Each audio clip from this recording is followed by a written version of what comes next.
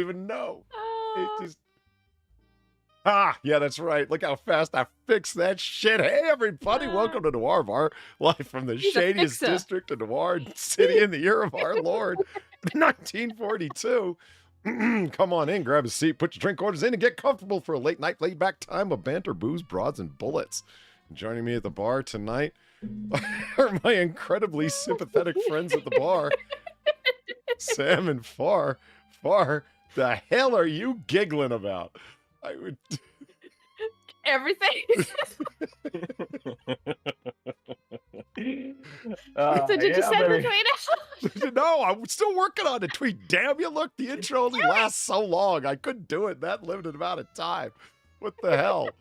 It's... Oh, man. Good Lord. Man. I'm doing it right now. Sam, tell me how your life is going while I'm trying to fucking send out the tweet. It's great, man. It's great. No, honestly, I love this excitement out of the gate. I do. It's great. We're here. We're hype. Yeah, no, it's good, man. I'm all good. Everybody in chat's like, what the fuck are you guys doing? What is happening? I'll tell you what's happening. Is it right when the intro is still playing, is like halfway through, I'm like, oh fuck, I didn't send out the tweet. And Far gets on her like super weird cheerleader, high energy shit going, you can do it now, do it. And I was like, I'm working on it. I'm doing it. So I get around to doing it, and then the intro ends, and then I'm like, okay, hold on, shit, let me just open the bar. And so open it up, and here we are in location number 2. And I'm like, fuck, my mic's not working, I forgot. Hey, yo, invest in stocks, gamer. Eat to the dubs. It's me. Why do you keep screaming, bro? Oh, man. It was fucking,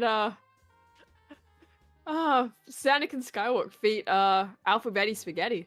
Yeah, if there's one thing that's louder than Alphabetti Spaghetti, it's fucking Anakin Skywalker, man. Got it for Dingle. Thank you for the $25 and for finding the one thing that would drown out Alphabetti Spaghetti. Hey, Polly, I hope you're having a good one. Can't stick around long tonight, though. I got to wake up early tomorrow morning. I hope you and everyone else enjoy your time at the best late night bar. Cheers. Thank you very much, man. Greatly appreciated. What a hell of a way to start it off at the big 25. Got Emperor Dingle. Always in with the fucking clutch, man. And, hold on. Is everything there? And the link is off. Okay, good. Only a few minutes after we got started. Nothing wrong with that. Mm-hmm. But I changed the text. I said it's open now. It's not opening soon. It's not going to, starting right with. But now. It's open now. Hurry up. I forgot. You did it. We're proud. Every time I do a Windows update across all applications, it resets your microphone from whatever you set it to. In my case, a Shure 7 to default. And default on OBS don't work. You got to set it to your particular mic. So when I started up, it was like, I'm muted. Shit. But yeah, I had that last night. That was real annoying to figure out. Like, as soon as it fucking went live, it was like, no audio coming through. So I guess the same thing happened to me, huh? Yep. If you updated your Windows in any kind of way, if you updated anything, but especially if you did a Windows update, yeah, it'll turn your mic from whatever you set it as back to default. And sometimes, depending on how you got it set up, it'll still work. But in my case, no, I have to go back into it. Just click Shure SM7. Boom. There we go. Working again. Yeah, man, I still remember the one time, right? I started a stream and everyone was complaining, like, your audio sounds like shit. Why does it sound like shit? And somehow OBS had defaulted it to the laptop microphone. Oh, yeah. Oh, God. That'll fucking well do it. Yeah. Yeah, and it took me longer than I care to admit to realize that is exactly what fucking happened. I just thought my Blue Yeti was just fucked up. But no, it was that. Don't know why. But I should probably get this donation, right? Yes. Thank you, C. Thomas, for the $2. I'm hungry, and the only I want at this hour is Alphabetti Spaghetti, and I read that as is written. That's what he needs the Alphabetti Spaghetti for, to make up the missing words. Mm-hmm. Nice. Yes. He needs it. He needs that does. alphabet spaghetti to. Somebody get this man Do that. some alphabetti spaghetti right now. Yeah, come on, man. Polydub, He how the needs hell are you? alphabet spaghetti.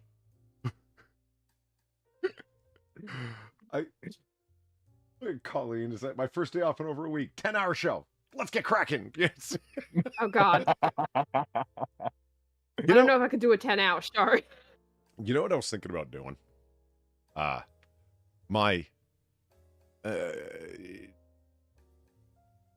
Okay, so I'm having a conversation with a friend of mine, and I'm telling him about some of my online woes and different things and stuff that I want to do in terms of going over on cross-platforming, Rumble and whatnot, and then Twitter Live is a thing, and Instagram Live is a thing, and why should the big butt models be able to control Instagram? Why can't we be over there making fun of big butt so-called models over on Instagram? We can do it. We're capable. Right? Agreed. We have the fortitude. We can do it. Right? So, yeah. We can withstand those cheeks. So I'm getting... How is it that you can show your butt, your breasts, and your face all at the same time? What's wrong with your spine? But, they can do it. It's made of jello. Many things. Because, They have scoliosis. Don't make fun of them for that. I don't understand how many of the same yoga-panted Instagram models somebody can look at. Doesn't it get boring to you? I mean, I'm not saying girls get boring, because, girls don't get boring. But, I mean, this just... No. Just no. Just the same thing over and over again. Like, they all look the same. It just... You can like the things you like, but, like... I don't know, doesn't it ever get boring, the lack of variety of the thing you like? Well, not Absolutely. not if they're alive. Like, go find all that what? time you spend right clicking and left swiping and What do you mean right swipe. If they're alive? If they're more than just Are you saying there's dead? No, if they're more than dead models? No, if they're more than if they're more than a digital photograph. Why don't you go, here we go. Meet a girl. But Polly, that would involve going outside. And, I know it's scary, That but you involved could not do being it. taught terminally online. Come on. in the middle of the COVID pandemic that hasn't ended, Polly. It's ended. Come on. Sam, it's ended. When did it end, Polly? When did we get the approval from the government to return to regular life? Answer me that. A while back I had thought. I can't be no. that facetious, man. I thought that already happened. You trying to tell me it's still going on? Oh God, there are people. Oh, anyway, I don't want to talk about work. There's people that work for you that are still trying to. No. Okay. No. No, there's no one who's still clients. trying to work for me. What are you talking about? They wouldn't be long if they came in with that bullshit. Fair enough. No, I did with all the time you spend following Instagram models and telling Instagram models they're hot. Why don't you go find some girl that exists that's somewhere in the real world, and spend your time with her, on her, trying to woo her? Is that so crazy? I mean, fling Well, your these shots people, far and yes. wide, right? I missed this one. I should get back on trying to figure out how to do that. I started, Yeah. Why'd you stop? You want to see my problem is- folder of began but not finished video projects, Far? That'll you. Well, yeah. That explains it. Yeah. It's difficult with his tiny little otter hands to grab the magazine that quickly and slide it into the bottom of the gun. Much less pull the trigger. It's I tricky. see. It's tricky. Looney Lenny, thank you for the $7. I know this isn't a political show, but I'm glad Hassan Piker, I'm assuming Hassan Piker's career has taken a hit over the past month. It has? Has Lenny, it? Well, fuck politics. That's just a good time to celebrate, Lenny, man. What the fuck? That's good. Lenny, start me off slow. I can only get so excited. No, for real, because this might not be a political show, but this is a fuck communism show, so fuck him. Oh, absolutely. Welcome to schadenfreude.com. I mean, communism, the Cold War may not have started yet in 1942, but I got an eye on them fucking Soviets, man. They bastards. I know what they're planning. Excuse me. Let me just see. Oh, yeah, right. We're on to you, Soviets. Jihad on the like button. Get on Please it do, as fast please as do. you can. Hit that like button if you haven't already. I'm going to be harassing people throughout the stream. And by harassing, I mean gently reminding with the that sounds calm and relaxing. Yeah, it does. It Yeah. does. Unlike the soundbite that you've prepared for such an instance. Mm-hmm. You should see the cartoon it came from. Kefki saw it. She thought it was good. I think Valine was there when we were watching it. Yeah. I mean, there's the full range of opinion right there. Frankly, you know, if it ticks both Kefki and Valine's boxes, chances are it's good across the board. Frankly, that's a good litmus test, or at least I find anyway. No, it's a Prophet Tales by Apostate Prophet. Gets a little animated short that he did. Yeah, it's really worth watching. And you know they got to be whenever Muhammad of Mecca gets mentioned. He's a 7th century caravan robbing pedophile. You know, it gets mentioned. They have to say, you know, peace unto him, right? Or as it goes in Arabic. That was pretty close, man. It was gibberish, so I'm glad you liked it. No, I know, but you got all the core sounds down. Yeah. Play the clip, man. I swear.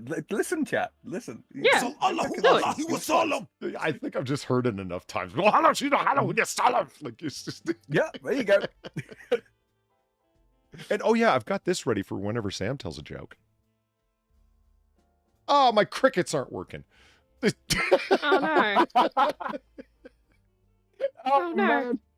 Oh god, that's like you know you go into you walk into a new town, you know, you park the car up or something like that. You go to some place that's in this town. I didn't hear it. Damn it! Why are they? Is it not coming through Discord? I guess it's not. crispy.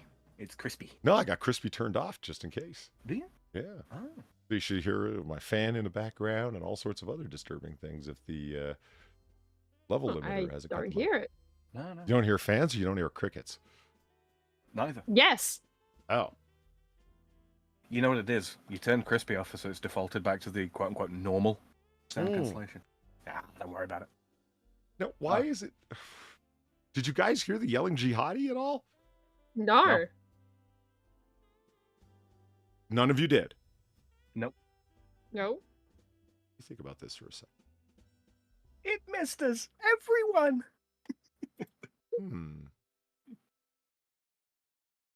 Anyway, while you look at that, Polly, I'm going to do a bit of the reading in the chat. Yeah, feel free. I'm pondering now because wait a minute, it's set up to go through the mic.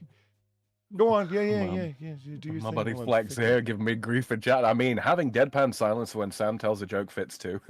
Yeah, it does. Asshole. The point is the crickets are just what you can hear through the deadpan silence. You know.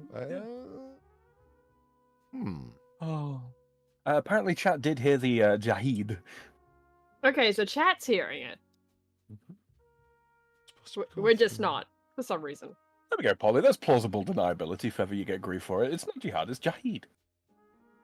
But you didn't hear the crickets until I'm the Jahid. last one.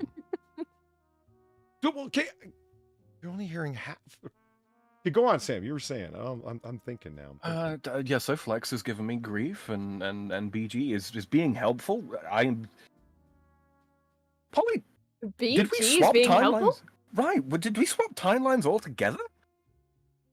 Yeah, what Did the we fuck? fall In out of the what time universe is BG, you know, helpful? He's just, you know. What's son? Your crickets are dead, Polly. They're dead, Jim. They're all dead. Every cricket is dead. Lena Lenny followed up with the comments about Hus. It's because of his stance on the Israel conflict. Oh, Yeah, good. God. He's an asshole. Oh, well then. Oh, God. I get what. All right, it's all become clear now. From the last update, I had to reset my reconfiguration of SoundPad. Of course. So when it now requires a system restart, because it's the first time I've restarted SoundPad since I put that Windows update in, which means I would have to restart my computer for those to take effect, and I can't do that because I'm kind of live streaming right now. So. Rotten Corpses just confirmed Ugh. exactly what you've said. Yeah. Okay. Rotten Corpse Yeah. was one step ahead, man. There you go. That was. He and I were actually discussing streaming earlier on. He was giving me some pointers. With setting up some scenes and It such. probably has to do with the sounds restart win. Yeah, that's Yep. exactly Yeah. what is it. Yeah. Damn it. All right. Well, hey, how was I supposed to know? I'm willing to give myself a pass on that. Wow. Yeah. So I can't. I'll make fun of Sam next stream, I guess. I just fuck. You can make fun of him with chat. Yeah. We just weren't here. But I had a whole setup. Like I have frogs ribbiting, and I got a French, Aw. kind of thing. I got. Oh, that's yeah. a shame. Just I don't know, like drop me a DM or something when you want one, and I'll do it to myself. Fair enough. You'll We'll get some yourself. DJ Khaled up in this bitch. Congratulations, you played yourself. I did. I really did. Okay, hold on. Let's boom. Okay, let's see if this is actually still working. Yeah, it is. Oh my god. You know what that actually reminded me of, weirdly enough? Hmm. You know Jason Derulo, right? The wrestler? The shitty singer. No. Right. Okay. He has a habit of, like, in every single one of his songs, just name dropping himself, like Jason Derulo. Like it's a fucking watermark in every single one of his songs. Oh, okay. Yesterday in the car home, right? A song played, and at the end it was like, oh yeah, that song was by Jason Derulo, and both my dad and I had the exact same thought of, but he didn't say his name in the song. That's how a you first. That's how you know you've been infected with the Derulo mind virus. Because you can't hear his name Right in the now, fucking yeah, song. yeah. Now you're thinking about it, and you've remembered it. Well, it's more like it's we both just went, but how do you know it's a Derulo song? Like as a joke. Because it's just like, what the fuck? Who does that? Who fucking does that? Oh man. Just I don't know. That just reminded me of that for some reason. BG says to Polly, just do what I do. Just keep making French jokes at him. Just avoid the surrounding jokes. Those are overplayed. Surrounding a French? What? I think he's talking about the nations around France, I guess. Yeah. Or the surrender jokes? Oh, it could be surrender. No, you could be right. Yeah. BG's literacy is not his strong suit. Shockingly. Sexy chicken. It's sexy chicken? Yeah, I just threw sexy chicken up on screen for no reason. Oh, whoa. You're welcome, chat. Yeah, there you go. Sexy chicken. See, guys. Yeah. I wanted to. There, boom, boom. God, if anything needed crispy cancellation, it's that. No. This is fine. Yeah, whoops. I got an I've got a chicken you might want to see. I don't think I do. Could be a companion. I was going to say, I've been propositioned many ways, but this is the first. Yeah, I don't think we'll want to see this. Yeah, come on, look, it's fine. Look, just look in your DMs. It's the That next is step not up. sexy. You want to see chat? You want to see what she thinks is you? I didn't say it was sexy. I'm just saying it's the next step up of like, what the fuck? Why'd you do that to a chicken? Look at this. I mean, frankly, look at this chat. Look at this. Look at this. Look at this. I mean, to be fair, Polly, she is disturbed by platypi that have tits. Yeah. Yeah, I am. So anything's possible. I said platypi. It's platypos. Damn it. Never mind. That's not even the way you truss a Platypussies? chicken unless you're going for. Oh my god. See, this is funny. This is weird. But it's funny too. It's a sadomaso chicken. 50 Shades of Vom Hoon? I have no idea. Oh, is that like the Dutch I'm translation of assuming 50 Shades of Grey? I have no idea. But I like how it's by F.L. it's German. Fowler. No, that's German. German. Well, who wrote 50 Shades of Grey? Not F.L. Fowler. That's for sure. Well, it says it's the New York Times bestseller. Yeah, that's German as hell. Yeah, that is German. What does En Korbach mean, Sam? A something parody. Oh, it's a chicken I'm parody. I'm not sure what Yeah. cockbook is. Well, you know what should have been is that just 50 Shades of Grey? Okay, hold on, let me just check. Okay, yeah, no one pointed it out. It's like, Polly, why do you think 50 Shades of Grey has a cooked chicken on the cover? I don't know, guys. I didn't think about it until right now. I'm just going to go ahead and go back to Sexy Chicken, where I haven't made an ass of myself yet. In order to tenderize the meat of the chicken, you must take your spatula and spank it. Yeah, there we go. I was kind of just assuming it was German just because of the nature of the fucking joke at hand, right? Right. Good to know I was right. I can now tell German jokes, I guess. You know, I sent this. Thanks, Deponia. I sent Sexy Chicken to a friend of mine. Where I just wrote, you want to see a sexy chicken? That's I didn't send the picture yet. I just asked the question. And his response was like, no. And then I sent this picture and it's like, my God, man. You know. And then back goes, well, it is perfectly browned. Oh my God. It is. That relates to being sexy how, Polly? I didn't with the tan. I didn't say one way or another. I'm just like, no, I didn't say it was perfectly browned. He said it was perfectly browned. Oh, okay. So he thinks it's sexy because it's perfectly browned. No, I don't think that. I don't weird people. I think that he thought it was pretty weird, like to begin with, but then was moved away from the weirdness by its perfect crispy skin. Bless you. Wow. Yeah. Bless you. Do you eat chicken skin, Polly? Are you one of them fucking health nuts?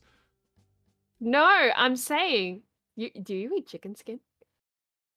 When just asking. When I go to Popeyes, yeah, I do. So you have no problem with chicken skin, but you have a problem with pork skin.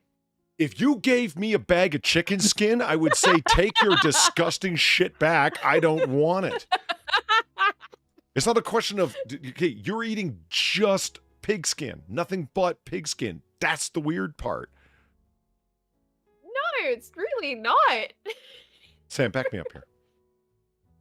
I'm sorry, Polly. I really can't, mate. You motherfucker. I'm so sorry. I like pork crackling as much as the next. Chicken skin, Oh, God. but you're not okay with pork skin. Leave it up to the fuck is Frenchman this to double enter into standard? betrayal. My lord. Look, I'm just saying, America's still. It's common sense. I'm not okay with any of this. No, but think about it, right? Okay, if it was fried chicken skin, so it was like crispy and crunchy, like chips and all that kind of thing, and you had it with some dip or something like that, are you telling me you wouldn't eat that? That I actually would. doesn't sound bad. That doesn't sound that bad. Yeah, but those are pork I'll rinds, try it. Far. Yeah, but chicken rinds. That'd be great. Chicken rinds? It's the low-fat alternative. Yeah. Okay, I'm gonna look up chicken rinds. I don't think it's a thing. I'm just saying. Well, you know, Americans are sick people. Wait, why are there recipes? What? Crispy fried chicken skin. Learn how to make chicken crackling. There it is, Far. Oh my God, it's a thing. My God, it's a Oh thing. my God, it's a thing. There it is. Snack, of course, Oh my God, look at it. Oh, that Oh. looks good. That looks so fucking That good. does look really good. I love the little touch of the chicken and the like chicken salt. It's thing or whatever chicken the fuck that salt, is in the Far. background. It's Oh, my God, wow. it's literally chicken salt. It is. It's good. Just Wow. ingredients: 5 chicken leg quarters, raw skin only. Well, those aren't really chicken legs, then, are they? Vegetable oil and salt. That's And salt. great. So it's 3 What, no- things. What, no 12 herbs and spices? What? Well, no, for just crackle, you don't really need any herbs. No. You just need salt. That's all you literally need is just salt and determination. And a complete lack of dignity. So what you're saying is, Far, that we need salt and grit. Sure. Oh, yeah. Okay, wait a minute. See, Far won't eat no chitlins, though. She can't. No. Well, that's different. That's fucking different. How? Because chitlins are internal. Well, Yeah, internal, chitlins right? are internal, and like they have shit that's passed through, and I don't care that it's been washed and washed and washed. I don't care. It's I not. don't fucking No, care. no, not shit. Guts. It's not the anus. Look at this. Look at this. I Trying don't to tell me this care. doesn't look delicious? Deep It's fried not chitlins. the anus, it's the part that carries the shit from the gullet to the anus. It's not. Fuck both of you. It's It's still disgusting. I'd really rather not. This Hey, is look, the man. part that wasn't rolling in the shit, Far. Yeah, but you wash the skin. Like the skin is different. I know you've washed both of them. Okay, that sounds really fucking hypocritical saying that. I know you do, but it's a mental thing. Come on. No, don't give me that. Come Hey, look. on. No one's buying it. Hey, look, I've never had chitlins myself. If I could watch them being prepared, before trying them, I probably would try them if they were, up to snuff, as it were. Up to your French standards. Not even my French standards, just culinary standards. Yeah, so your French standards. Don't worry, I got you. Not even. Man, like most things, they can be cooked like pretty damn plainly. Like this, like, oh god, that doesn't look. Oh, no. Jesus. God, it looks like it's been eaten once and rejected. Yeah. That looks like the fucking. That's like that's looked like somebody's stomach performed a live reenactment of the French War effort. I mean, cooked chitlins and hot sauce. Like, look at this. Really? We're just gonna let that one go? I dropped an absolute bomb of a French joke, and we're just gonna let that. No, never mind. I mean, when you cook them, so they're just like gray and disgusting. Like, ew. Yeah, like honestly, most of the Ooh. chitlins I see, they look grey and disgusting, and I don't want it. Like that doesn't look appetizing to me. What, this? No. That looks like No. that looks like someone fucked up paella. Fucked up paella. Oh man, you guys are too touchy. That's what your problem is. And yet you're so against pork skin. Is it supposed You to bought have pork that- willing. skin? No. I'm just. You're willing to eat chitlins, but you're not willing to try the pork skin. That's right. Is it really supposed to have that much beef liver pate on it? That looks like it's kind of a lot. It was. Wow, it sounded like me. It was a I- dead I ringer. can't remember which one of you was that actually said that. Woo! Yeah. Woo! There we go. The full-on entrails far where they're not cut up and stuff. Oh. Gamer Valine, thank you for the $18. Polly is an unmelanated black man that still won't hook up his mic to XLR, even after I told him about the power. Another horror turkey breast it is. I give it eyes this year. Those were all words. She's threatening me with a yeah, Hasselback they were. turkey. Oh, I see. That wonderful creation of hers.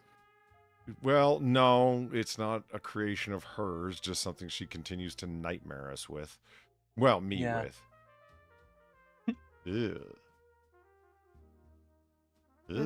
That looks like You cannot take tell one. me. You cannot tell me that that does not look like a plate full of anuses. Ew. yeah, like this doesn't look good. Have you ever seen a dish of tomato and tripe? Yeah, I've actually. Yeah, it's not good, is it? No, like far. Get ready. I've eaten it.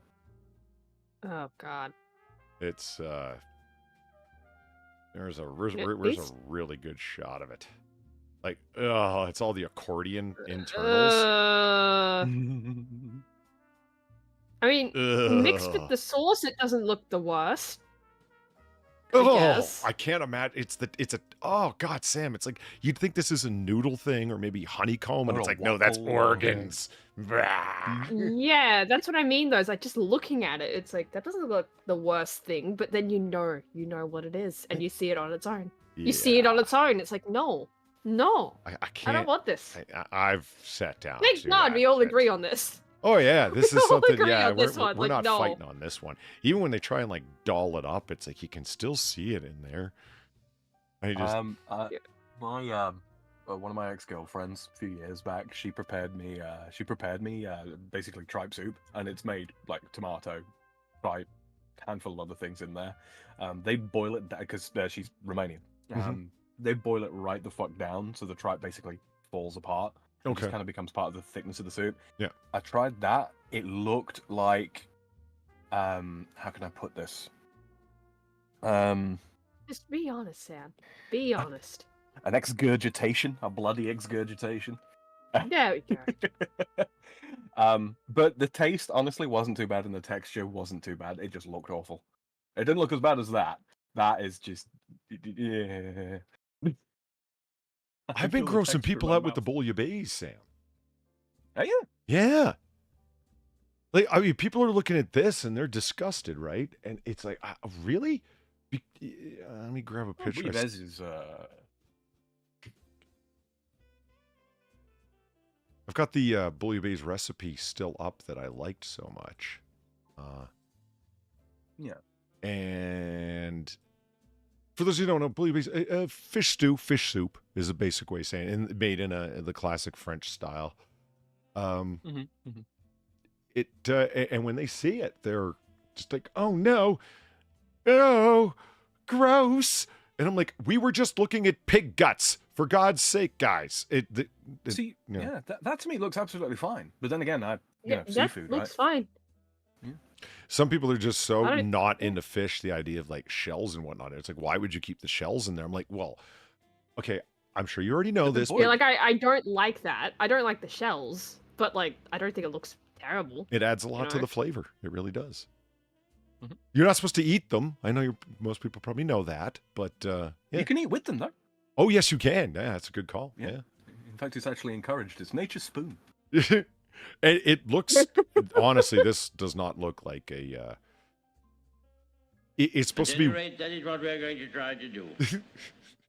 it's supposed to be what's left over at the end of the day from the fishmongers that is still 100% fresh because you're down at the dock and whatnot, right?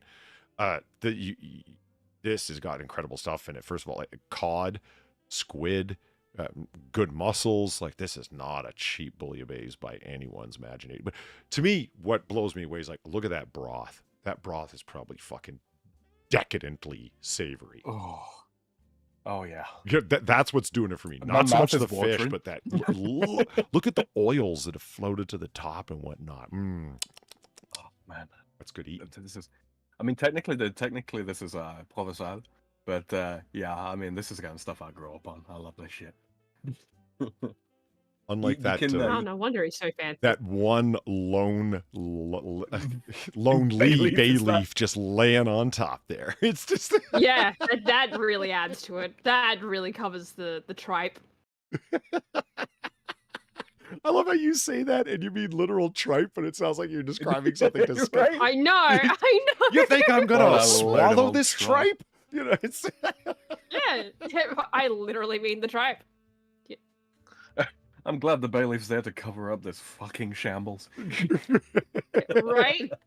Gamer Valine, thank you for the 350. You're a closeted black man. I bet traffic stops are easier. I'll DM you about the mic fix to fix SoundPad. Lastly, don't invent the don't.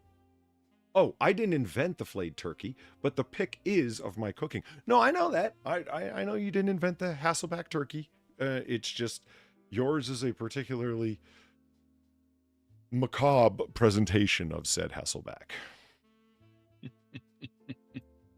I know I'm going to suffer again. She's going to send it to me again this year. Just Hassel. Let's take a Okay, look. real talk though.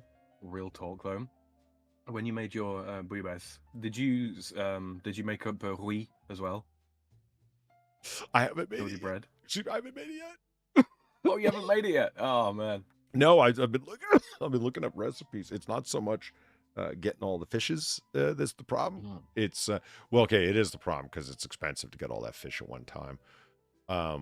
But it's getting the broth just right. It's more the process, the all day stewing and the timing of when to get which fish in, so you don't ruin each fish. You know, so you have rubbery rings of squid and all your cod that you spent the money on is falling apart but lots of, and I'm looking for cheaper options because yes, I love cod, but cod's expensive. So conger and pollock and all the less expensive white fishes that are good options nonetheless is what I'm looking for. There's nothing wrong with pollock in bouillabaisse. Stuff like this, chat, is basically it's a turkey that's been cut into and then the stuffing stuffed into the various slots, which seems fine when you look at it like this. Oh, ooh, look, bacon slices. Bacon. Sam and I both. Ooh, bacon. Bacon strips, more bacon strips. Whoa, this looks weird. Oh, why is there a British flag in the background? I'm sorry, a British flag that's berries. Very, very commonplace, Matt, a few years back, yeah. It looks like a cross-section of a really weird brain. That's what I always thought. It looks brainy, or Valeen's version of it looks like someone that's been murdered, and they've been skinned, and this is their rib cage showing through. It looks like she's baking people. Oh. Perfect Halloween dish. There you go, Valeen. That's how to pivot that into a complete win. Mussels, clams, shrimp, not a huge fan. Flex tape, that's too bad. Although, because fish is quite seafood, I should say in general, is so strange, I don't hold a lot of people to that. I really don't. If you're not into seafood, I can kind of get it. Lots of different textures going on there, man. Squid is not everybody's cup of tea. And yeah, it's a little odd of a texture, especially if it's been made. You know how easy it is to make your squid rubbery? Very. Yeah, it's so easy to overcook it. So easy. I get people apologizing for something where I'm just like, I wave it off like, no, man, I don't know if you know it, but you just made a lot more sense than you think you did. They're like, I know this sounds stupid, but I don't like fishy fish. It's like, no, that's a thing. No, I get that. You know what I mean? It's like, you don't. Yeah, straight away. There is such a thing as fishy fish and then non-fishy fish. You're thinking of fishy. Thinking of fish that's oily. Like oilier fish tends to taste. Mackerel in a big way is a, yeah, you could squeeze a mackerel and have fucking raw crude drip out of it, you know? America, fuck yeah. Okay, let me get the fucking hassle nightmare off my screen here. I find European river trout to be quite a fishy fish as well. It's not quite got bottom feeder taste to it, not by a long shot, but yeah, river trout. It's quite it's earthy, you know. Yeah, earthy. And I mean, which I don't hate, but in small quantities. I mean, no matter what kind of fowl or poultry you're talking of, whether it be quail, ptarmigan, chicken, turkey, you know, guinea fowl, it's all going to be within a range of comprehensibility. But, you know, try and tell me what's similar between squid, crab, oysters and mussels to finned and scaled fish like trout and swordfish and whatnot. It's like they're not the same thing at all, if you know what I mean. So there's such a huge range. I can see people going, I like some of this, but none of that, and whatever the fuck. Like, yeah, absolutely, makes sense to me. Yeah. When it comes to shellfish, I do love crab. I do, but my go-to is going to be prawns or shrimp and mussels. I do love crawdads, but you can't easily get them here. They're really small here compared to like North American ones. Squid is fish bait, cannibalistic wizard. That's funny. How dare you? Let me get rid of that and that. And that. Oh, hey, let's do this story right off the bat, shall we? Oh, yeah. Boom. Let's look at this. Dolphins caught on film raiding crab pots off of Western Australia's southwest coast in a world first. Wow. The Australian dolphins are criminals.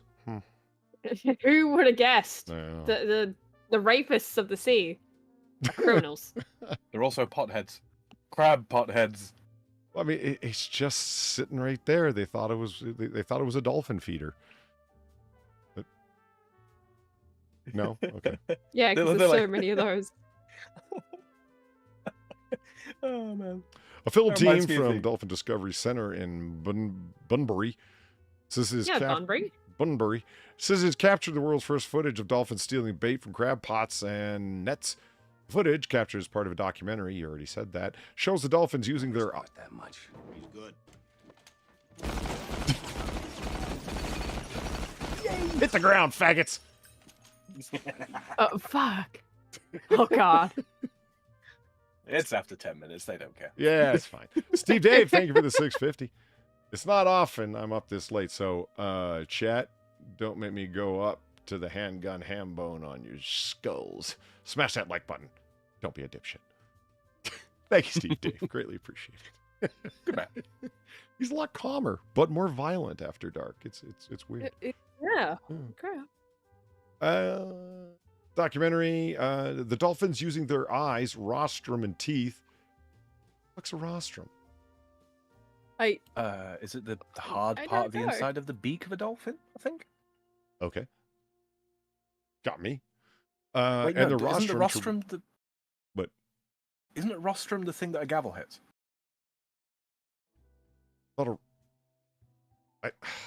Fine, Sam. We'll look it up. Fuck. I'll look it up. No, man. You started the fucking this ball rolling. You opened this clam. Oh no. I've got it. It's It's rostrum, a raised platform on which a person stands to make a public speech. Well, yeah. course it is. You son of a bitch. Yeah, everyone knew that part. Okay.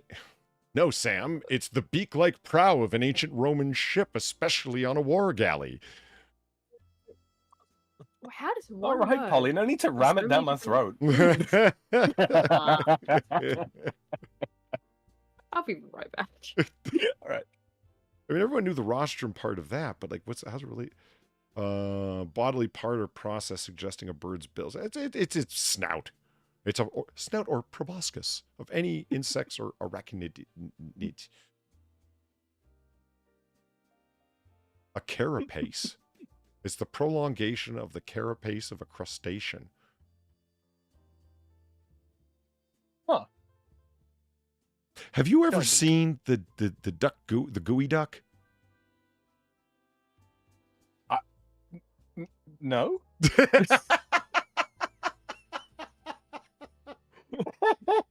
No, I don't think I have. I've Hold on. never seen you so hesitant. That was good. No. I don't believe I have. I got to remember how to. It's a shellfish, much like a clam that is ridiculously oversized, and it has a proboscis sticking out the size of an elephant's trunk, completely improportionate with the size of the shelled creature. Right, and it looks oddly phallic, right? To the non-Judaic among us. Gooey duck. There it is. Gooey duck? I forget how to spell it. Gay duck? There it is. Geoduck. Look at that bastard. Yeah. Ugh. That's Looks like a fucking bison's something. penis. I just... Oh, man. Watch out. It's reaching for you. Oh man. See, that's what the real facehugger looks like. We're just going to No leave legs this and right shit, here just for when Far comes back. Mhm. Like, you see how, like, out of proportion it is? Like, why isn't your shell bigger, bro? Right?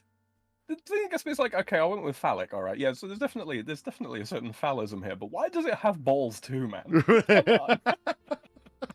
Not, The fuck did I come back to? look at that Look thing, at this Far. thing. Why? Okay, look. I Why, know God? Why? I know the French expression for shellfish is, or like edible shellfish is fruit à coque, but this is taking the piss. Get it? Cock? No. I don't. I don't get it. No, hold on, that's I fruit de don't mer. want to My get bad. it. It's a hentai don't clam, want to Far. get What's it. the problem? Everything about this conversation is the fucking problem. What the fuck? I don't know. Peter cock is grain. Peter mare is shellfish. My bad. I fucking hate it here. Thanks, Polly. It's got little feet. No. Polly, why does it have feet? Why is its shell so No. ridiculously small? Oh I man, don't like it. this is what happens when a clam specs into strength too many times. You're It's supposed to eat only the basically just- long part. Is that true? I don't want to. But look, there's so much chunky meat in there. You're not supposed to eat any of this? Oh Don't. jeez, I mean, it's just it's feet, balls, cock. That's all this is. Oh, and shell. You want to read I'm about the actually gooey duck? disgusted. I am actually fucking disgusted by this. Oh I man, don't want to read it. it lives to about 146 years. In fact, this is the longest That's lifespan. too long. It's too long. Somebody clip that for me. What? What? Then it's living for too long? This thing should die right now. Right now. We can't kill it with fire. It's under the sea. Kill with lightning. In fact, this is one of the longest lifespans of any animal species in existence today. The gooey duck siphon is covered with a tough skin ranging in color from light beige to brown. The flesh is of a the flesh of a clean siphon is smooth and cream colored. The gooey duck siphon meat has a sweet, fresh sea flavor and a crunchy texture. No.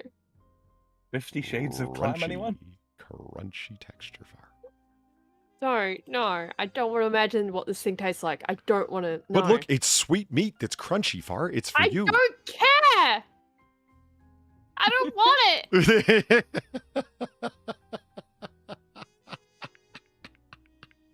I don't want to eat this thing. That's disgusting to me, man. No. I'll do sheep's brain before I eat one of them. No, I do this before sheep's brain. That. Would you? Yeah, oh yeah. Brain is right off my list, man. Right off. But Polly, it's a smart food.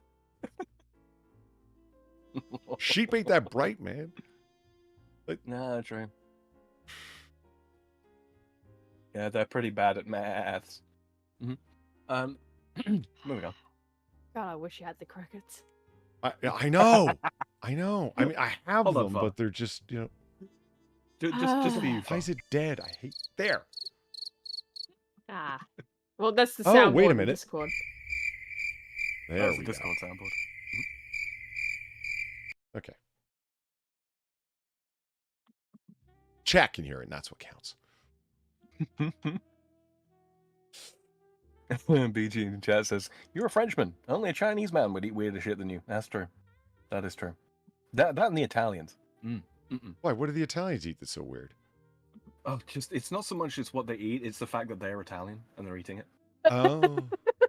Yeah, They'll render it Transitive weird. property. Yeah. I thought you were about to crack on scungili, and it was like, yo, man, shut up. I like scungili. No, I like scungili. Yeah. I never said Italians didn't have redeeming qualities. They're just few and far between. Yeah. Rome, scungili, squidding pasta. It's Oh about it. yeah, man. It's just scungili is fucking fantastic. The flying mullet. What the hell? What the It fuck? looks like a It sea certainly slug has a smoking mullet. cigarette. It up close with the Florida fighting conch. Does that have a shell, or is that all like? A conch. Oh, so the conch is the thing in the shell with the little eye stalks coming out. Yeah. And I think- This is the what lives Yeah. inside The this shell. thing is the scungili. Oh, the flying mullet. That's the name of the publication, or the name of the blog, rather. Oh. Oh, flying Okay, mullet well, blog spot. well, I mean, thought it was just looks all. like it has a mullet though. Yeah, you really want to see that guy's eyes just all darting around? I don't think I do, but let's take a look anyway. It's like Satan's snail. Oh, hello. How are you? Hi there. Patrick! Yeah, just pull them out of there, dip them in a little batter, throw them in the grease. And the Greeks can fucking have them. I don't want it. Huh. And then here's Georgia's response. The land-dwelling butter whale. Oh, God.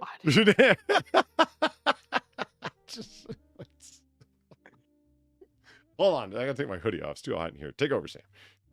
Oh. It's put me in charge. Shit, Oh how you dear, gonna you're all take in for it now. Oh, let's have a look in chat, shall we? Oh, I know. Alright, guys, hello. Yes, I'm noticing there's a difference in the ratio between the people watching now and the amount of likes on this video. We should do something about that. After all, Polly has declared Jahid on that like button. Jahid. If you like what we're doing here. Yeah, indeed, Jahid. Shahid did nothing Call back, wrong. Polly. Okay. He didn't do nothing. Yes. Yeah, if you like what we're doing here, guys, please do, massacre, if you will, that like button. It really helps out with the algorithm and all that kind of thing. If you're new here and you haven't already, please do hit that subscribe button too. If you're watching in the future, leave a comment. Polly reads absolutely everything, like obsessively. It's kind of a problem. We can never get hold of him because he's too busy reading his YouTube comments and replying to them. And he'll reply to you too. Well, I get a chance to read them all, reply to most. If you don't get a reply, well, what does that tell you? That he's exhausted made from a reading bad all the other comment? comments. No, that I didn't get around to reading it, honestly. I will, though. I'm sure people, some people out there must have seen it, right? Where it's like they get a reply, like, it's like, I left that comment like 3 weeks ago. I've been busy. But yeah, even if it is late, I still will go back and reply because, damn it, they've left the time or felt the, hold on. They took the time to write the comment. I might as well write something smart-assed in reply. Am I right? Yeah, I'm right. Mm-hmm. But no, he's very busy. I mean, those land whales getting on loofahs and floating down the rivers, they're not going to attack themselves, you know. Right? That's the job of the otter. It is. Now that's a callback. So I had this idea. So I'm talking to a friend of mine. Right. I'm complaining about my woes online, like I said, and it's just getting everything going on multi-platform. And he says, "Well, yeah, you know what the old saying is?" And I'm like, "What's that?" And it's like, "Well, when all else fails, change the paradigm." And I'm like, "That's true. True. What do I do?" You know, so I started thinking about it, and it's when I was thinking about this that I was going through YouTube Studio, going through my back end, and there were people there that there'll be the little red symbol beside their name if they have selected in their settings in YouTube to show their subscriptions publicly. That's the only way that that little red mark will appear beside their name, where someone can hover over it and see how long you've been subscribed to them. Right. But you have to have your subscriptions set to public for anyone to be able to see that. There's people that have been subbed to me for 3 years, 4 years, whatever. And that's a damn long time for people to have been watching stuff. Somebody left a comment the other day. Have you ever thought about doing some comic book material? I went through all the comic book curation stuff and really liked it. And I'd like to see you do some comic book stuff again. And it got me thinking, man, people are still going back and watching that comic book curation stuff, which, 100 episodes and had a hell of a fucking lot of fun doing it. And the people still go back and watch it. Makes me think, say, I want to do a subscriber special where it's like, I'm not celebrating me getting to a certain point, or the channel getting to a certain point, or a certain show that I'm doing on the show getting to a certain point. But the fact that people like stick around for that long, like celebrating y'all, like that's the break of the paradigm. Who the fuck does that? Oh, subscriber-versary kind of a thing. That's, do you see what I mean? I don't even know what to call it. Is there even absolutely. I'm sure I'm not the first person to think of this, because if you have a good idea, someone has thought of it before. But I want to do it just for the amount of people that, like, there's 2,700 subs on this channel, which is way more subs than I ever thought I would ever have. And to have people that have been around for 3, 4, even 5 years, like Grizel's been around for 5 years, I think BG's been around for 5 years. People that I remember from like when comic book curation was just in like, first like 10, 12 episodes, they were there. Fucking amazing stuff, man. You guys are awesome. So I thought, here's an idea what I want to do. Do an extended stream or a number of streams over a period where all of the money that comes to me, all of it, goes to charity. And the charity will be of the choice of the subscribers. Not my charity of choice, theirs. Yeah, can't fault that idea. And Can't fault that at all. to keep it within the range of sanity, so it can it can make a little bit more sense to keep it organized. Okay, I'll tell you what. I'll name 3 charities that I think are all very good that everybody can get behind. And unfortunately, that's where I'll throw my own bias in. 3 charities that I think are good, that are some of my favorites. And then run a poll, and whatever the subscribers pick as their favorite charity amongst those, that's where not some of the money, not part of the money, all of the fucking money will be going. I am fucking, at this point, I am more than happy to run a fucking a stream or multiple streams or whatever the fuck where all of the money goes to somebody else. That's fine. I'll live with it.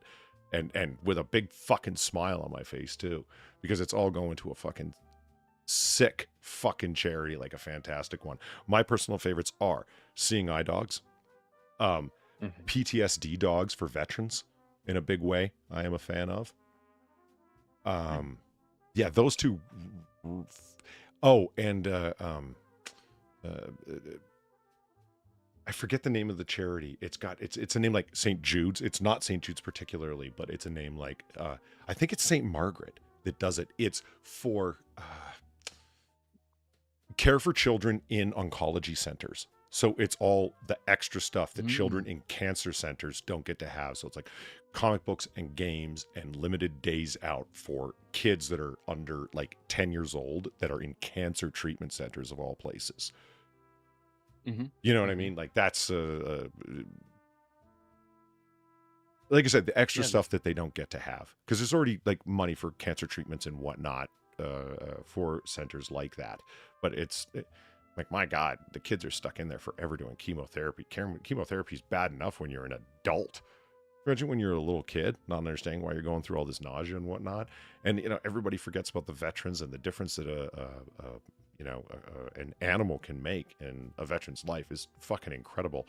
The amount of veterans that stay off of opiates just by having a PTSD treatment animal, a PTSD treatment dog. And it takes a lot of training to get a dog to be able to do that. It takes a lot of training to get Seeing Eye Dogs to the level of skill that they're at.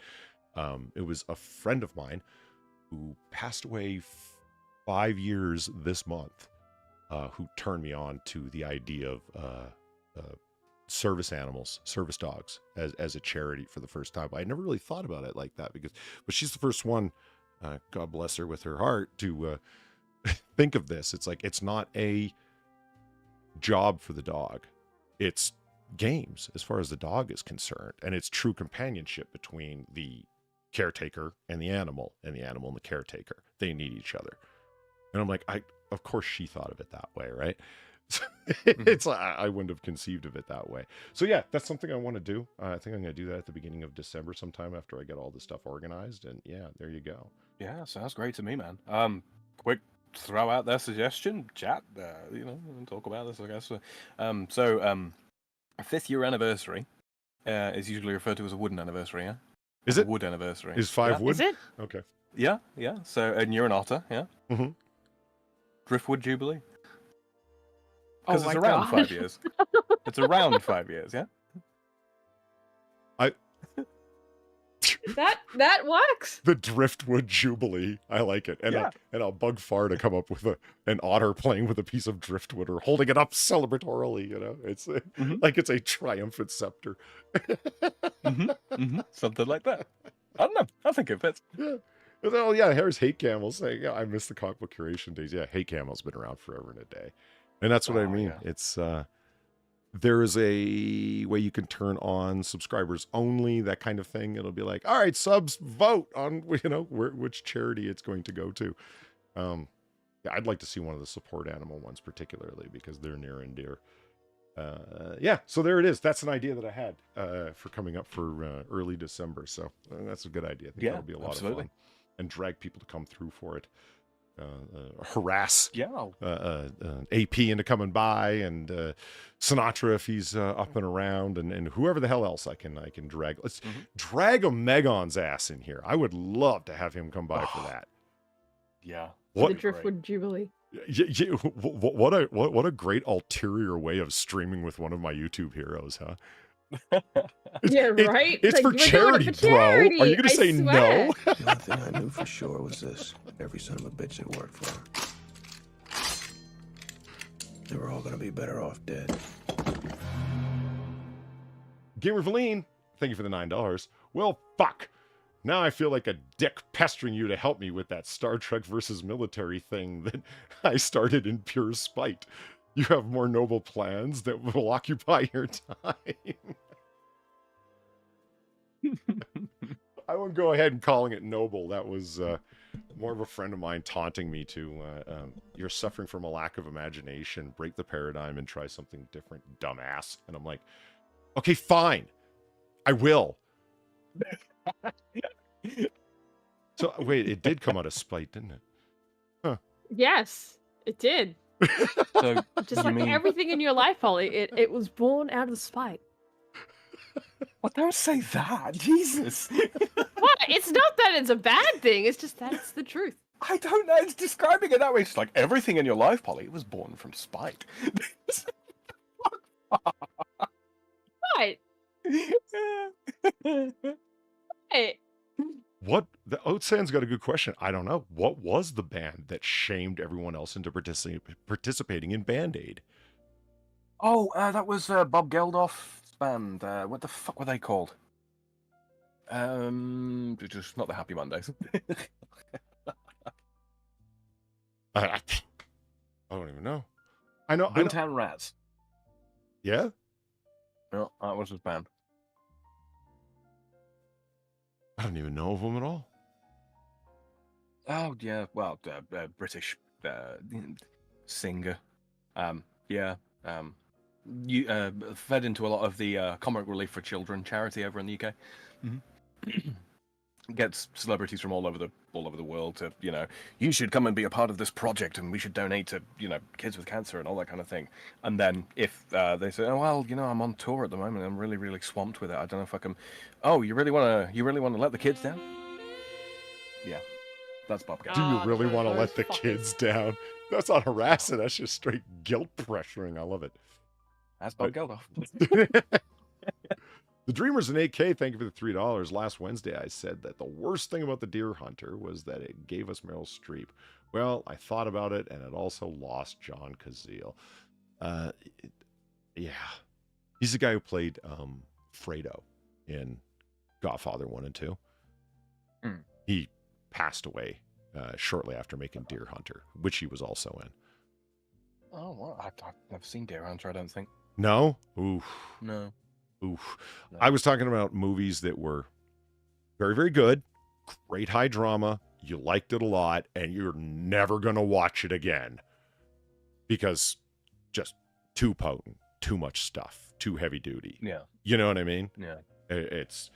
You got nothing negative to say. It's just, that's a fucking load of weight right there, brother. That kind of movie. Like the ending of the Pokemon movie. Yeah. I mean, sure, I got that they ate Pikachu, but did they have to rip him apart live? Poor little guy. Polly, if you check your DMs, you'll see a picture. It's not Pikachu, is it? No. Oh, okay. No. I love it. Yeah, see? Not Pikachu.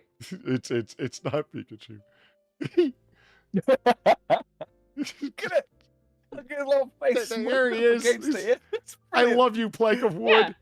Yeah. He's collecting it for his driftwood pile for the celebration. And you know why he's smiling? Because it's a board with a nail in it. He'll crack your fucking head if he needs to.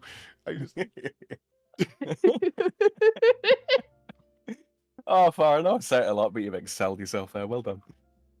Oh, thank you. That is pretty awesome. I love it. Keep that up there.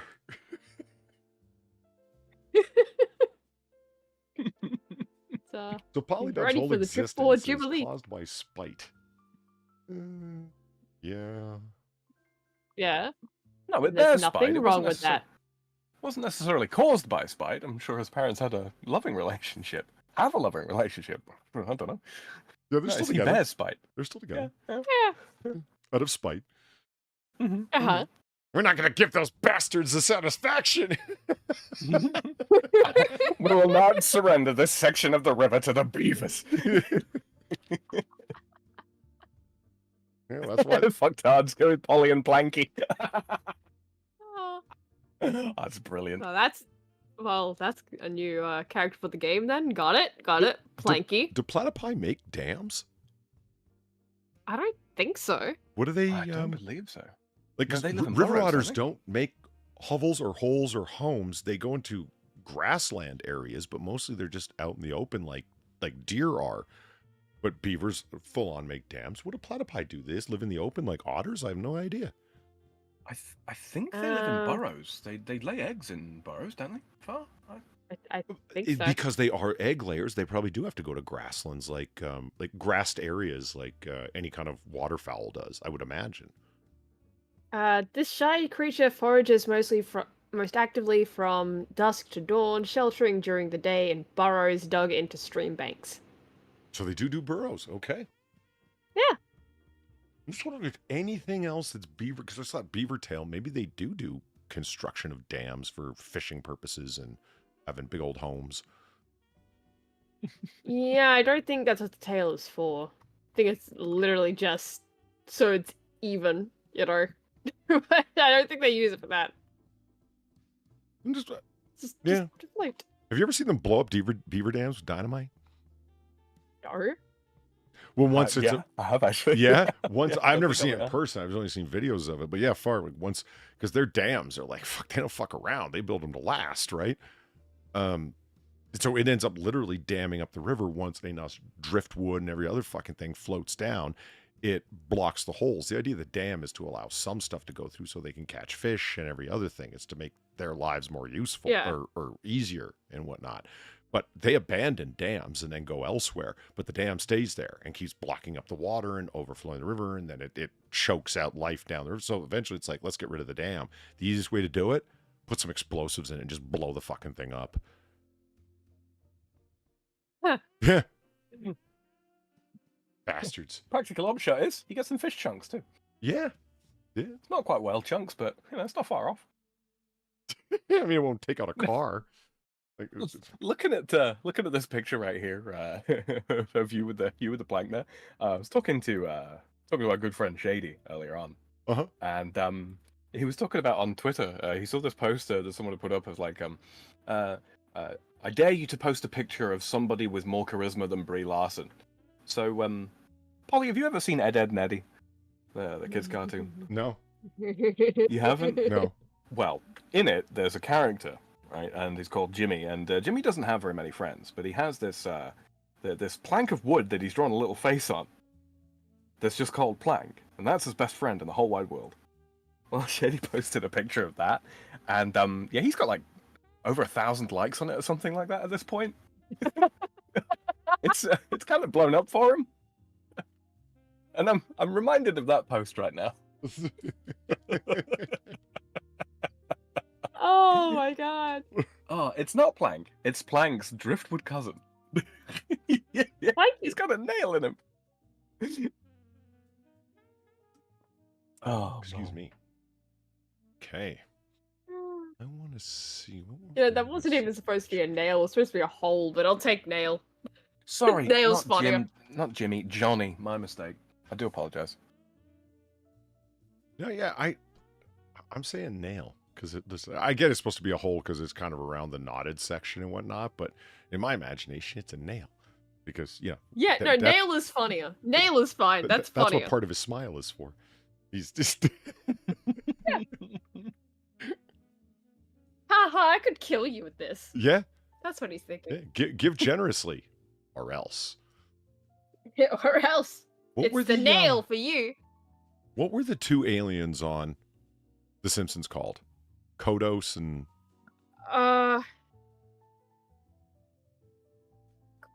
Clang? is it Clang? Something like that? Simpsons aliens. Why'd I put me on the end of Bang. aliens? I don't know. Is it Kang and Kodos. Kang Yeah. and Kodos. Okay. So And I there's was more almost right in there. there. Kang, as soon as you said it. Yeah. He be Kang. Mhm. Yeah. Do you remember the Yeah. episode, The Treehouse of Horror, when Kang and Kodos took over? Yeah. It Yeah, what, the presidential election one or a different one? No. There's a couple of them, I think. I remember the presidential election one, definitely. I'm not sure if that's the one that, how they got rid of Kang and Kodos at the end of it, whether it was a Treehouse of Horror or it was the election one, which might have been a Treehouse of Horror for all I remember. No, it is. The election one is a Treehouse of Horror. Is it? Okay. Yeah. Oh, that's right, because it ended with Homer being abducted from the beginning and they sprayed him with fucking rum and then kicked him out of the fucking craft, so Yeah. no one would believe Homer's story because he was covered in rum. They think it was all just a drunken tale he had invented. I read that, and he's telling the story the next morning, and no, I really was abducted, and Bart's like waving, goes, yeah, whatever you say, Rummy. I just, but it ended with they had produced like a utopia on Earth where they had all thrown their guns into the furnace and gotten rid of all their weaponry. So they Oh, had. that's the monkey hand. Is it the monkey hand one? The monkey hand. Yeah, because Lisa wishes for world peace, and it's like, Oh, the yeah, aliens came and everyone took destroys away over. their guns. Okay, all right. So they throw away all their weapons, and so they can't fight back. And then I think it was what's his name? Mo, the bartender, who figured out that he could use a board with a nail in it as a weapon. And so he starts chasing one of them down. He's like, oh my God, he's got a board with a nail in it. And the alien's like running with his arms in the air like Kermit the Frog, or his tentacles up in the air. And he's like, ah! And they fly off, and it's like, don't worry, Kang, they may have gotten rid of us, but one day they'll create a nail with a board in it, and another bigger nail with a board in it. Once they'll make a nail with a board in it so big it will destroy them all. I was like, yeah. Weird analogy, but I guess I get your point about the ever-increasing spiral of armament. I'm picturing like a like a planet-spanning board with a nail in it, and just Mo going, and now I am become death, destroyer of worlds. Oh man. Let's talk about Scotch for a hot second, because this is something that some people were asking me to do, and I didn't get around back to it, so let's do it now. Frame. My Scotch of the week, single malt, is Dalwhinnie 15. Now, well, for somebody who says, yeah, I know about that, but have you tried it recently? I ask you to go back and give this guy a shot. Sure, it's a, like I said, it's a bog standard. It's part of the, I'm trying to remember the portfolio that owns it. They're the same ones that own Bailey's and Lagavulin, Talisker, a whole bunch of other Scotch companies, and holy Christ, I think they own Jameson's too. Jameson's Irish whiskey. They own so many major fucking players in wine and spirits. It's fucking nuts. Diageo, that's the name of the company. Major fucking wine and spirits company. Diageo, international conglomerate monster. Dalwhinnie is the Coca-Cola of spirits, right? Yeah, absolutely they are. And so, normally you would think, oh, well, how good can it be? Well, there's a reason that they buy certain ones like Lagavulin, the Lagavulin distillery, and the Dalwhinnie distillery particularly. Boom. Big Pussy's Pokemon cards. Thank you for the $3. Kneel before my slingshot, puny earthling. Yeah, that's right. He had a slingshot. Nice. Dalwhinnie 15 is a fantastic single malt whiskey. It is from the Dalwhinnie distillery. It is from one of the highest, in terms of elevation, distilleries in all of Scotland. It is a Highlands, not a so close to the lowlands, it might as well be Highlands, and it's certainly not from a Speyside, which is technically part of the Highlands, but there's so many distilleries there, they gave it its own region and called it Speyside. That's my personal favorite area, but whatever. This is a true Highlands single malt, so it is all about the blend. It is all about the complexity. There is not too much peat in it. There isn't too much there isn't too much oakiness, there isn't too much sherry cask, etc. They started at the 15 year, so it's pretty old. Its nickname is the Gentle Spirit. They even put it along the top of the bottle right there. See, the Gentle Spirit. It is what we used to call a crowd pleaser.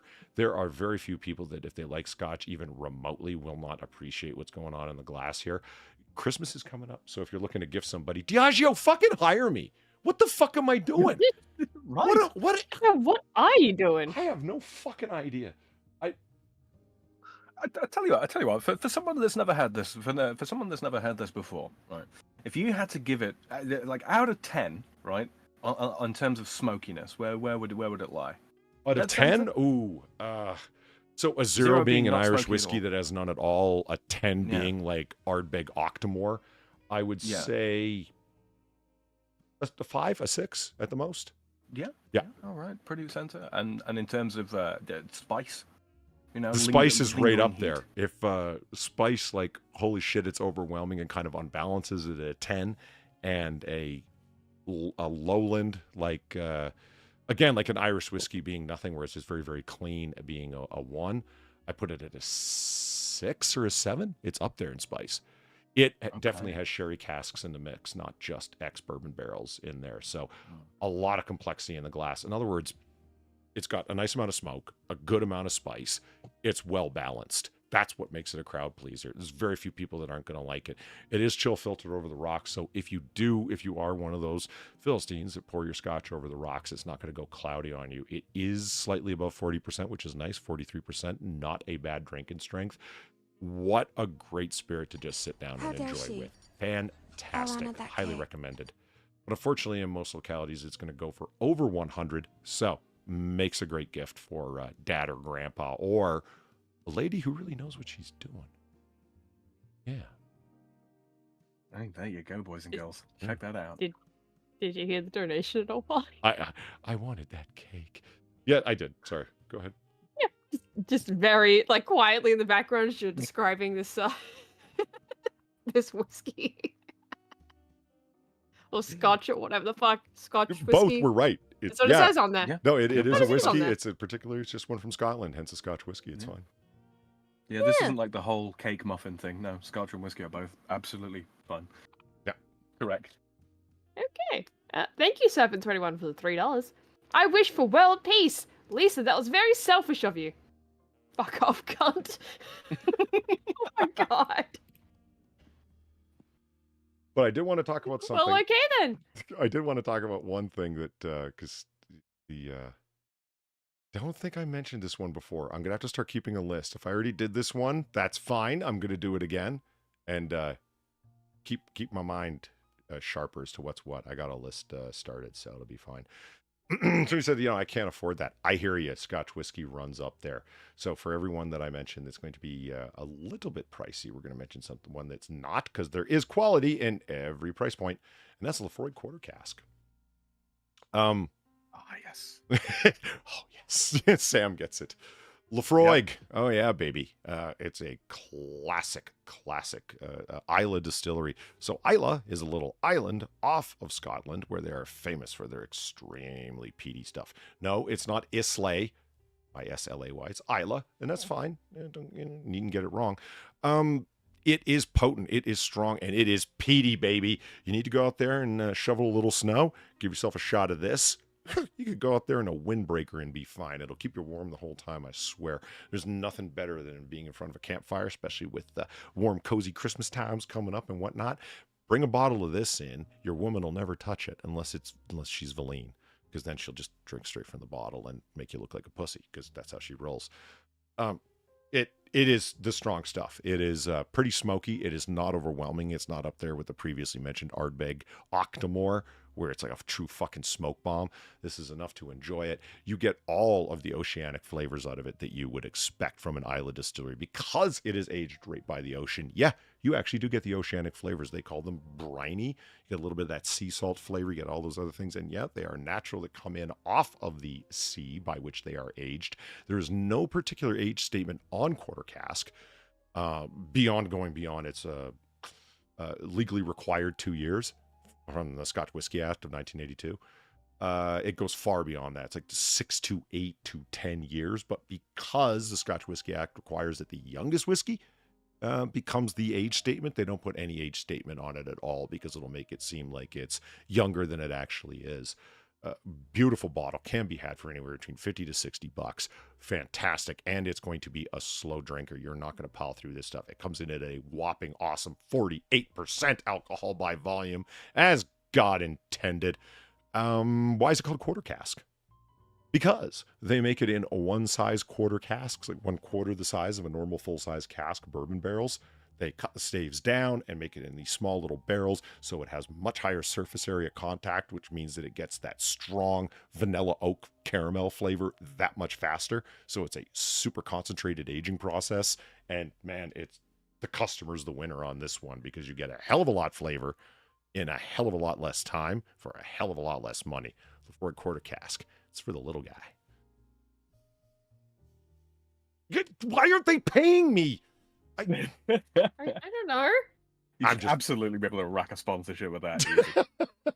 And I actually own a square yard of land at Lefroy. Anyone can. You can go onto their website and sign up to be a landowner there at Lefroy. They will lease you 1 square yard of their land, and they owe you rent now, because they are renting the land from you. All the surrounding peat bogs and all the territory that they use to pull in all of their stuff. So if you ever visit the distillery, that's where you can recover your rent. They owe you 1 dram per year that they are leasing the land from you. For me, I've never been there since I acquired my yard of their land, and they will give you the GPS coordinates of your land so you can look it up on Google Maps if you're curious. I have, it's fun. They owe me about, 8 ounces, 9 ounces worth of liquor if I ever visit their distillery. And they really will pay you, man. That's a goodly amount. Yeah. What a hell of a advertising campaign. What a fun fucking thing to do. And it works out great for them, considering they're not the biggest distillery out there. They punch way the hell outside their weight class. And it's because of good advertising, good product at a good price. What the fuck more do you want? So yeah, Lefroy, check it out. And the test. Well worth your time. So there we go. I'm done with my free advertising for the week. I'm like a rapper with designer brands. I sell them for free just so I can shoot my mouth off.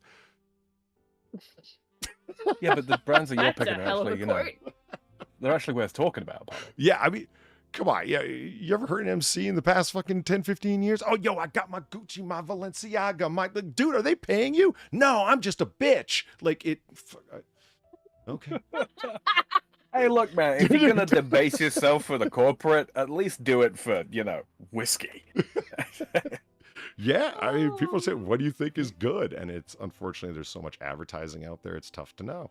It's like, you want to go buy a cognac. Oh, I'm going to go get a Hennessy. No! Get a Remy Martin. Christ. Why would you pay for Hennessy's advertising? I guarantee you it's the same quality. Put a Remy Martin next to a fucking Hennessy, and I defy you to say one is better than the other. It's just one's really advertised and the other one isn't. And one rapper's never shut up about. You know why? Because it's the only one they know from advertising, because they're a bunch of morons. You could serve a Marmagnac and they wouldn't know the bloody difference. You really could sell them a bunch of Armagnac and they wouldn't know the difference. I'm telling you. That's up at 21. Thank you for the $3. For what it's worth, in one of his streams, Count Dankula did list Dalwhinnie as one of his favorite scotches. There you go. Nice. There you go. Yeah, Dalwhinnie is it's top shelf, baby, top shelf. I drove through the area where the distillery is. It's a beautiful area, but extremely remote. Yes. Yeah. Unfortunately, distilleries tend to be way out from where they were able to get land back in the day. They want a nice place on the river, usually in a glen, meaning, depression in the land, so the water's flowing through there at a fairly high rate of speed, hence the names of Glenlivet, Glenfiddich, you get the idea, right? It's in a vale. Yeah. Mm-hmm. They just, Valley of the Deer, Valley of the whatever, because they need the natural fresh water to do their distilling process. And so they got it from a time when it was cheap land out there. And so, yeah, very remote is right. That's one of the things about Dalwhinnie that makes it so gentle. The peat that they use is from right around in the surrounding area. And the only thing that grows at that particular altitude is heather. So the plant heather, so all the peat that is made out of there is made out of old biodegrading heather, which gives you this really nice, gentle floral smoke as opposed to a really harsh lowland smoke. So one of the things that makes it gentle and smooth. And why aren't they paying me for this? Fuck. It's I'll fine. tell you, a couple of years from now, Polly, you're gonna get a message just like, so we've been going through your stuff, Mr. Dub, and you really did Mr. us a Devastating, favor. would you like a sponsorship? Would you like a few bottles, perhaps? What are you, some kind of sommelier? Shut up. Well, yes, I am. Yeah. Oh shit, we were talking about criminal dolphins. Fuck. Well, what else goes? What goes best with crime if not whiskey? Right? Right. Boom. Dolphins. Criminals. The footage was certainly surprising. We knew something was happening because, we weren't getting no crabs. Yeah, we just thought it was the locals. Turns out it was dolphins. You know how many people die trying to rob lobster traps? Sad. A lot, probably. Yeah. More than Right. one, and that's enough. Right? Dolphin expert Simon Allen from Sharks Bay Dolphin Research Alliance, or the Subadira, said bottlenose dolphins were intelligent creatures and tasty, with an opportunity for further research of dolphin and human relationships. It's fascinating, he says, to be able to learn more about the ways in which dolphins transmit new behaviors before we roast them. But it's also crucial to learn how to avoid further negative impacts on dolphin welfare and conservation. After all, we can only harvest so many a year for roasting. Russell Dawson, who has been crabbing in the Burberry area for more than 40 years, said we finally got some of them dolphins in our traps because, hey, they sell for a lot more. In the last 20 odd years, it happens that... What's going on? No, I'm laughing. Okay. I'm telling you, dolphin meat that sells well. Yeah. Yeah. Tuna, $100. I mean, you don't want to try selling it outside of Japan, but if you're in Japan, oh shit, it's Oh, you'll have a whale of a time. There's a little there's a puzzle in Deponia, right? In the second game, where you turn some baby dolphins into cat food. Really? Yeah, Wow. That's a waste You of do? good. That's a waste of good dolphin. What the heck? but yeah. So apparently dolphins make really good cat food, at least baby dolphins. So you know, Good lord. you want to make some money. A little money. I'm not saying do it, but it's an option. In Minecraft, of course. Not in real life in Minecraft. I'm not saying do it. No. If you see some dolphins around, you can guarantee you're going to get your crab nets raided. It's frustrating. Yeah, I have no doubt that they're smart enough to figure their way into a crab trap. No, I don't doubt it. Crabbers get cunning too. Bottlenose dolphins also have learnt to use their rostrum, bodies, and teeth to open submerged bait boxes. So the dolphins have been stealing from crab pots for decades. These clever bastards put combinations on them, and let's see the dolphins get through that, the miserable bastards. Gonna get combination locks in your crab nets. Yeah. Look at him. He's smiling like a quokka. He knows what he's up to. Right. I'm about to get some crabs. I feel like a crab net should be a euphemism for a horse pantyhose.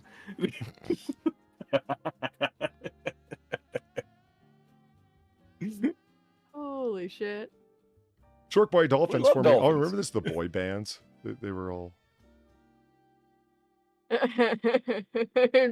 Jesus Christ. Oh, you don't remember this? No. The dolphins would. I do. The groups of male dolphins would get together and swim in formation, and they were called when the females were around. So it's like they were forming little boy bands to impress the females. Like they would swim around and dance backwards and do all this stuff. And, Okay, that's funny. yeah. That's funny. Flex in chat says, Polly want a quokka? That's good. Yeah. That's good. You want a quokka? Little quokka? No. They'll steal my sandwich. Bartenders tell us Yeah. what they think are the most overrated bottles of booze in 2019. Sam just grabbed this article, so I'm actually curious. Let's fire through this quick and see. You know what I'm hoping is on here? Not Maker's Mark. I can see my beloved Maker's Mark up here at the front. BG just called me an alcoholic, and I think that's unfair. Just because I can recognize that it goes Johnny Walker Black, Johnny Walker Red, Maker's Mark, Jim Beam, Jameson Southern Comfort, Wild Turkey. Shut up, BG! Fuck! Okay. He doesn't want to hear it. Finding an underrated bottle of booze is one of the great joys of drinking. These underutilized, underused, and downright underappreciated spirits don't get the shine they deserve, and discovering them still carries a certain thrill. They're not wrong about anything they said.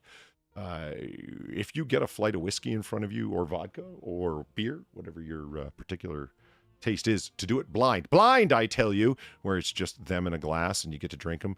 If you're very, very lucky, the inexpensive one you're going to love. At any rate, that is what we're going to try to do. Makes sense, don't it? It does. As the old saying goes, remember, drink the whiskey, drink the beer, not the label. If you're drinking the label, well, you're just being a chump. You're buying Air Jordans. Sam, yes! Yep. There's a reason I went looking for the desk bell ding, ding, ding, ding, ding, ding, ding noise. I couldn't find it. I'm going to have to create it as a sound effect and remember to restart my system so I can actually use my sound pad. But, you know. Hey, man. No, but you're absolutely right. Air Jordans are total fucking money rape. Quit being a chump, guys. Gamer Valine, thank you for the tree fitty. When I did the tour of Glenfiddich, I couldn't taste the smoke because I just finished the antibiotics for strep. I only drank the whiskeys and the Agar when I'm sick. My guy loved the 15-year-old I bottled. Nice. Nice. Nothing like picking your own fucking bottle. Picking a cask while you're there and then getting that bottled up. That's one of the sweet parts about being there. Oh, it's like picking your own tobacco from a proper tobacconist, right? Yeah. Yeah. I wish I lived in Victorian England too. Anyway, let's see what they got going on. Pappy Van Winkle is underrated. Or overrated. Yeah, wait, is this Yeah. What? most These are overrated? overrated. Okay, they're saying finding an underrated bottle of booze. Okay, it threw me. I thought these were going to be underrated because of what they said okay, right yeah, here. Yeah, but the next paragraph, no matter which way you spin it, the bartenders don't like overhyped bottles. So, like, they're talking about underrated, and then they immediately flip-flop to, but overrated, that's shit, that's crap, that's garbage. Let me tell you what my overrated bottles are. Yeah. Well, at least, you know, Sam and I have a consistent opinion because we're like, underrated? Pappy? What the fuck are you talking about? If anything, they're overrated. No, they're dead on right. Pappy's not bad. Overrated doesn't mean bad. It just means overhyped. And it's, no good. And anything beyond, much beyond 15 years, unless it's undergone special aging for bourbon, is way too old, man. It's not Scotch, guys. Old age statements in really high numbers for bourbon is not a good thing, generally speaking. It means they forgot about it. Yeah. Don't get me social wrong, use. it's extremely delicious, but not $2,000 delicious. Yeah, right. Campagno Antica. Was that rum?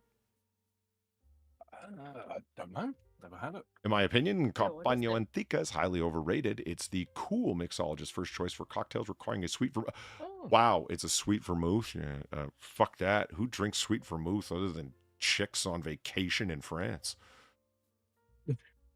I've never had it. And Italy. And Italy, yeah, and Italy. Yeah. Oh, I'm sitting on the side of a sun-drenched porch in Tuscany. It's time for a sweet vermouth with a twist. Shut up, lady. Just drink limoncello and be happy.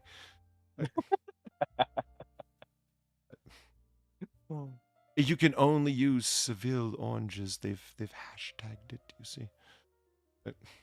Grey Goose. Oh hell yes. Yeah. What the fuck do the French know about vodka? Sorry, Sam, but it's true. No, you're quite right, man. It's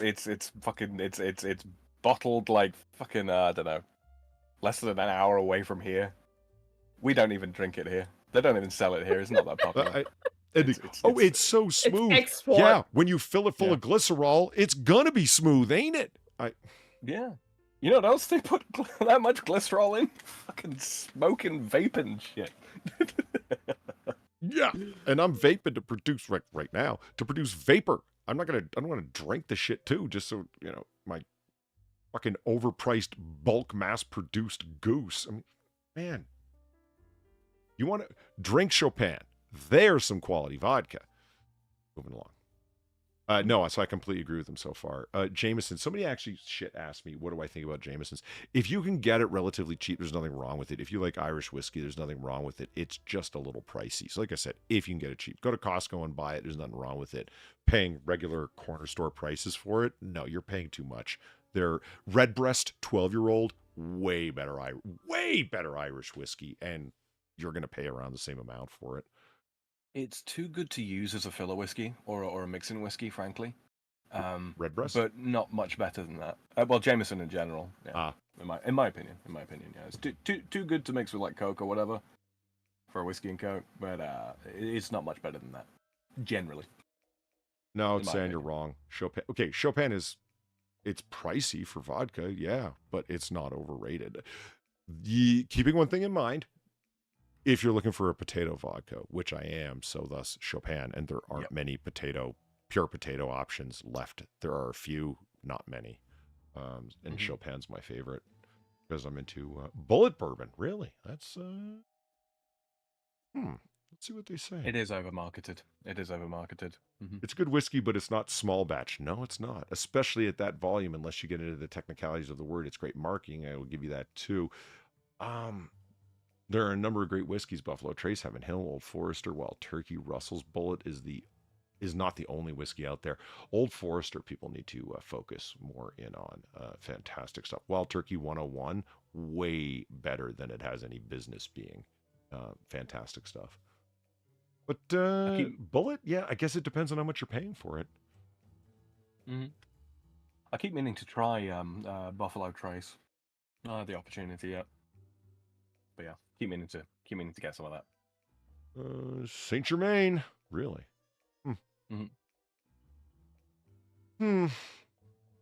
What is the most overrated bottle of booze? Saint Germain. Although lovely, it can be overused to cover up a bad cocktail. Yeah, I guess so. Try adding this in your gin and tonic. Yeah, when it comes to gin, call me pedestrian, man. I just want something that doesn't taste like Pine Sol or Pine Cleaner in general. And don't be mentioning your fucking Hendrix to me. I don't want cucumber in my gin, yo. But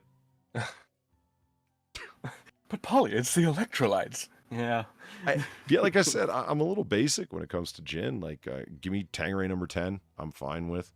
I want a London Dry. And I want it overproof if at all possible. Bombay Sapphire overproof and Tank 10. And I'm happy. Saint Germain, no. Don Julio, 1942. Yeah. Rum, when you need to serve it in a tasting glass because it's just that fancy. I mean, come on, look at the bottle. It looks like it belongs on Star Trek. That's unsurprisingly apt, actually. But it's far from the most superior añejo. There are so many other fabulous añejos out there that I'd like to see people try more instead of assuming 1942 alone is the top. Okay, Don Julio, yes, but are you trying to tell me that whatchamacallit isn't more overrated? Fuck, I've forgotten the name because I only ever hear fucking rappers and basic bitches at bars mention it. Fuck, it'll come to me as we're going along to kill you. Yeah. Oh, shit. Valine, look away. I don't want to be a hater, but the most overrated spirit is Tito's vodka. Have you ever actually tasted it neat in comparison to a similarly priced vodka? It doesn't taste very good at all. It sells because they have an amazing marketing department. Handcrafted? I don't think so. Gluten-free? All distilled spirits are gluten-free. Holy shit, that's the most important statement we came across in this whole thing. Don't be fucking fooled. If it's been distilled, you know where the glutens are? in the place it came distilled out of. They don't evaporate and come with it. They don't. I can't believe that there's gluten-free scotch out there. Well, It was at this moment that he knew he fucked up. Patron. That's just I got Eva. Did you? I got Coach. Yeah, I got Eva. Fuck it over. Okay. Gamer Valine, thank you for the $2. If you can get alcohol shipped to you, Idaho has a few different distilleries that make potato vodka for some reason. I guess they have potato broker or something. They have a potato broker or something. You know what? It's an interesting idea. I'd be willing to try small batch, locally distilled potato vodka. Why not? Yeah, I'd be all about that. Yeah, and if you're gonna get it from somewhere in the States, why not Idaho? Yeah, I haven't actually thought of that Potato before. capital. I'd be all about that. Why not? Because my whole point in wanting a potato vodka is to be able to drink cold vodka in a glass and call it a martini. You know. I don't have a problem. You have a problem. It's Polly. It's a salad. Okay, it's made from potato. Yeah. They're not going to get into the most overrated champagne or otherwise. You know, Cristal would be mentioned, like Darksidism just mentioned. Yeah, Cristal is so fucking overrated. Casamigos Tequila. John, I tried to go full Hispanic there. Juan Newmeller, beverage director at Spoonfed in Los Angeles. I don't really like this question. I just hope people drink whatever makes them happy. If it's an overrated brand, so be it. But if I had to pick it, I'd say Casamigos. It's a brilliantly marketed bottle of booze, and the content just isn't in line with the popularity. Yeah, I think Instagram is overrated too, John. I hear you.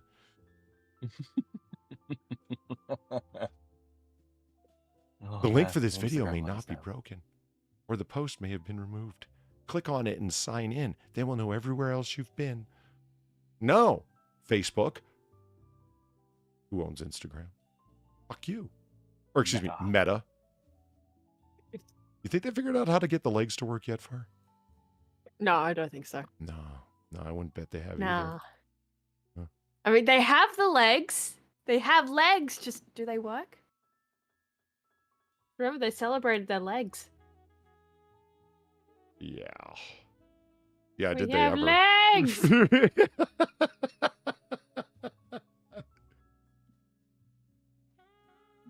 Oh, okay. I thought it was you that was all into the Tito's.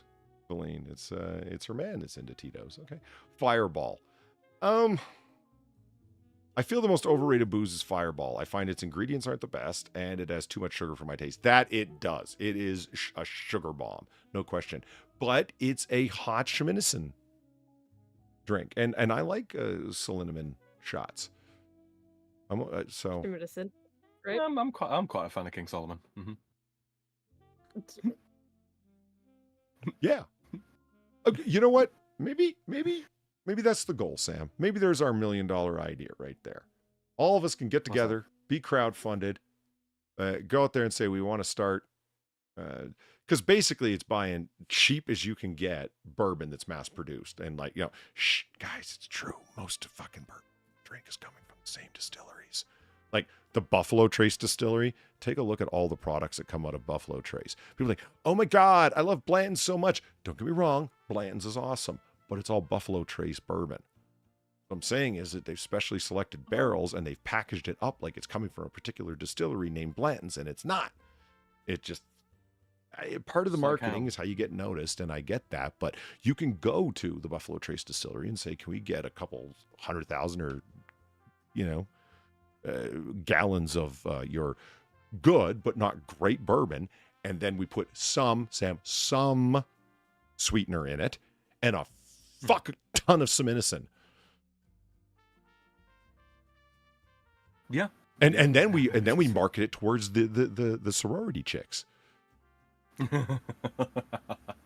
None of the sugar, all the heat, just like you, baby. Huh? Huh? Hot girl summer bourbon. Oh, quiet, Far, with your fast metabolism. Some girls care.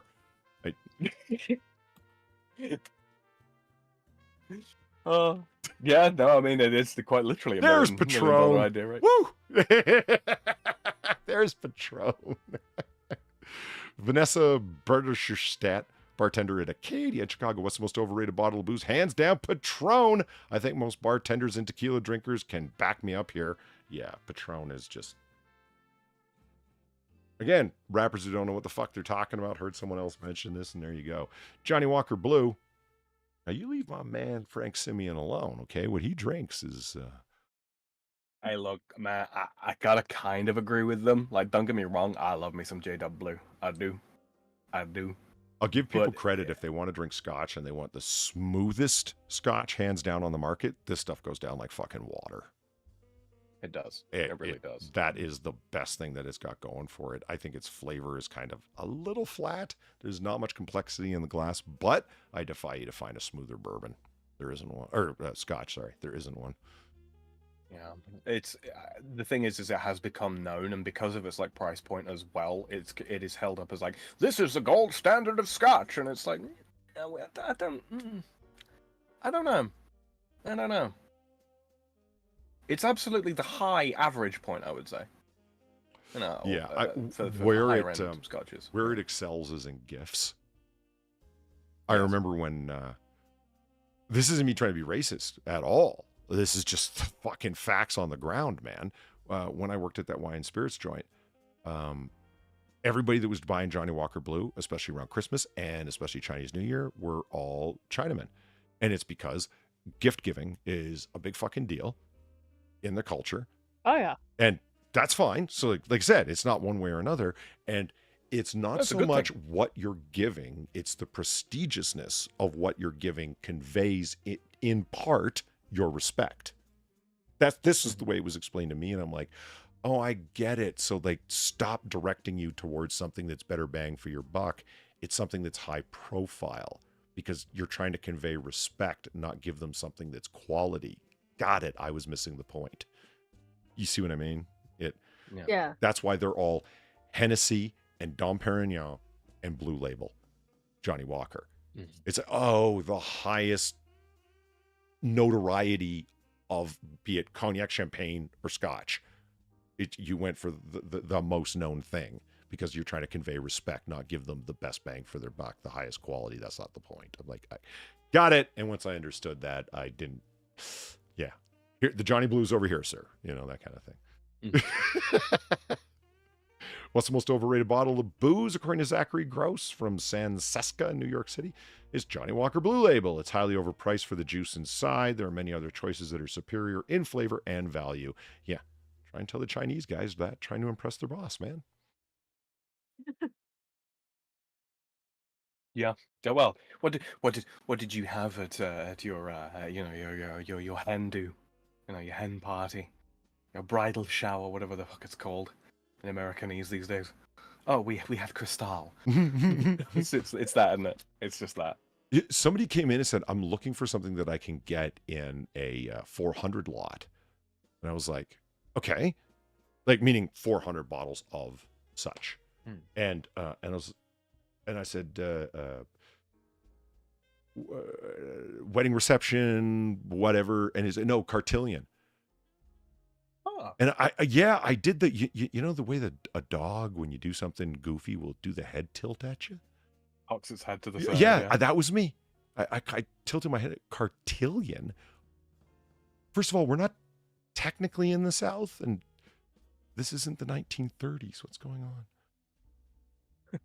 Well, damn it, Polly, they come from a certain class of society, and if they want to have a fucking... Ever heard of a Cartillion farm? No, I have no idea what the fuck that is. Most people don't, nor haven't. It's fine. Some people stepped out of their DeLorean from back in the time and decided to get some booze from the future to take back to their antebellum South party. Boom, Serpent21, thank you for the $3. So, second. 1 second. I am drunk. So drunk, I cannot get up. What'd you guys get? Ava. Ava. So did I. 3 Avas. Okay. 3 Avas. Breeze, baby. Server21, thank you for the $3. So, to the Chinese, more money means a better product? No wonder the budgets of those Marvel and Star Wars movies are through the roof. Oh. Wow. Yeah, I mean, I guess it would be like funny. buying someone a watch if it's not a, a Tag Heuer or if it doesn't have that super high name, like what's it worth? Even if it's a precision-made Swiss watch, if it's not the name brand, it's like you cheaped out, even though you absolutely didn't. You could have spent all the time in the world, shopping for it. Doesn't matter. You're trying to convey respect, not deliver quality. Gamer Valine, thank you for the $2. My brother from another mother, who got that new safe I sent you, is with an Asian girl. He said it's Remy Martin marketing at every wedding. Really? Fuck, they're doing a come up on the side against Hennessy. Good for them. Yeah, fair play to them. Remy Martin. That time somebody did. Yeah, right? I just... You know what they call cognac in hip-hop circles, Sam? Go on, wound me. Yak. Oh. Cognac. Get it? I'm not even making that up, man. I wish that was a fake thing, but no. Fuck. Yeah. Yeah. So that when they're talking about sipping this yak, that's what that's. Oh fuck! Oh, gosh, you heard it before, but didn't clue in. Yeah, that's what they meant, man. Oh god, yeah. I would just, I don't know. Maybe I think there's maybe part of my brain that just refused to associate the two concepts. Look, okay, all Sipping cultures this are yak, not created man, equally. They're drinking okay? like XO fucking Hennessy, man, at like $2.50 a bottle. Oh, man. All cultures are not created equally, and here we have proof.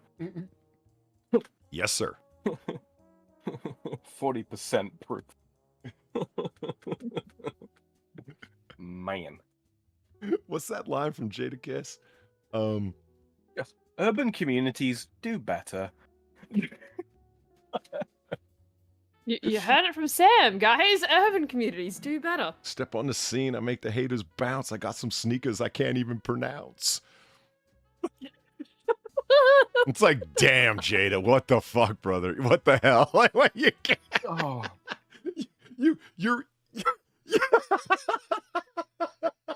You're proud of the shoes The that are so language of foreign love you I can't shall even pronounce the henceforth- name.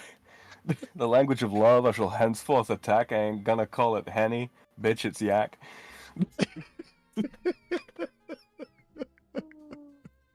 I think that was fire, personally, but... It worked. Boom. Okay. You know what? I think we should move on to something that Far has Please, some I kind of- want to scrub yak from my mind. Yeah. You're not going to move on to that one story? It's actually Oh, no. upsetting. I was thinking actually doing that one story next. The one you just saw there? Yeah. Yeah. Yeah, we should do that one next, I think. At any rate, that is what we're going to try to do. We should record about 5 or 6 of those. How badly can you mumble your RP to outdo Churchill himself? I think the thing is you got to kind of like loosen your jaw a little bit so you can kind of emulate the crowd. So they're wobbling. Yeah. You know what? I do The want to... whiffling. I'm sorry, go on while I'm looking up something. Go ahead. Sorry. Go ahead, Far. Sell it to him. What? I'm literally just mumbling, like just making it sound like I'm having a stroke, I guess. Probably that is probably the way to do it. Charity. At any rate, that is what we're going to try to do. Holy yeah, shit, yeah, is that what yeah. it's going for now? What a... Oh, you block said no. Oh, well. Well then. Yeah, right? Can't exactly say anything to that. Yeah, right? It's, Oh, it's high There's the res. keyword. Look at it slowly loading, everyone. Oh, Wow. fuck. That. No. And I've got fiber. That. Holy shit. The slow at how- reveal. So, Captured in Dude, like- 4K. Dramatic music behind it. Like, Yeah. This is the Paul Roger, Sir Winston Churchill. This is an 08 vintage. Mine is a 1996. I have one of these. And it is... Wait, 1996? Yeah, I've got a cursed year bottle of Paul Roger. I'll send you a picture Yeah, of it. it's Far. as old as me. Yeah. Hey, that reminds me of a line, actually. Chat, you know what the difference is between jam and jelly? Well, because Polly's got one of these, he's jammy, and I'm jelly. Wow. Now that's Fucking a pun. wow. Where's my crickets? Where's my fucking crickets? There we go. Nice. There we go. Nice. Yeah, it really is a Churchill. There's the baby man himself right there on the side of the gift box. It's Does it have the quote on there though? Get ready to try to do.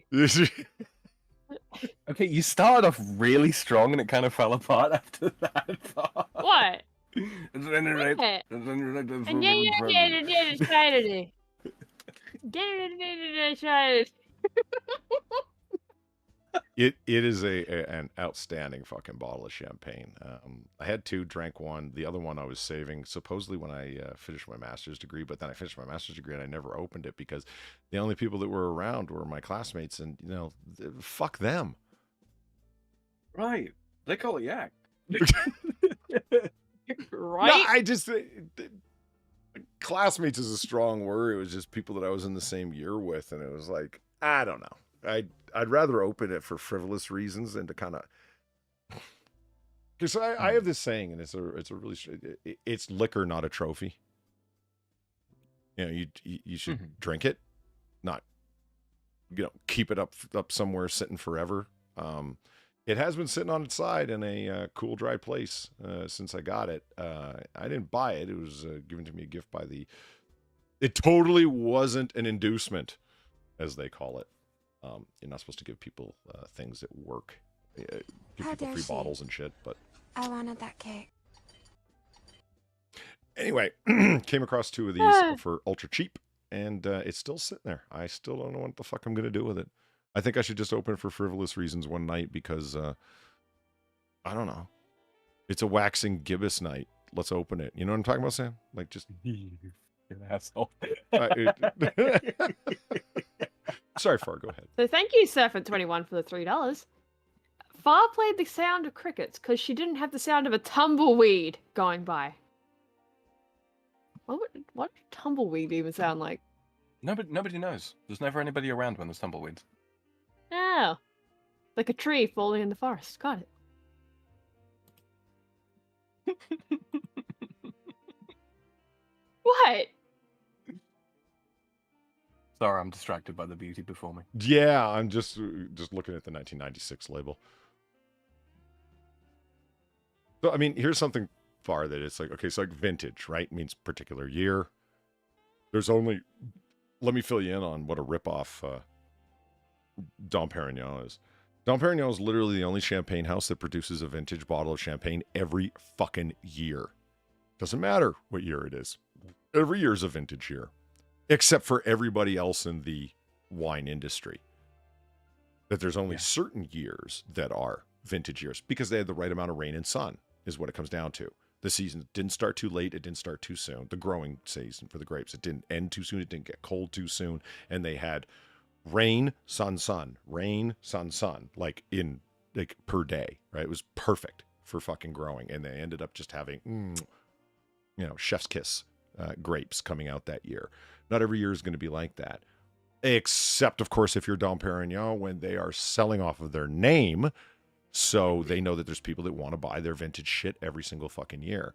A powerful vintage year was 1996. The next mega vintage year after that was 05. Sometimes they can be that far apart. So 1996, pretty much everything is the super expensive, as is like 05 Bordeaux's are very, very expensive, even though they're nowhere close to drinking. You got to leave them sitting for a lot longer before they get to the point where it's called drinking, meaning like they're ready after they've been laid down for long enough. I'll let the Frenchman explain that. It's all very Ponzi bullshit. There's not really much more to add. Yeah, I mean, we've been producing wine in these parts for thousands of years. Yeah.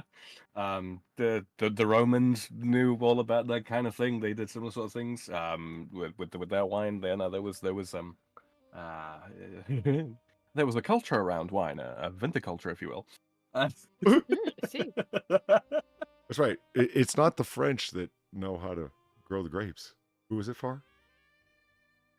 The Romans. That's right. It's the Romans that taught them. No, it absolutely is. It absolutely is. But it's like a lot of things, like the Romans come up with casual sex. We just thought of having it with women. I love that joke. I get so much mileage out of it. I really do.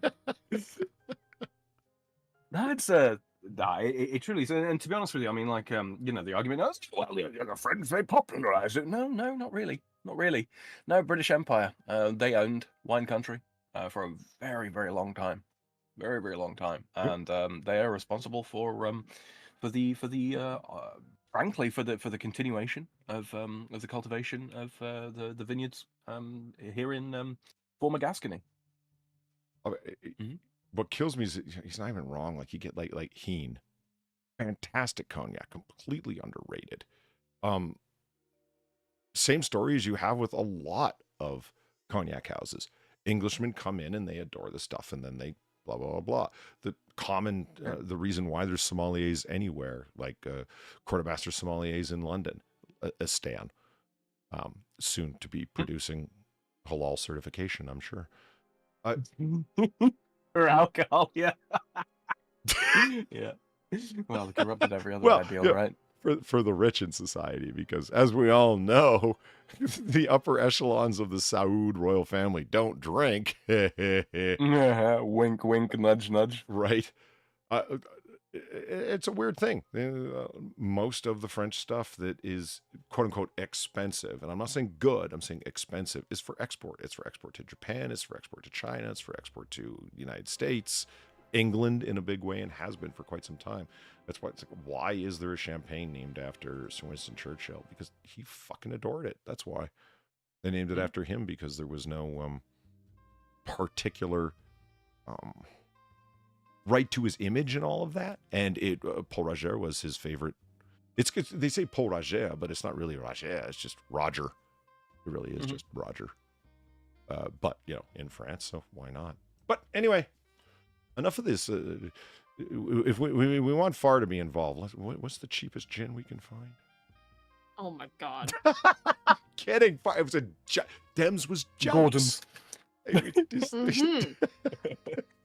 What gin? Was London? What gin do you drink? I don't actually know. It's just whatever. Like I found. It's whatever you found. She sits there. She's talking to somebody. She's talking to somebody sat at a table. She catches the attention of one of the servers and goes, "Can I get a gin? A little gin?" Well, here's the thing. I don't get into like specifics like this. Honestly, it's just like, look, I know how to hang a goon bag. Fine. Leave me alone. What do you want? No, there's nothing wrong with that. I don't know an awful lot about gin. I'm not especially cleared up on vodka. Wine, I know a good deal about it. Polly, frankly, probably knows more. I mean, he's studied the damn stuff. I just know what I was like made and what to. goes I wasn't enthused by it. No. Oh, but come on. 8 uses for a goon bag. What?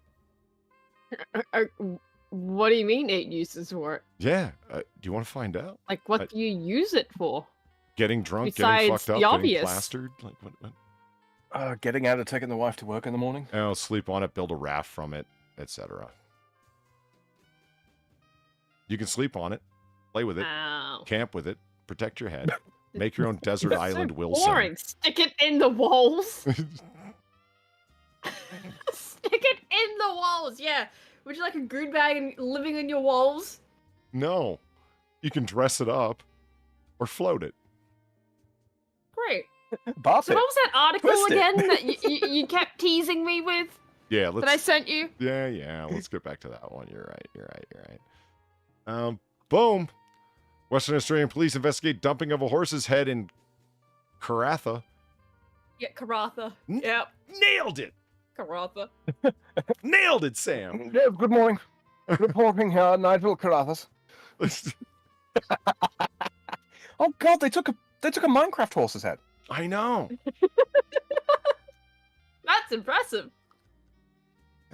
I'm gonna throw a horse head on your fucking car to show you what's up in Minecraft. And did it! Well played. In Gratha. A police investigation is underway after a severed Minecraft horse's head was dumped in public in Western Australia's Pilbara. What's Pilbara. Pilbara. What is Pilbara? Is that a region? Yeah, it's a region. It's up Okay. north. Like it is.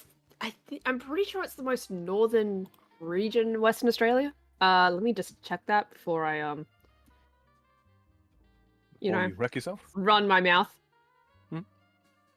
Oh, fuck, everyone's here. Fucking Pilbara. Gokato's here and Grizilla's here. How the fuck you guys doing? Oh, holy shit!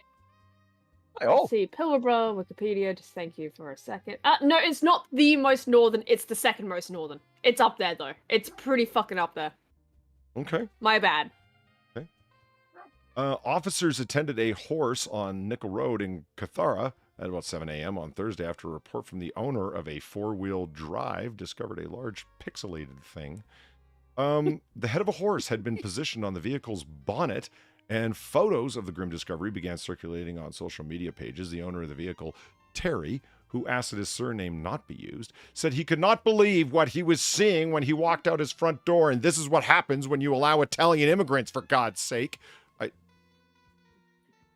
Okay, so Cynic in chat is saying the is the northern region. So yeah, I always get the two a bit confused because they're both just north to me. So Pilbara, then Kimberley. Got it. Got Nice. it. I'm learning my own state geography. Woohoo! At least you're not like Woo. that fucking girl. Her Canadian boyfriend was the one to inform her that Alaska was not an island. What? oh, because of the way it's drawn, right? Yes, Yeah. far, on Yeah. maps, how they show the two. Yeah, I Yeah. know. Yeah. She thought it was an island. No. Did she also think like Hawaii was right next to Alaska? No, she said, well, look, it's like the Hawaiian Islands and Alaska. I knew it was up north. She knew Hawaii was up north? Anyway. What the fuck were we just Thank talking you, about? That Surfer didn't break my 21. train of thought at all. Yeah, thank you, Sir, for 21 for the $1. I had a thought. If Sophia Loren had been on the show Red Dwarf, would she owe everything in life to Alphabeti Spaghetti? Serpent, I'm intrigued by your ideas and would like to subscribe to your newsletter. Hashtag what a waste of money. Yeah, that was a lot of words that were just said there. Thank you for your $1 contribution to my shitty games fund. Nice. After I realized it was a real head, my main concern was, who do I feed it to? It was pretty disturbing sight for people making their way to work. At the police station, I'll say. Is that the little checkered flag? Is that what police stations are identified as? Yeah, that's a police logo, I'm pretty sure, yeah. Oh. Yeah. British police used to use a similar thing on the side of their panda cars. Oh. All right. Terry said his neighbors and the community have been supportive. Whoever did it had no thought involved of how it would affect the neighborhood. You look at Oh the no, whole, I think they did. Yeah. I think they did. I That's think- why they did it. I think you're absolutely right, Far. I think the idea was for the effect, you morons. They knew exactly what they were doing. Yeah. Oh, it's not his fault. It's just Terry, is upset after the series of events, and he's been champing at the bit to get some kind of comment out there. Look, he lives in the Pilbara. All right, that's already his issue. We're not thinking he's. Look, I know there's some heavy competition between Yeah. some businessmen, but I don't have a horse in that race. Them's the breaks. You guys can compete all you want, but nothing to lose your head over. All right. Oh my god. Whoever did this is a real knob jockey.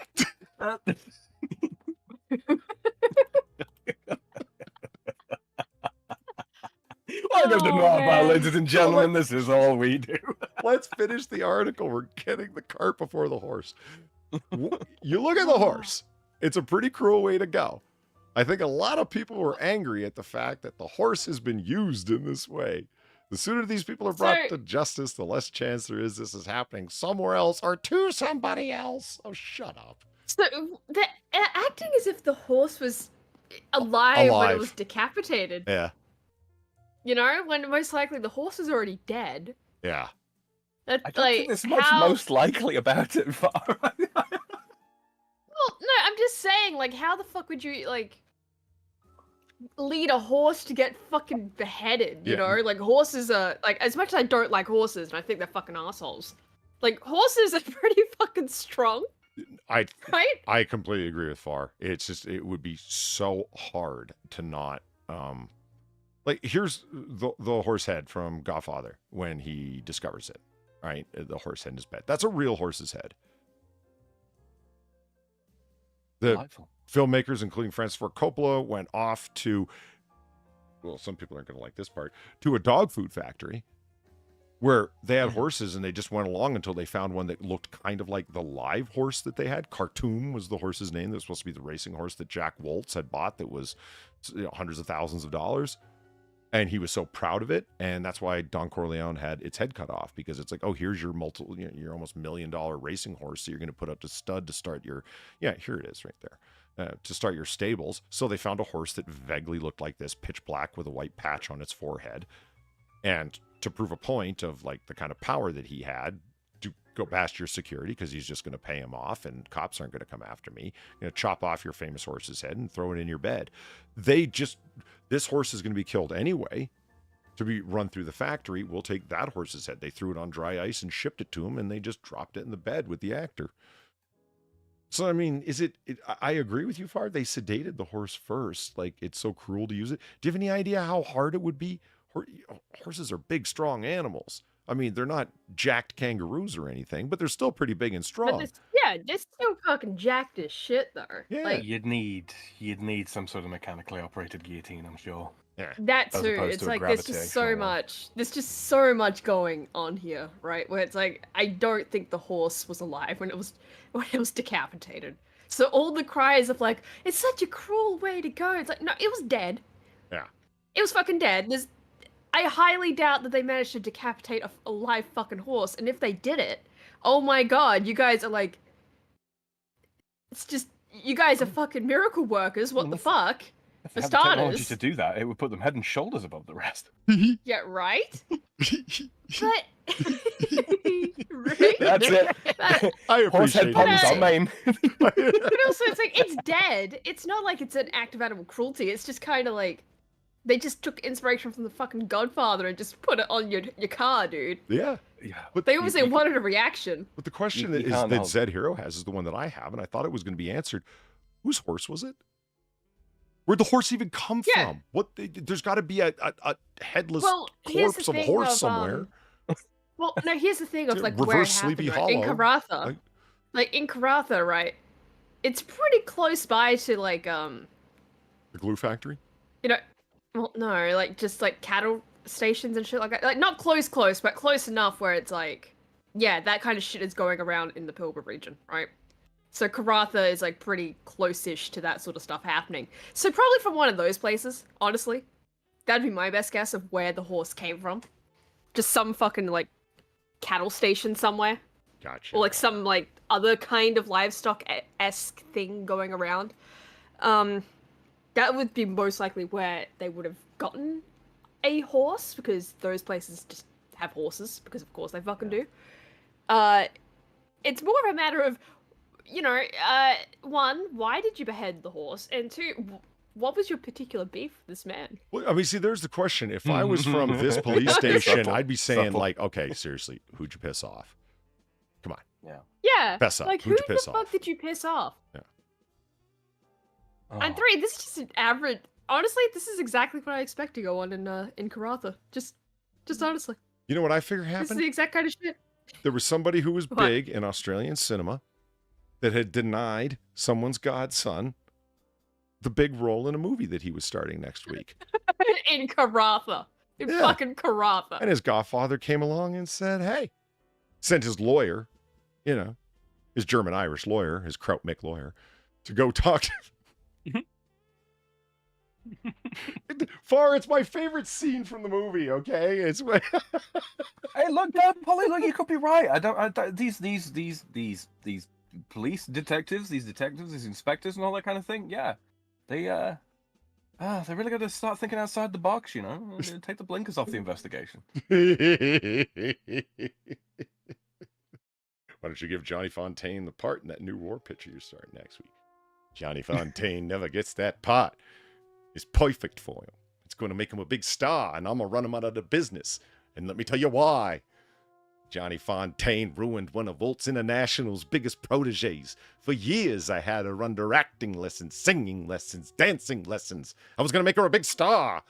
And let me be even more frank, so you know it's not only about dollars and cents, and I'm not a hard-hearted man. She was young. She was beautiful. She was the greatest piece of ass I've ever had, and I've had them all over the world. And then comes Johnny Fontaine with his olive oil voice and guinea charm. And she ran off with him just to make me look ridiculous. And I'm a man who can't afford to be made to look ridiculous. Now you get the hell out of here, and you tell that Goomba if he wants to try any rough stuff. I ain't no band leader. Yeah, I heard that story.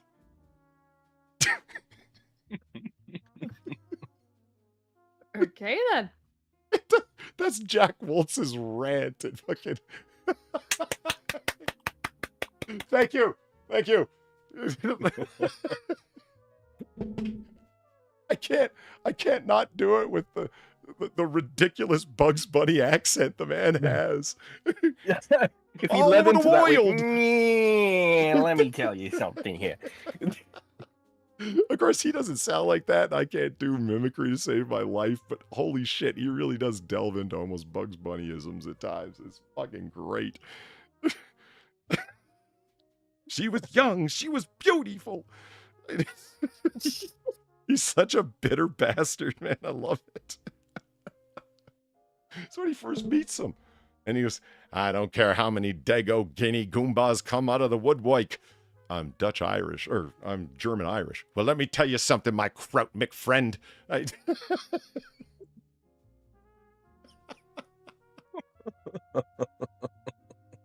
Back when movies were fun. Back when we were allowed to have nice things. Right? How many Dago Guinea Goombas come out of the woodwork? Okay, so we can go on to weird art that Far found, or... Oh, no, I didn't find this.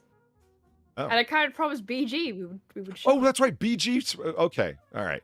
Let's blame... Yeah, BG. Let's blame... BG, we're doing it. We're going to do it. Special contributor, BG. Uh-huh. And everything that you hate about this, feel free to let BG know. He's responsible. Yeah, he did this. He did this to us. But before we go on, let's just take a quick look at this. Oh my god. It's Christmas Smash them. Christmas quokkas. Smash them. Christmas quokkas, guys. They got little hats. If you break them open, there's a little paper crown inside.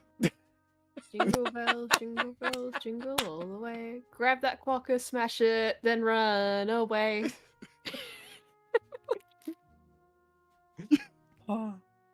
That's how I feel about this. And this is the answer to the question: why does Polly not want a quokka? Polly has to. Actually, take over for a hot second. I will be right back. Oh, okay. All right. Okay. Okay. A hot second. I'm gonna leave the quokkas up. Oh God, why would you do this? Far, do you want to do the show this time? Like the stream, fuckers.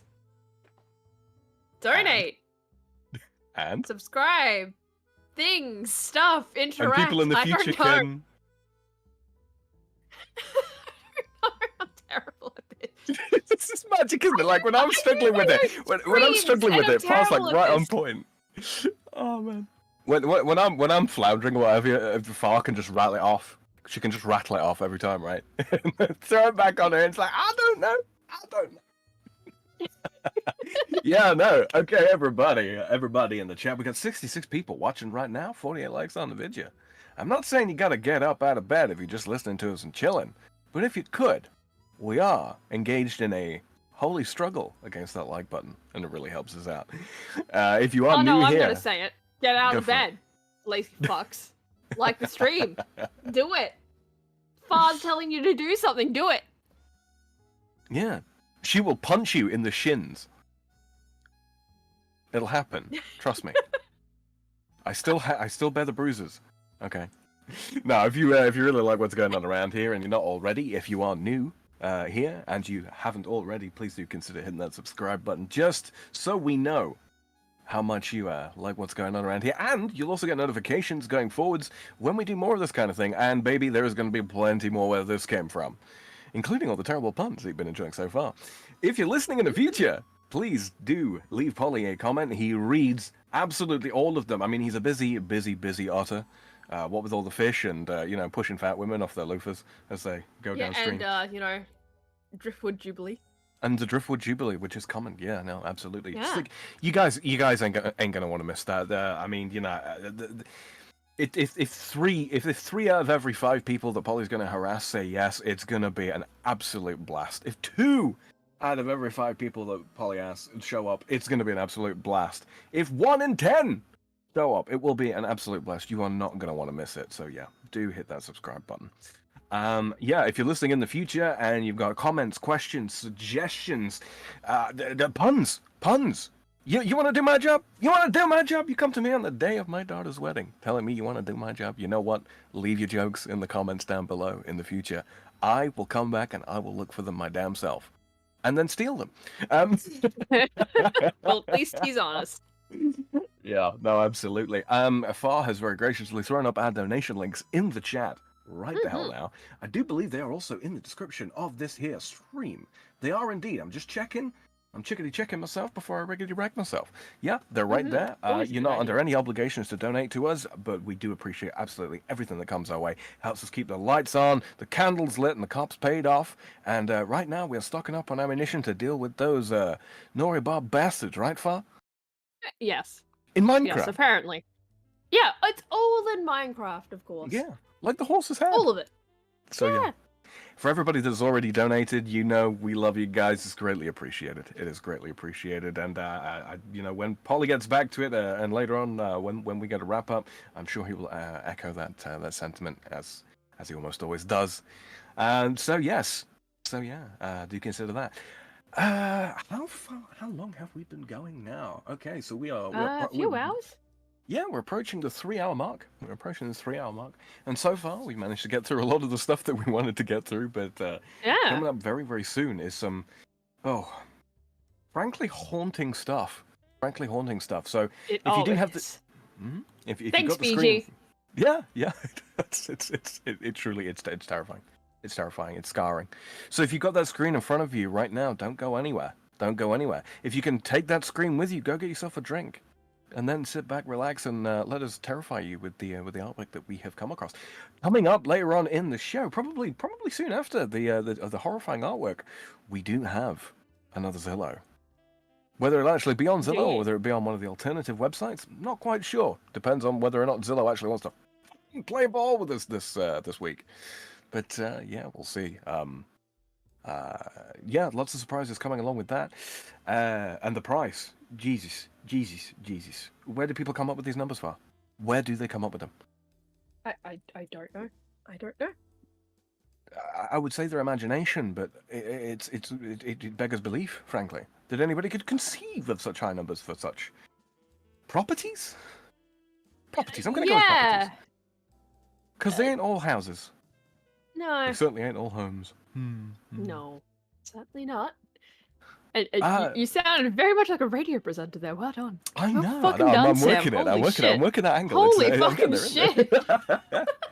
Coming up even later on, and this will be towards the end of the stream, probably after the stream has almost come to a close. Am I right in saying you're working on the little cartoony things that you like to do?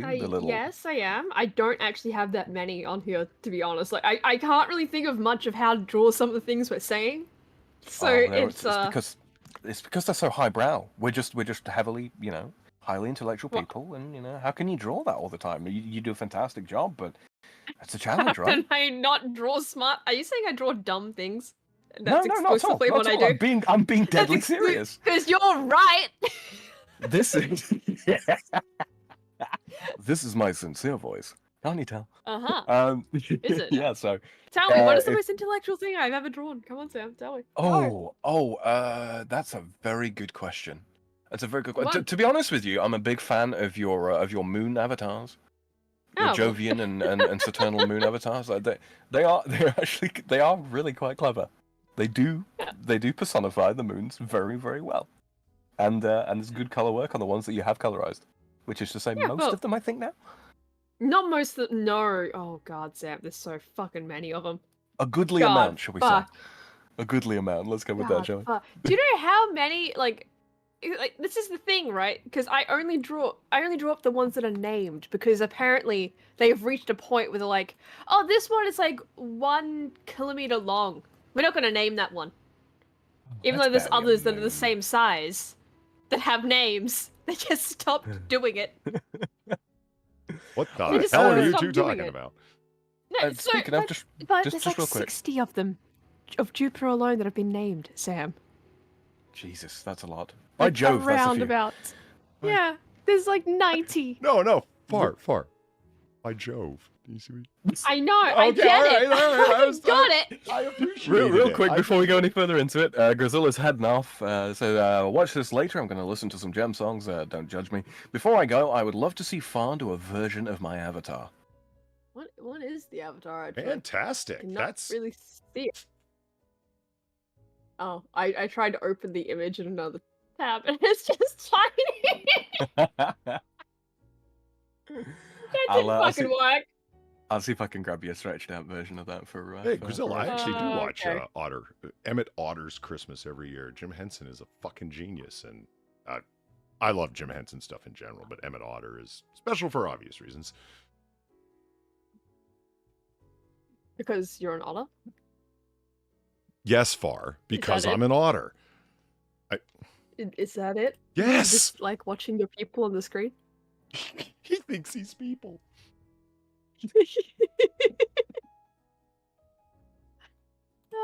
Is that there we go. There you Picture. go. Oh! Okay. That is Godzilla Bear. Got it. Yeah. No, it's Grizilla. Actually, Yeah, Godzilla I Bear. think that's kind of fucking high praise, honestly. Grizella's a fucking hell of an artist, hell of a comic book creator. Heck yeah. And I don't know, that's like asking Frank Miller to do a version of his stuff. Like that's seriously high praise for an artist, I think. That's pretty cool. Oh, thank you. I will see. I will see. Maybe it'll be on the sketch. I don't know. We will see. Oh, that would be fun. That would be an awful lot of fun. Oh, excuse me. Acid reflux. Acid reflux. Okay. Yeah. Yeah, that's I went to get my my Tums. It's because I've stopped the coffee. Oh, I also actually went and grabbed a soda too because I was getting a little dry in the gullet. Oh, I hear you, man. These recent streams I've been doing, boy, can I talk, but I need something to whistle the wet, you know? I hear you. Yeah. Oh, yeah, right. That's supposed to what be doing this happens when thing you're 'cause just we're- streaming on your own. And you just talk and talk and talk and talk. Not that I'm complaining. No one thought that far. No. We all thought that. I'm just I'm- kidding. Feel bad. It's- Shame. Shame. Oh, okay. Okay, I feel shame. Thank you, Polly. Thank you, Polly, for shaming me. Uh-huh. Oh, hey. I forgot about this. Let me just... Boom. Oh, it's not... Oh, yes. Look at this. Yeah, it's blank. Nice, huh? Okay. Oh, what? I'll go to a different browser. It's okay. I'm switching up browsers. What the hell? What the fuck? Okay, so before we get into some... just a moment before we get into some heavy-duty art. You guys did the pitch, but hey, I'm going to do the pitch thing because I just got back. If you'd like to support our little bar live from the shadiest district of Noir City, please feel free to tip. All of our Streamlab links are below. That's below the video you're looking at right now. We are very pleased to come back to 1942 each and every week so you can enjoy the best of this bygone and by God awesome era. Stream boss? No, we're just paying off crime bosses. And by that we mean, cops. Stream goals? Our only stream goals are to keep the bar open, the candles lit, and the bar stocked, the cops paid off, and have enough left over to buy new equipment to keep the quality of the stream up for our new big plans in the future. Most recently, that would be the Stream Deck that I was able to buy through your generous help, and hoping to step up to the XLR mic quality soon, so you won't have to hear my sibilances quite so much, because I'll be able to kick them out of there doing it without having to run a bunch of fucking software to get it done. Be able to do it directly through the mic, so that'll be nice, because all of the money doesn't go to champagne, hookers, bourbon collections, you name it. Just up and coming new shit to make the stream bigger and better and more awesome and multi-platform. Fuck yeah, Restream costs money. I was blown away. I thought it was free. I was wrong. Shows you what I know. Anyway, let's move on to some crappy art so we can actually blame BG for something. Am I right? Yeah, holy shit, we can actually blame him for once. And I'm looking forward to it. Wow. Because, holy shit, yeah, he's got some blame coming, all right. Yeah, so they all have titles underneath them that I just, yeah, they're very concerning. Like, what the fuck do you mean, the sweet spot? What the fuck is this? It's a satirical work. What is it satirizing? Is it? No, satirical. Jesus.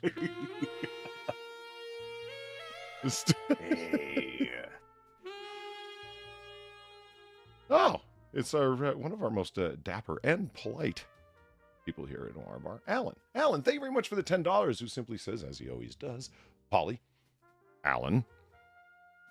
Nice to see you. Tip of the hat, sir. Thank you for coming all the way back to 1942 to hang out with us. You're always welcome here, sir. Perhaps you can explain to us what the fuck we're looking at. I don't think anyone can. Not even the artist. Can't even bring up the... this is the sweet spot. Yeah. The sweet spot. Yeah, you see what I mean? Like, they just have fucking these wild fucking names where you're like, what do you mean? What did you mean by this? I think it's supposed to be, you know, when you got like an itch between your shoulder blades and you can't quite reach it with your hands comfortably, so you like scratch against something and then you finally get it and it's like, ah. I think that's what's supposed to be going on here. I feel like it's more of like a, you know, a dog rolling over, right? Right. Just so you can scratch its belly. I feel like that's more what this is supposed to be. It's just that's even more disturbing when you look at its dead eyes. Those are rubber. Staring at you. So it said in the description anyway. But my lord, let's go back to a further shot, shall we? It's. Oh god, it just gets worse with every shot. Kate Clark, have shame. If she had shame, she would not be making these. I'm trying to work out what the message is. I love how you think there's one. The message is, fuck you, this is the sweet spot. You said here, I was like, so that's real? Yeah, there's no AI here, if that's what you meant. No, that's real. It's approximately 54 inches by 53 inches by 16 inches. I don't think that's the message file. I think that might be the synopsis, but that's not the message. Okay, what do you think the message is? I don't know. I've not worked it out yet. That's why I'm asking.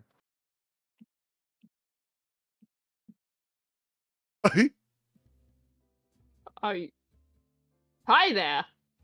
This is simply titled The Ghost. There's nothing ghostly about this. Except for how it makes me want to become one. Oh, hi there, good looking. How's things?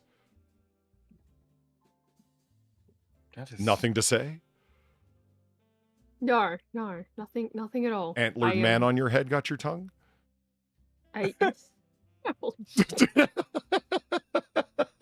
Yes, that's what's got my tongue here. Those are water buffalo horns as well, aren't they? On top? Yes, I believe they are. Top, yeah. I believe they are. What are the curly-cued ones? Impala horns? Ibex.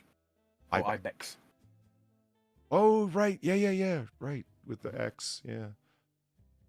It's the ears on this thing I don't like. They're very... Shrekish. Shrekish. Thank you. As with the big green dude. Yes, they're very Shrekish. Okay, Almost enough of expected that. to be like, Enough of this. somebody once told me. Almost. Greater kudu and black Oh, kudu. wildebeest hide.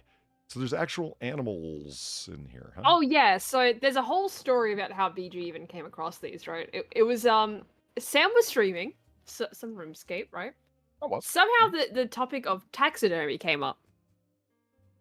And I was doing the Natural History Museum with Eve. Right. Yep.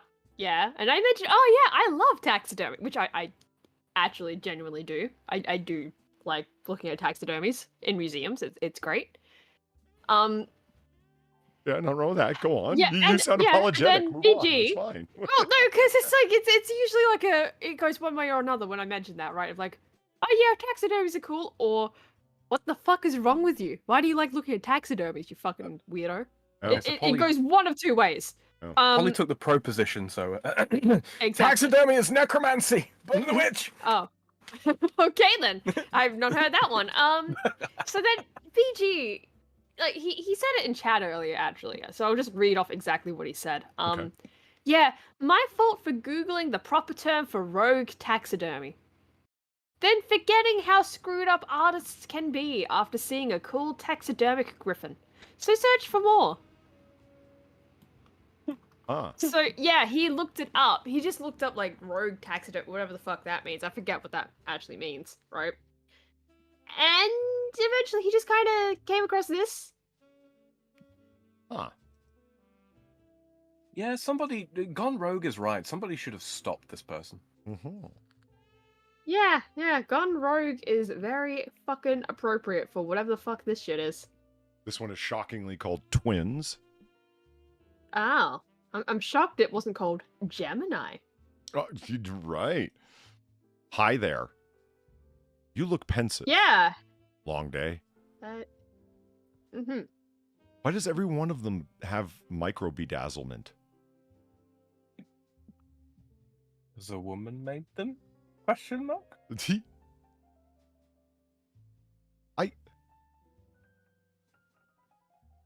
Okay, there's a little bit of Edwina Geen going on here. Yeah, just a little bit. Because, I mean, it's like fur that's been cut up and then put back into a mask with like, these are like actual living forms that have not been, like, taxidermy is to make the creature look exactly like it did while it was still alive. That's the artistry. To give it as much dynamicism, as much life. It's like, I don't know what else it's to call art imitating life. Very extremely so. Yeah, there's nothing unfair about that. That's I told you about the all the girls that came by the gun store, right? Because there's all sorts of taxidermied animals, from full-size bears to wolves and foxes, and then all the heads, right? All the elk heads and deer heads and whatnot that are there. And taxidermists come by to look at them because there's so many of them at the gun shop. And it's all girls that are between 18 and 30, I'm going to guess. Those are all the up-and-coming taxidermists, are all girls. Because it's artistry, it's working. I asked them why, and they said, because it's very artistic, it's very difficult, and there's one absolutely destroyed fox that's there that they all love to look at as the example of, don't do this.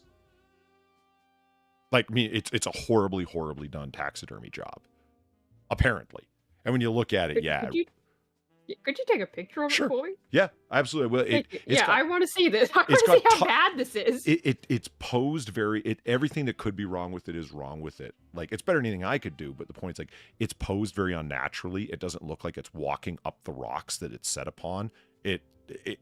That's not the way fox's legs work. If you know what I mean, it just doesn't look realistic. Like, because I haven't actually seen too many like IRL terrible taxidermies. Usually, and I guess a lot of that is because I go to museums. Why the fuck would they like in a museum, right, display a shit taxidermy? Right.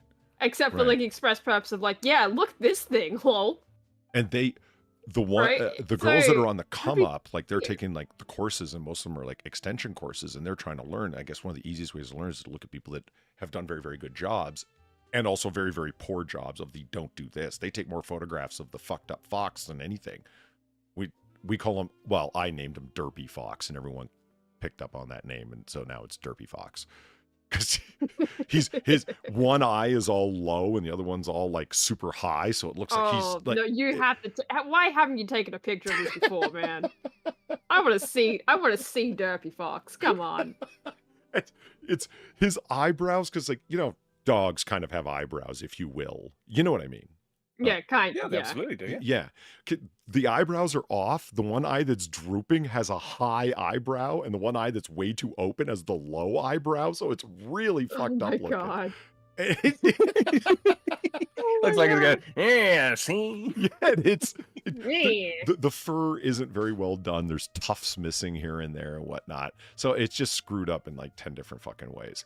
But when they're telling me about the amount of money that they're pulling in for small animals, so foxes, rabbits, etc., and they are just in the second year of their job, and it's like they're looking to make serious fucking money. They have a schedule that is absolutely full, like with their training and then just their practicum shit, like working on stuff on the side. They're like 18 hours a day every day.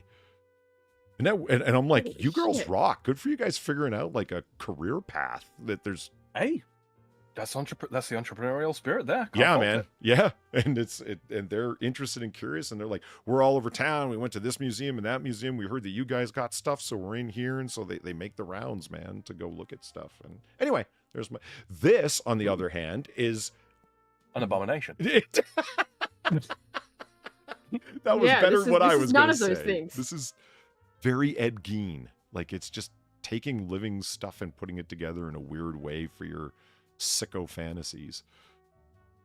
I would put this in like in an exhibit called Ars, Ara Bonica.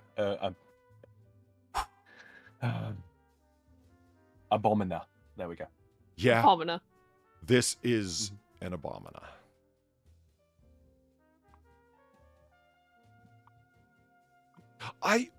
You know what? Just look at it. The griffin you mentioned, I'm actually curious to see a griffin, like sort of anything out of Greek mythology, because it's sort of like something mythological brought to life. That has an interest to me. This is just night terrors, you know? Imagine you're an animal and you die, and then your corpse becomes this. Oh, Zed Hero Net, it looks like a bad transporter accident. Yeah, this is a Star Trek, something went wrong type thing. Yeah. This is a Philip K. Dick hallucination right here. Yeah, this is again, that everyone's like, I mean, it's the studs, the bejeweling. I'm not sure what to call it. It's Behold, I am the goat Pan, god of nature. what is Pan? What are they called? What's the creature? Oh, it's a goat. It's not just. I mean, it's got goat legs. No, it's a fawn.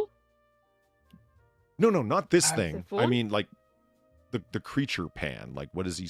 He's a. Yeah, a fawn. Is that isn't what it? a fawn is? A baby deer. No. Okay, I might think of something different. You're thinking of Faunus from the what do you call it? Why do I keep wanting to say legs Sybil? That's not right, is it? Pan. Satyr, Sybil. That's what I'm trying to think of. Satyr. I think that's right. Satyrs usually have supposed to have the face of a man, right? Yeah, Whereas Pan has very definitely got the head of a goat. but no, goat legs, upper body of a person. Of a man. Yeah, running around with that stupid pan flute nobody likes. Oh, what was it called? Yeah, Faunus. Yeah, Named after the Roman god, Faunus. Here we go. In ancient Roman religion and myth, Faunus was the rustic god of the forest, plains, and fields.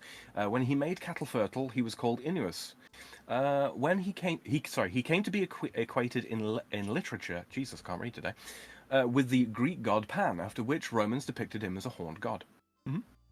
Well, what is this thing then? The dark side is a name.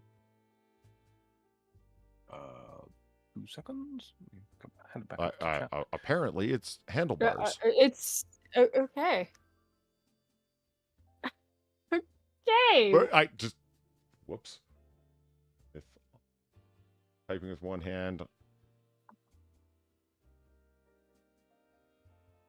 Yeah, this kind of thing, though not as not really. Demonic. No. Yeah. Damn it, Far. That's some dignity. Right. You. I am. I'm just sitting here trying to look up creatures. You're the one blowing eardrums. No, I'm not. Okay, now I'm just looking at goddesses and shit. Okay. Yeah, okay. Okay. You're just trying to avoid looking at the bad art. That's all that's going on here. Well, can you blame me? Look at this thing. All right, let's move on. No. But do you know my favorite one, though? My favorite one, just because of the sheer absurdity. What? It's a zebra, whatever the fuck, right? I'm so confused how I'm supposed to say that now, because I've had, like, just debates now. I don't understand why that's happened. But anyway, that thing with a woman's face, and it says, she gets what she wants. Huh. Why does she get what she wants? I don't know. She just apparently gets what she wants. You know what I'm getting out of this Far? This is like creep show art. What? It's the same thing over and over again. It is. Real quick, Polly. So the satyrs were native spirits in ancient Greek mythology.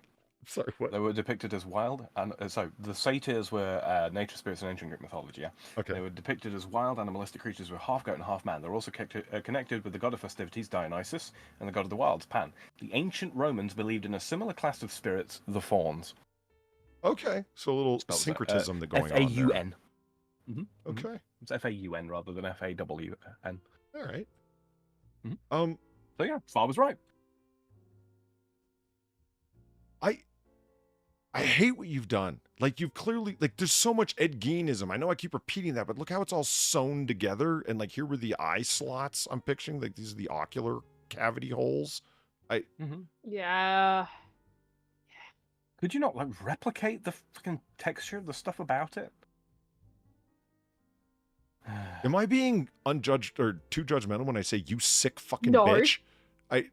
No, I don't think you are, because this is like, this taxidermy, right? Like, I love taxidermy, you know? I do appreciate a good taxidermy. The rogue stuff that BG was talking about with the griffin, yeah, that could be fucking cool as shit. Yeah. I have no doubt that that'd be cool as shit. So you can get creative with taxidermy. I could totally see that. This is not that. This is you going, I'm gonna do taxidermy, but make it, like, all artsy, which it already is. You don't need to make it artsy. It already fucking is. This is completely unnecessary. Oh, poor Kefki just came in. Oh, wow. Yeah, and it's just... Yeah, the thing to remember with all of this is taxidermy. Taxidermy involves using animal bits. So this is, like, actual creatures being formed into whatever the fuck this is. No, it's Ollie, I think it's not a real human face, Kefki. The animal hides are real, yes, but then they've been put over clay and whatnot creatures. They explain the materials that she uses for this. It's zebra hide is real. Then after that, it's foam, clay, pins, thread, and rubber eyes. So she's taken two real zebra hides and put them over these foam forms to create these nightmare figures because she's a sick bitch. And it's not that she has an idea of what she's doing. Like, look at it. Fucking look at it. Like, yeah, that... you know, like, yeah, that looks like zebras. It looks like it. Yeah. Absolutely. So, but, Polly, like, Sorry, Far, go ahead.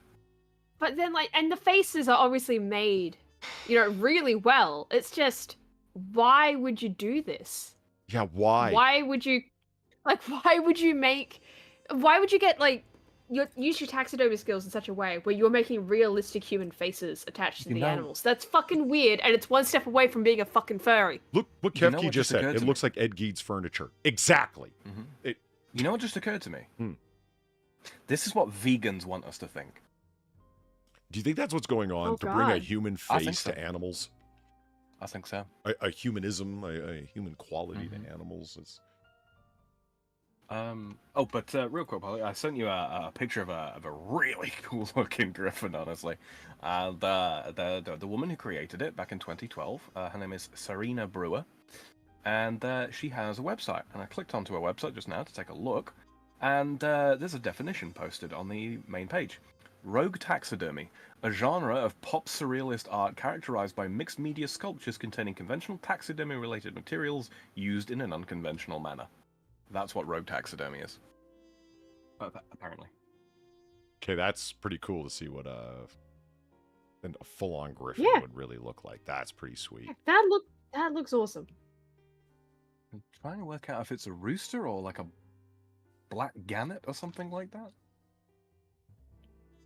I think it's a seabird. That's a mean as fuck looking bird, man. Wow. I always pictured their wingspan would be much more broad than that, just to lift their body weight, you know? Ah, hollow bones, right? Yeah. Still.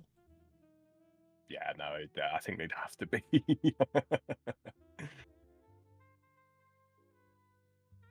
Ugh, I mean, cats. I forgot about that horror. Yeah, Cat's rear.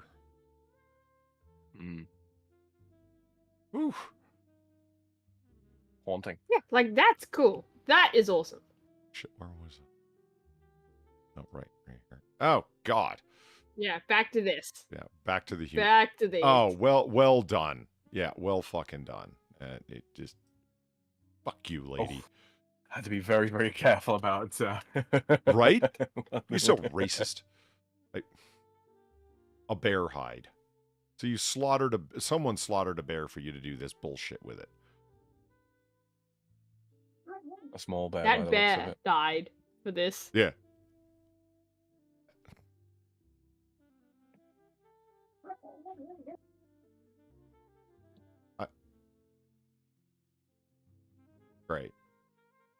Great. Again, it's creepshow art. It's the same thing over and over again. Yep. I'm so glad that you really took my description of creepshow art to heart. You weren't wrong. It became clear. I'm not wrong. I'm not fucking wrong. It became very clear after a while that, wow, Far's absolutely right about her. Yeah, like she draws the same thing over and over. And somebody destroyed a couple of fantastic wolves that probably would have made great taxidermy examples, and this is what she did with them. The same thing she always does. Two stupid faces with bejeweled Ed Gein patchwork faces. Oh, wow. So refreshing. Haven't seen this before. Look, same stupid patchwork face. Yeah, okay, I'm done. That's the worst part about it. That's the worst part about it. It's fucking boring. Yeah. Yeah. When you initially see it, the first couple are weird, and after that, it's like, how are you not bored, Kate Clark? Yeah, how are you not bored by just doing the same shit over and over? How? Like, even I get bored of that. And I made how many fucking, like, personified moons?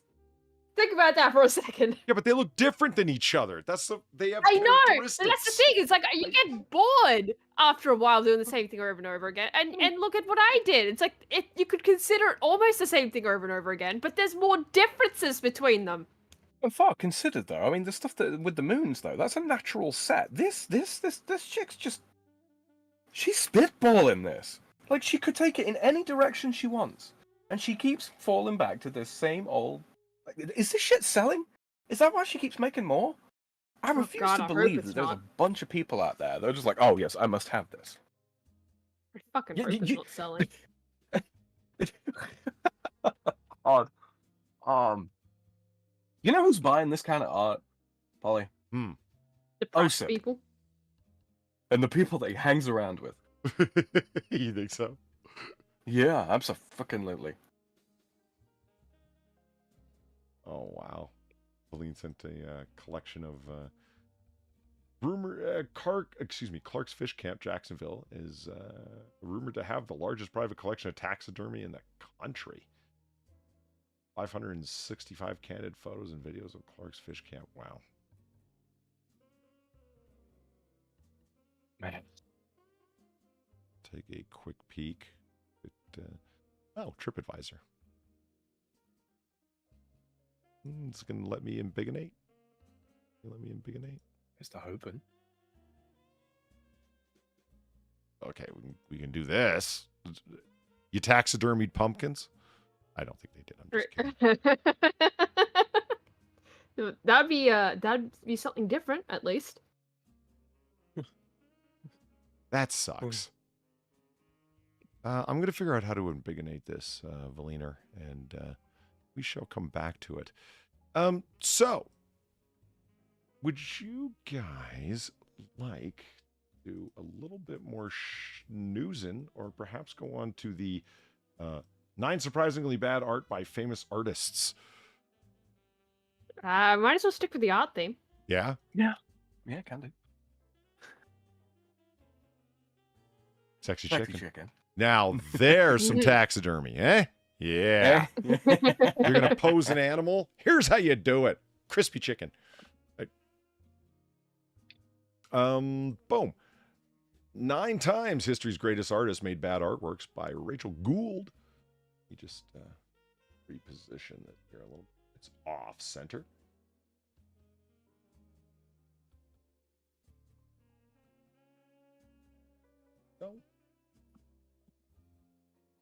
Don't worry what's going on behind the frame. There's nothing going on behind the frame. Don't just nothing at all. Not a damn thing. Mm-hmm. Now remember, guys, if you don't hit that like button, Far will come and punch you in the shins. Will I now? You said earlier. I didn't say anything. You threatened every person in this chat individually and personally that you would batter their shins with your clenched I have fist no memory if they of that. did not. I Well, have no memory of this, Sam. has somebody kicked you in response to your battering of their shins and struck you in the head? Is that what's happened? I have no memory of what the fuck you're on about, Sam. See, Far, there are a lot of people out there, right? And unfortunately, what happens is they have these lapses in memory, and it's a very common sign of schizophrenia. So, I do not have schizophrenia. I am not schizophrenic. You're you know, I am not a schizo. They engage in threats and acts of violence and then have no recollection of it. See, Kefke said chimkin about like 2 weeks ago to me. You can't stop now, can you? I thought it was hilarious. It made me laugh when she said it, chimkin instead of chicken. And I'm like, okay. So 3 days later, unintentionally, I ended up saying, we're going to go something to eat. Want to get something to eat? And I'm like, yeah, I'm in the mood for some chimkin nuggies. Everyone looked at me. There was 3 people in the car, like me and a couple other people. I'm sitting in the back seat. And I'm kind of just looking out the window and say, what are you in the mood for, Rudiger? And I said, some chimkin nuggies. Both heads turn around and just look at me. What the fuck did you just say? Yeah, chimkin. It's Chinese cuisine.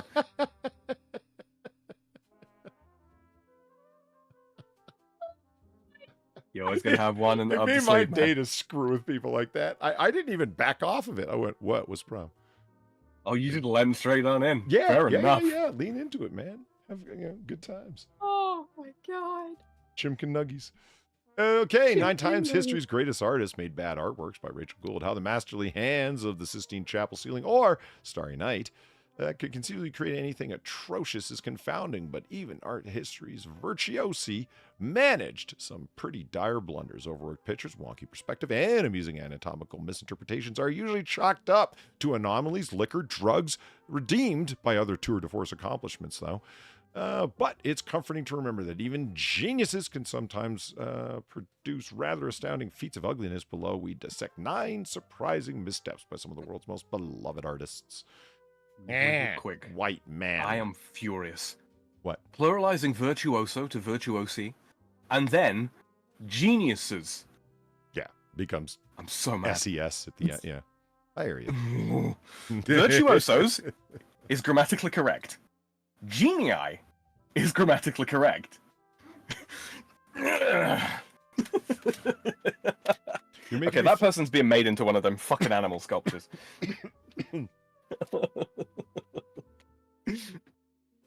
Okay. Oh, San, what? What's the problem? Okay, moving along. Michelangelo. I looked at this first one. I'm not sure I quite get it. This is Michelangelo's Night. Created sometime between 1520 and 32. 12-year stretch. Working in marble. Forged to crown some de Medici's Giuliano de tomb. Medici. Giuliano de Medici and his tomb. Night is a magnificent allegorical sculpture of the sleeping woman. Like many of Michelangelo's women, Night has a muscular stature akin to that of her male counterpart, Day. The revered Renaissance master was known to employ male models for his female likenesses. A common practice at the time as a woman posing nude was considered disgraceful. Oh, blah, blah. That's not true. With your modern bullshit, get fucked. Anyway, despite Michelangelo's tremendous dexterity, he was shockingly inept, or perhaps careless, when it came to breasts. Indeed, Knight's chest is so disfigured that in 2000, oncologist? An oncologist published a paper hypothesizing that cancer was to blame for deformity. In other words, James J. Stark couldn't write about anything to do with oncology, so he just decided to write about some art. There's her breast. I mean, okay. Yeah, it's a little off, but okay. Maybe she did have breast cancer, and you know what? Maybe he did a really good job of representing that. Fuck you, bigots. People. I have to ask, like, okay, yes, but how much of it is accentuated by the okay, it's not the cleanest statue in the world, like literally in terms of filth and dirt and dust accumulation over 500 years, or coming up on 500 years. At the base of her breast where it touches her chest, like, look how dirty it is there. If you were to clean it out, thus the shadow effect wasn't so strong, would it really be so pronounced? I'm guessing, if you know what I mean, or just postulating. No, I hear you. I do make you right there. I mean, let's not forget, when women that exercise heavily and develop muscular stature and all that kind of thing, the fullness and the roundness of breasts do suffer. They do kind of begin to look a bit like that. That's why so many female bodybuilders end up having boob jobs. I do have to say, like, the suggestion of like a male model, like it very much does look like Andrew Thorson is saying there in chat, that it's like a breast haphazardly put on a male model's chest.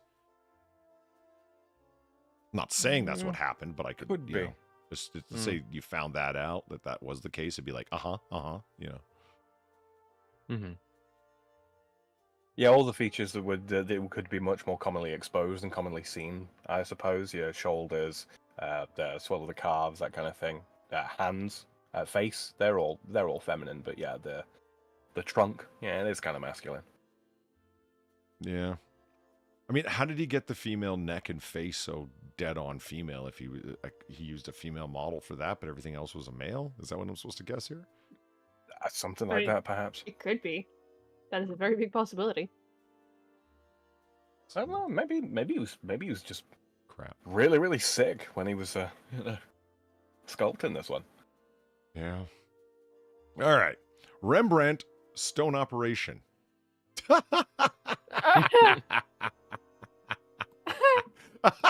Oh, I don't think that's a mistake. Yeah, I like this person right here on the right. Yeah, that's my I do favorite. too. He's just like, yeah. My face is melting. It's melting. I didn't even want to it's get not the even surgery, that. but my bad luck of a wife insisted, and she won't let me hear the end of it. That's what that guy. He just doesn't want to be there. He just doesn't. He just hates it here. And has no I eyes to understand. speak of. It just, yeah, my eyes were stabbed out years ago. I just got black holes on my waxy, dripping face. Woman, if you don't get that candle away from my face, I'm gonna plant one on you. Can I just say this? Just like Rembrandt or not, it's just not very good. I don't like the colors. I don't like the proportions. I just don't like it. Well, the fade as well is one of the problems, right? It looks like a joke.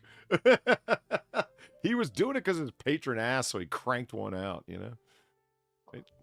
you think the character on the right there was originally supposed to be an elderly gentleman with a beard, and he changed his mind? Yeah, I mean, that could be a dude for all we know who's just got a head wrap on. A very, very old Italian man. Yeah. What does it say about Legends this? kind of go like that. A grotesque trio engaged in what appears to be a dubious medical procedure is illuminated by a wrinkled old woman holding a candle. She casts a dim light on the patient. That's a woman? Yeah, that's what I'm saying. Like, we thought this... I thought this right here could easily be a man, but it is supposed to be a woman, like Sam was suggesting. I thought it was a man. I thought it was just an old dude. I don't blame you. I don't... Not even a little. And these are barber surgeons, Far. See? Oh, great. Yeah. My favorite period of history. Yeah. When barbers were also surgeons. Yeah. Great. Far and I watched this little mini documentary on barbers in the ancient world, and it's like, yeah, they didn't even cut hair at all. It's a weird thing. They were surgeon, doctor, apothecary people, sort of. Well, I mean, barb is the old word for beard, right? Beard cutters.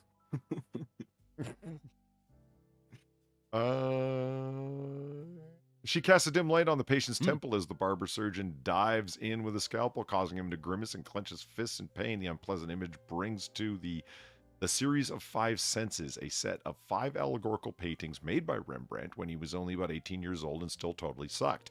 The odd subject alludes to the archaic phrase, to have a stone removed from one's head, a fictive operation to cure foolishness or stupidity. Stone operation seems crudely rendered, but presages the technical skills Rembrandt would cultivate as a mature artist. So he just, yeah. So when I say think it it's sucks, terrible. I just think it's funny. I just think it's funny. Yeah, like I said, I just don't like Like, it. everything about this is funny. I'm okay with this. It's just, I'm okay with yeah. I'm okay with this, but I find it even funnier how the tools there on the right, Yeah, they're so in focus compared to everything else. good point. Everything else is very soft, but they've got like sharp edges and Yeah, sharp but they're light so sharp, but yeah. the tools are so fucking sharp and He in probably, focus. It's just... He probably actually had like borrowed some barber surgeon tools and had them in front of him to use as a reference. A reference, probably. Okay, Yeah. then why And is then the the rest wax of it. grabber, the candlestick holder, why is it so soft and round? Like he didn't know what a disc looked like?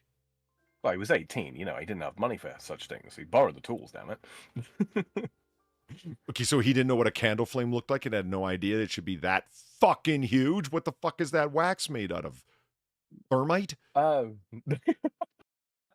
high oxygen environment, Polly. The air was denser back then. You see, back in the day, before we poisoned the planet with carbon dioxide, Exactly. the oxygen Yeah. content of the atmosphere. Yeah, right, Sam. Okay. Abraham Mignon. The overturned bouquet. The overturned bouquet. Oh my God! I see it. I can see it in the camera. Oh God, it's the sculptures. They're coming back. Kate Clark is a time traveler. As I was scrolling down, I'm like, what's the problem? It looks really, oh my God. I just, There it is. I can't tell if the cat thing is frightened or delighted. It's something.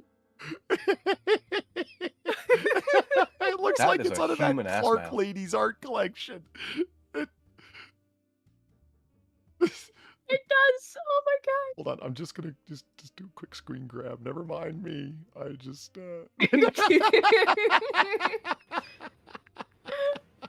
Oh, you might see that on Twitter later. I don't know. I just profile pick of the my week, God. right outside. That's gonna be Zelthor's pick, right? Right. That cat's not hissing. That's not even meowing. It's just going, ah. ah. Ah, the flowers, they fall over. And if you look at his body, like everything about that cat's fucked up. Like his body proportions, where its kitty paw is, doesn't like it. Just it's just not good. It's just not good. Holy shit. What is supposed to be going on here? Is this water falling forth? Do you see it? Yeah, water don't fall like that, yo. I'm sorry, Water falling chat can't forth. quite see what I'm Whereabouts? talking about here. I kind of can't make the connection. See this right here? Like it's falling. It's water. Yeah, it must be. Oh, yeah, I think it is water.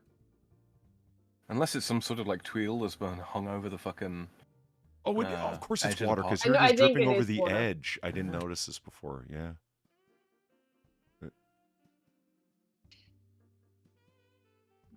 Oh my god.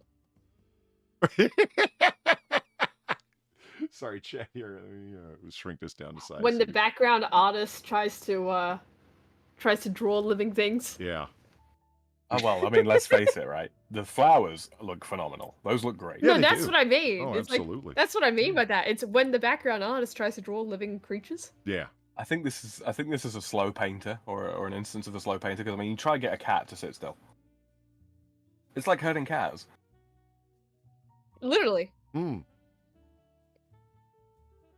Yeah, so chat, this was the water that we're talking about coming down like this in this sheet, sort of. And then it kind of Yeah. accumulates and then drips over the edge here. And it's, oh, you can't ambigonate it from, oh, well, that didn't help at all. Not really. Yeah, no. Good. So how do I exit? Oh, right there, the X.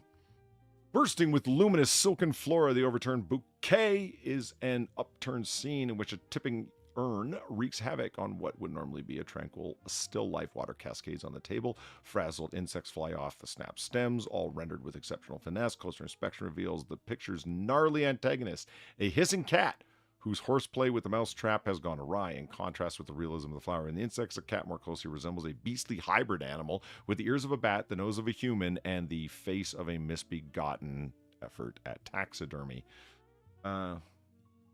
In a single image, Abraham Mignon achieved both a superb painterly verisimilitude and a feline botch job for the ages. Wow, put down the Saurus.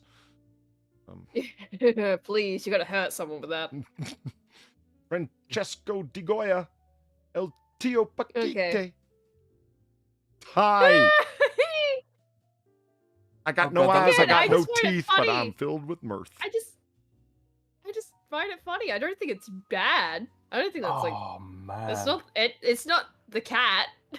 that reminds me of the propaganda that they used to put out about like Irish and Italian drunks in the New World.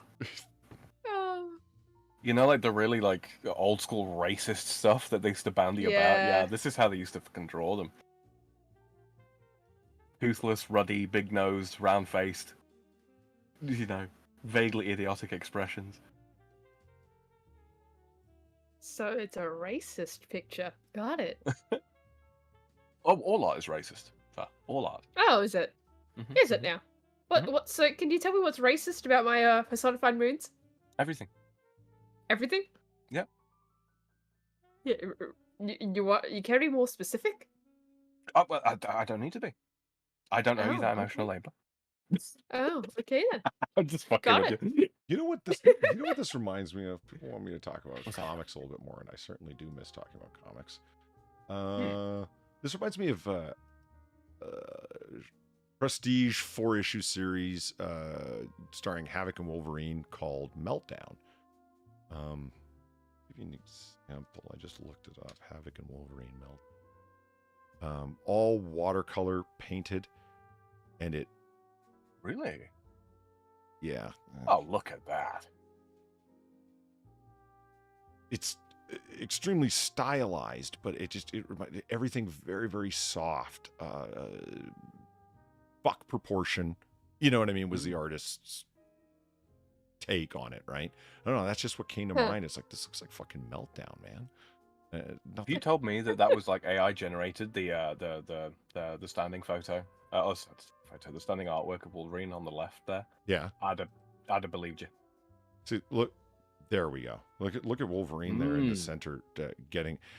This is him coming up to a gravestone, and he's like, "Oh, I can't believe you died." And then he takes a big whiff, and he's like, "Wait a minute, you're not dead at all." And he, because of his super powerful sense of smell. But look at the big nose and the face and the watercolor. That looks like it. Oh my god. It reminds me of De Goya there a little bit. Mhm. There's a weird memory. I haven't read this comic in fucking years. So back to this. Yeah, a little bit. Yeah. I cannot tell the difference. I think he just took this painting and just claimed it was his own.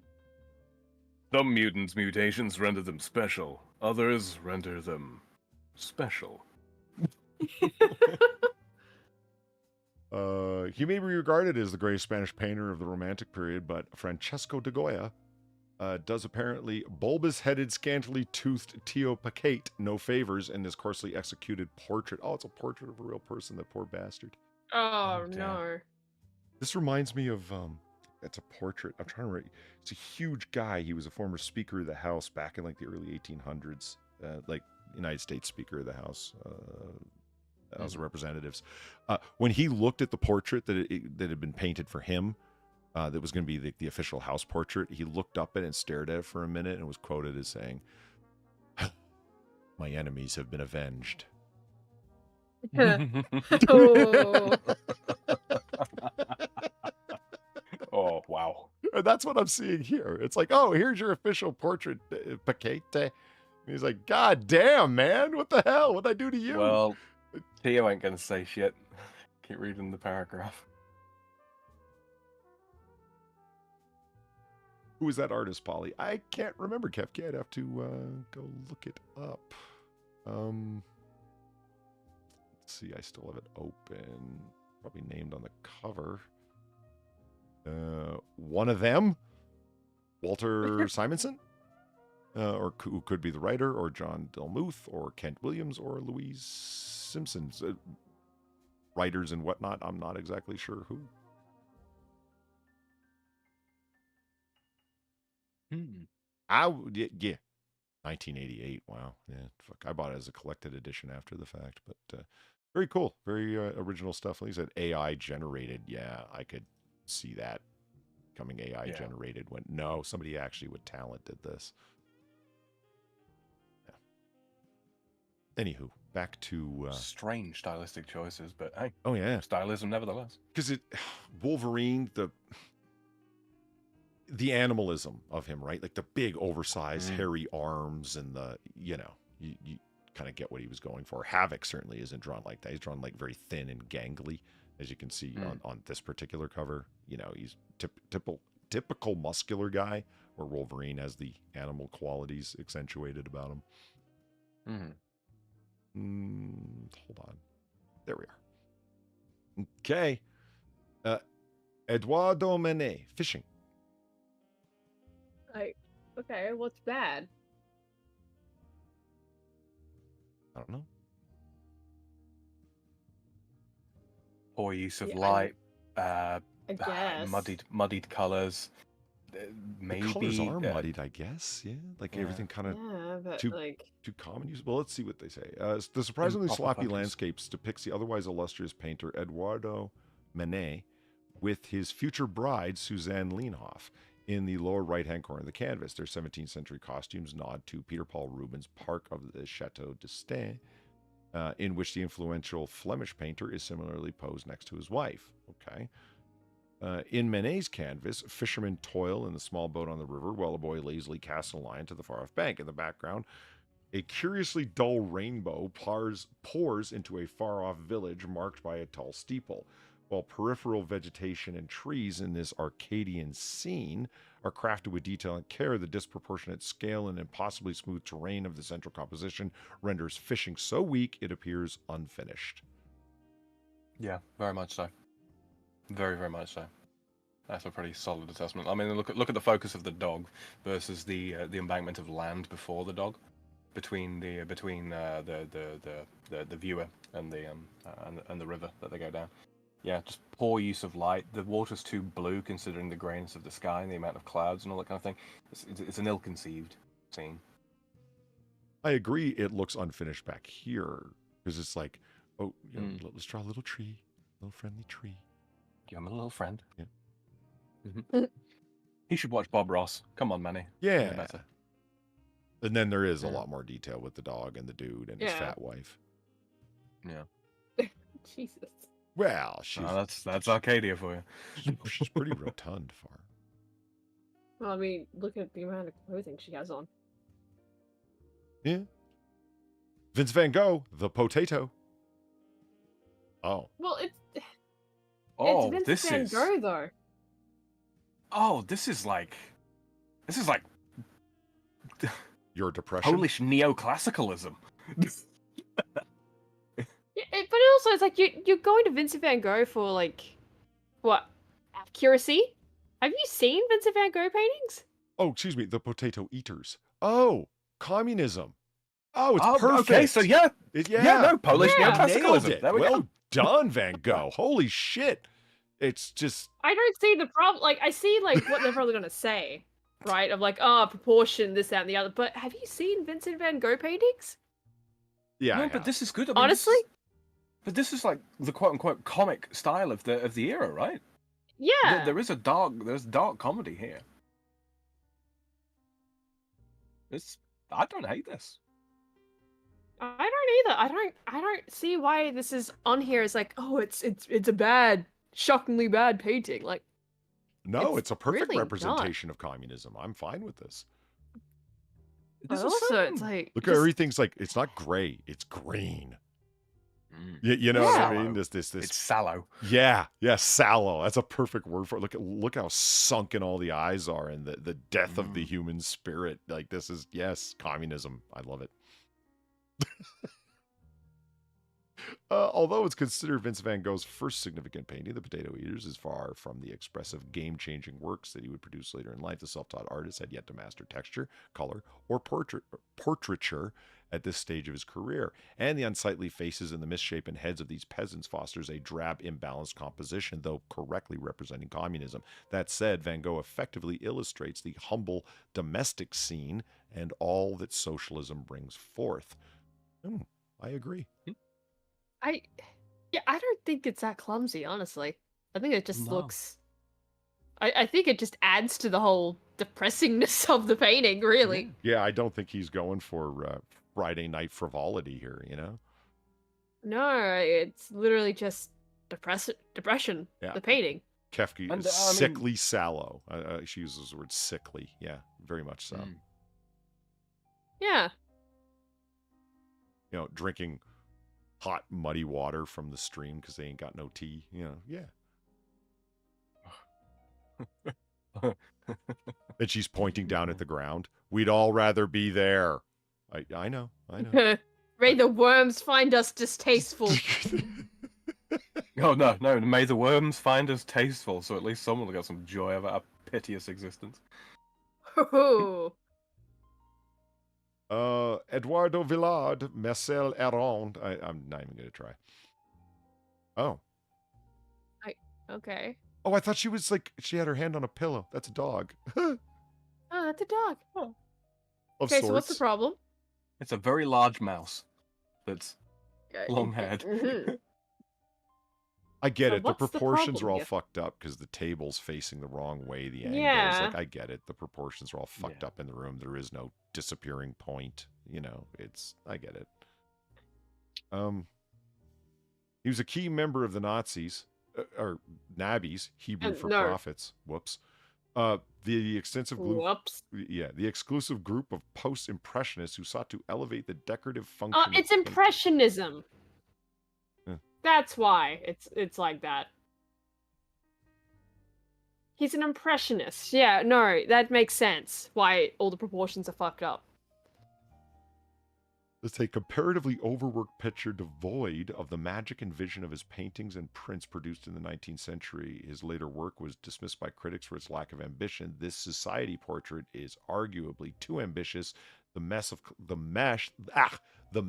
of clashing colors and patterns distracts from an otherwise agreeable, if supremely bourgeoisie painting. Oh, fuck off! It's supremely bourgeois. Fuck off! Just shut up. Who the fuck else could afford to pay? I mean, when was this again? When was the date on this? Early 1900s. I don't know.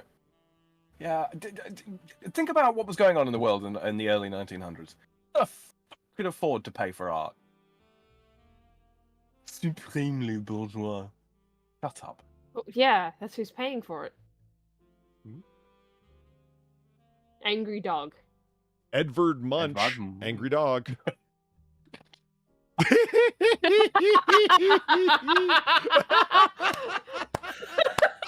Yes. Okay, so I'm beginning to see where Miss Kate from earlier on justifies herself. I love it.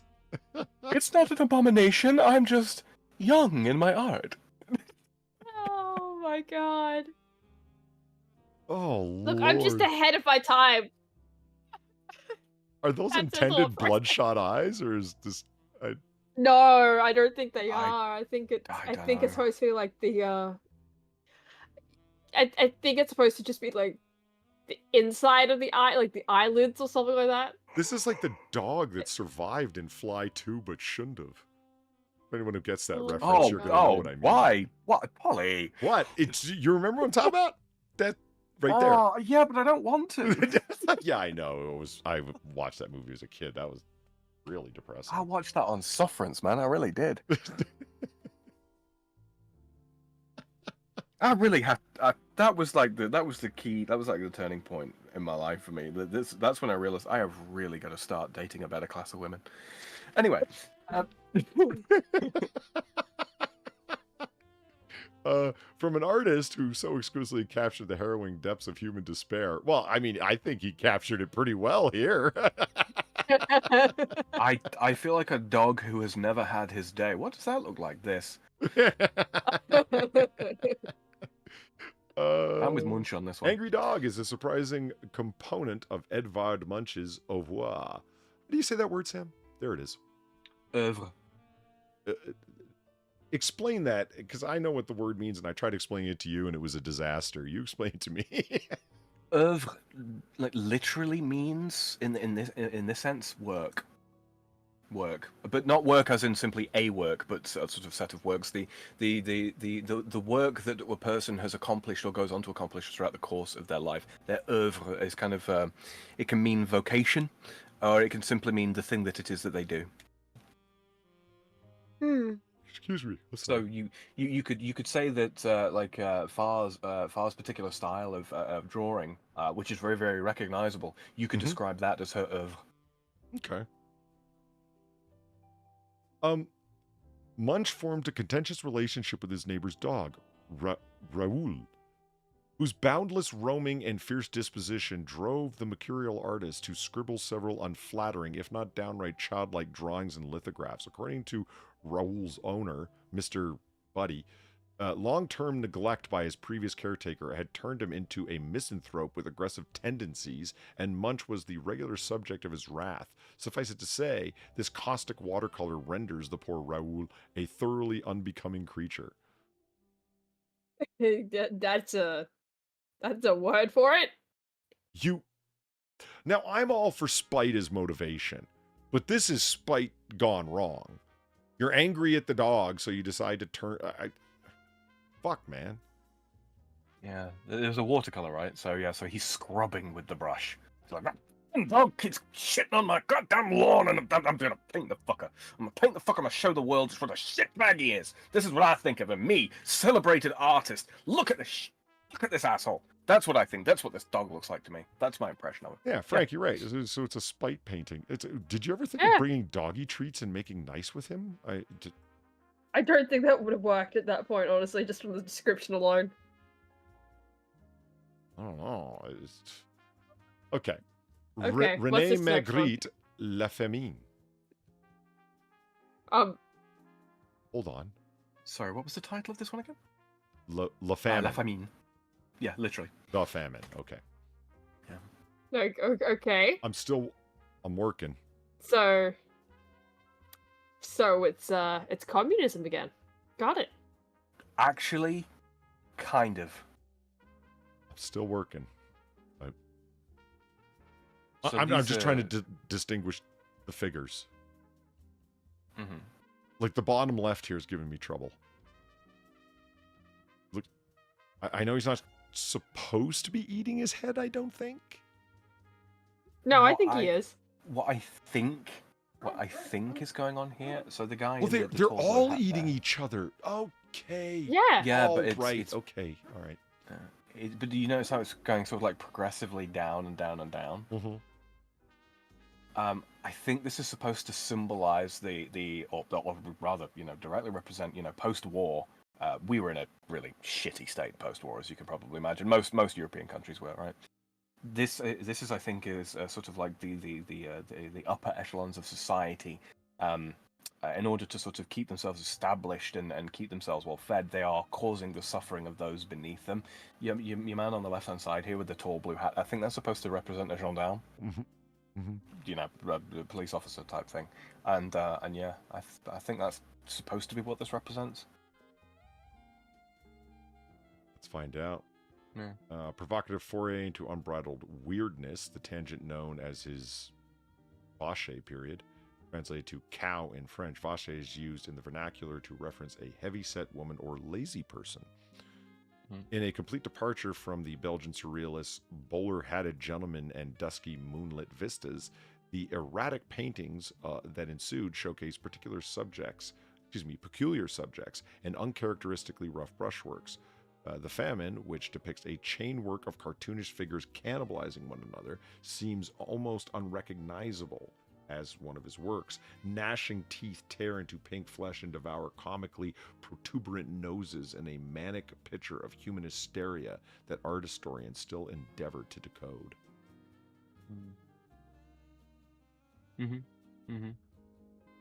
Is that it? That is it. Or is that... Yeah. I thought there was going to be a lot more... Terribleness. This isn't even terrible. Yeah, it's just... This is just... Like, half of... Not even half. Most of the stuff on here is just stuff where they're like, oh, I don't like the way that looks. This is a touch Saturday morning. Like... As a piece, but it works. It works. We did get this, though. Well, we did get that. We did get the cat. We did get the cat, so there's, you know... So drunk, I Gonzo. cannot get up. Gonzo. Oh, I got Eva. Robbed. Gamer Bleen, thank you for the $2. The painting isn't the issue. The issue is the author thinks the scream is a masterwork by comparison. I fucking hate how hyped that painting is for edgy people. I don't know. I like the scream. I think the scream is fine for what it is. Like, overhyped, yeah. But I think it's fine. I think... Who was it that painted the scream again? I think it was actually Edwin Munch. I think it was. Was it Munch? Oh, a minute. Like, think I think it actually is the same guy. What do I know? Do you think if they'd I'm actually... so baroque. Yeah, it is. Is it? Yeah, Edward Munch. Edward Yeah. Munch. Oh. The guy that painted the dog. Yeah, Edward Munch. I thought it was. Do you think if they actually asked him, you know, so what is what do you think is the underlying message that you're trying to compose here for the human eyes to perceive? And for, do you think he'd just go, it's just a fucking painting, mate? I think he would. Possibly. Oh, man. I hope he would.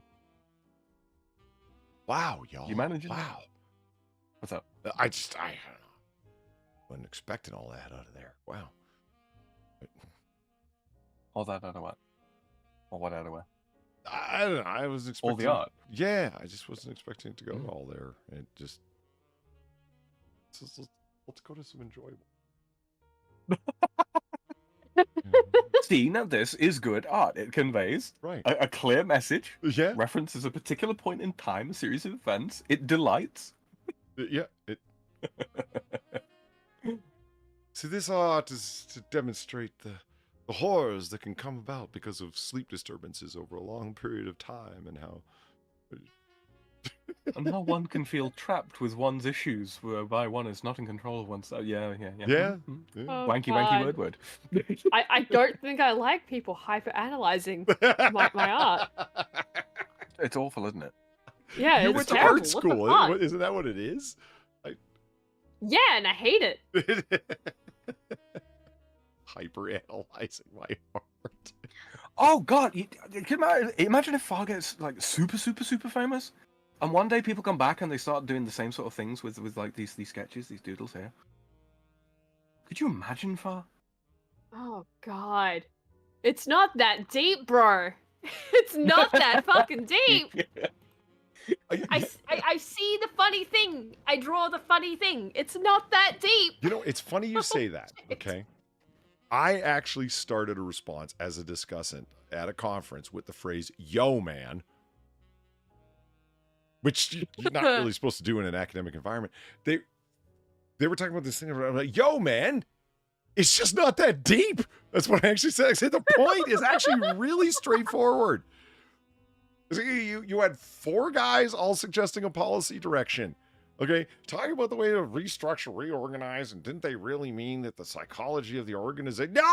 No, listen, motherfuckers were promoting some shit that would have helped them out more than it would have helped out the fucking agency overall, but they were all presenting it as if it was for the good of the agency. It was nothing more than an example of policy suggestions that were self-serving. That is all. And I was pretty fucking explicit about it in both the introduction and the conclusion. It was truly sandwiched with the explanation. There's nothing to intuit here. Yeah. I believe I made myself clear, gentlemen. I thought I had. That is how you say it in the modern vernacular. I thought I'd made myself. Yo, man. Yeah. Right. But I didn't go, it was like, yo, man, look, it's just not like that.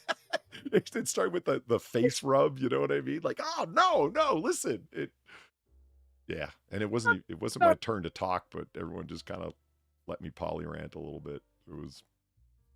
Have you ever, in your various discourses, defenses, discussions of a formal academic discussion, shall we say? Mm-hmm. Have you ever actually been brought to the double face palm? Unironically, I mean. Of something I was asked? Something you were asked, something that was being discussed, and it was where maybe it wasn't your turn to speak, and you're thinking and you're hearing what they're saying, and it is so palpably stupid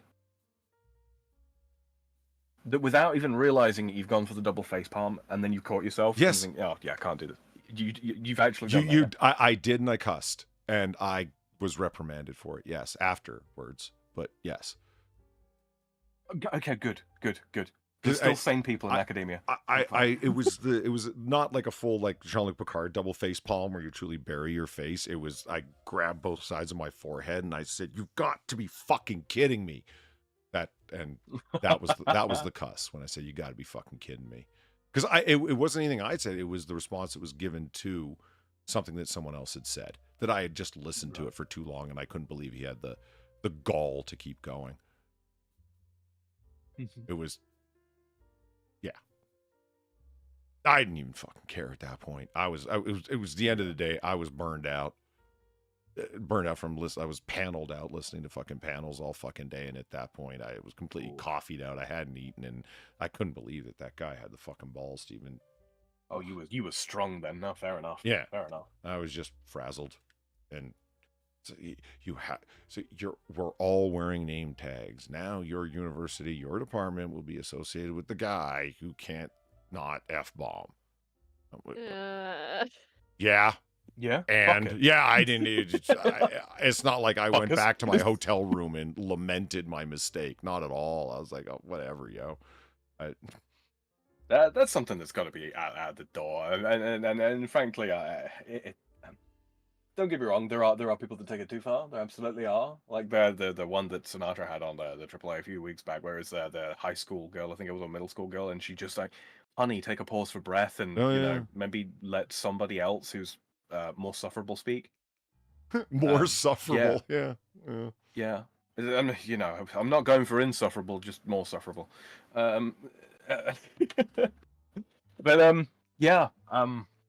Jesus. The notion of like, foul language. Yeah, sometimes it's called for, especially in academic settings. I think so. The word has meaning, it has merit, it has use, absolutely has function within discourse. Why should it not be used, especially in institutions of higher education? I think it's not like people are, unless it's somebody who's put it in a certain way, in a power position over the person. If they don't believe that there's any, if they believe that they can keep going, they will. You know what I mean? If there's no moderator there to call them on what was going on, and there was a moderator there, they were just completely errant in their job. They just, weren't doing their fucking job, and they absolutely should have. Where it's like you've become non-responsive, so either concede the fucking point and we'll move on, or fucking answer. and the person was just not willing to do so. That the moderator was on their fucking phone, which, you know, that was the fucking. That's poor show. That was the actual problem. Is that there was zero fucking moderation, and the person was able to get away with bullshit. It was basically like a modern political debate. There was no actual moderation worth the name, and therefore it went right off the fucking hinges because people could get away with whatever they fucking wanted, and that person took it to a ridiculous fucking extreme. Okay, just organize here. Mm-hmm. Just take a quick look at chat here. The Flex in chat says, I mean about foul language, just ask Stephen Fry. Yeah, I happen to agree with him wholeheartedly on that. Yeah. Though the accent allows you to get away with it when you can pull the RP out, you can say some shit that said with an American accent, it's just, why, that's just uncouth, you know, but you know, somehow. Well, I'm not quite sure about that, Polydub. I do believe that there are certain American accents that could quite reasonably get away with the fuck. Get away with the fuck. Get away with the fuck. Those bastards need to learn better. And for you, Far, it's also true with the Australian accent. You know, you can be. Oh, I know. You got to be fucking kidding me! From the them. back of Parliament, and somehow it passes. How? It's the accent. I don't know. Well, that's just Parliament. But apparently, I can get away with swearing in front of Platy's Nana. Because she's just like, oh, it just sounds so natural coming out of him for some reason. Apparently. Love that. It's like, oh, God. Out on the wild plains of Africa, we see the majestic lion. Fuck, isn't it glorious? Get away with it. Get away with it. I love it. There are, you know, there are ways and means where it doesn't come across as all that uncouth, I don't think. Do we want to end it soon, or what are we doing? What are we doing? I think we want to do Tatooine House, don't we? Tatooine House? Do that and... Okay. Tatooine I House. apologize if my dog's barking's coming through. I know you've said before it's not as loud as it sounds to me, but damn it, I apologize anyway. All right, here we are, ladies and gentlemen. Boom. This is certainly a house. Tatooine House for $1.5 million. It's located at 6920 Bonita Avenue, Joshua Tree, California. Be very, very quiet. Son of a fucking bitch. I just... Under singing lessons, acting lessons, dancing lessons. Look at this piece of shit Lessons. Out in Joshua Tree. Even down in Joshua Tree. Goddamn god-awful behated California. Holy fuck, you gotta be I'm gonna fucking play with kidding that. me. I'm gonna make that a character. And one more reminder, if you'd like to support our little bar live from the Shays District of Noir City, please feel free to tip. All of our Streamlab links are below. That's mine, that's Far's, that's Sam's. All of our Streamlabs are down there, and you can find them all. We're pleased to come back to 1942 with you each and every week for the best of this bygone and by God awesome era with you. Stream boss, no, we're just paying crime bosses. And by that we mean cops. Stream goals? Our only goal is to keep the bars open, the candles lit, the bars stocked, the cops paid off, and have enough left over to buy new equipment to make the stream better, like the Stream Deck. Thank you guys for that. Greatly appreciated. Still trying to make it work right. But, you know, getting there. And the next step, XLR mic quality to step up to, so Valine won't have to pester me as much anymore, and we'll get rid of all the sibilances when I talk. Yeah, now that I've called attention to it, you're probably going to hear it all the time. But if you'd like to help by tipping below, please feel free. If you're listening in the future, you leave a comment down below. I get a chance to read them all and respond to most. If you haven't already, hit that like button. And if you'd still like to do more, you can go ahead and retweet the twit that I sent out just shortly after we started. Because, god damn it, it's not like the algorithm's going to help. Bastards.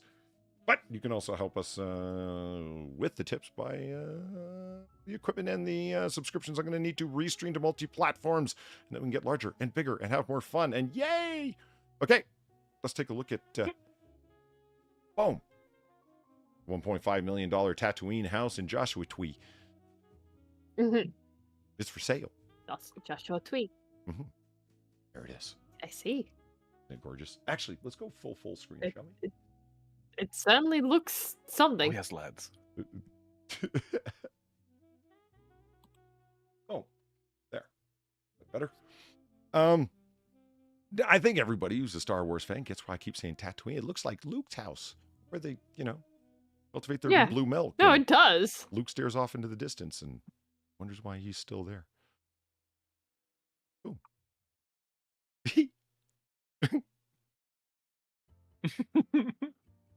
Those cactuses are in really straight rows. Yeah. You better have Cactus those Avenue. droids up on the North Ridge by midday or they'll be hell to pay. Oh, those aren't cacti, Far. Those are. This is the annual gathering of the Tribble. Oh. All right. The green spiky tribble? The heavy assault Tribble. So, from this angle, it looks very Flintstonian. Mm-hmm. Yeah. It's a hell of a render job. I'll give them that on the walls and such. Barbecue pit?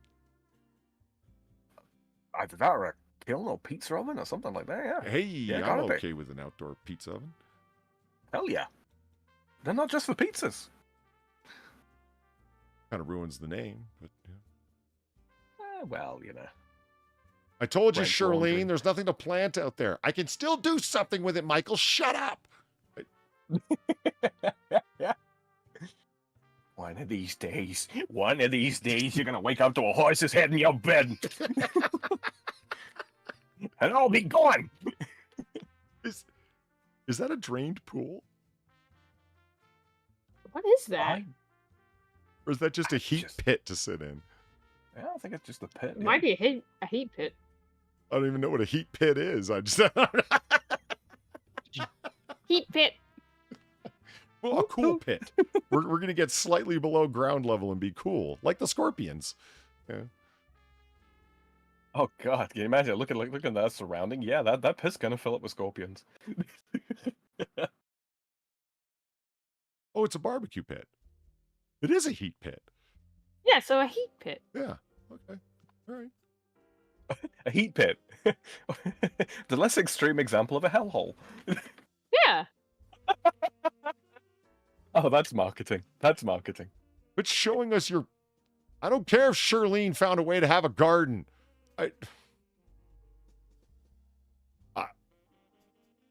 All right. I am intrigued. Yeah. What is this? Doesn't fit with the surrounding architecture, but you have my interest. Yeah, what is this?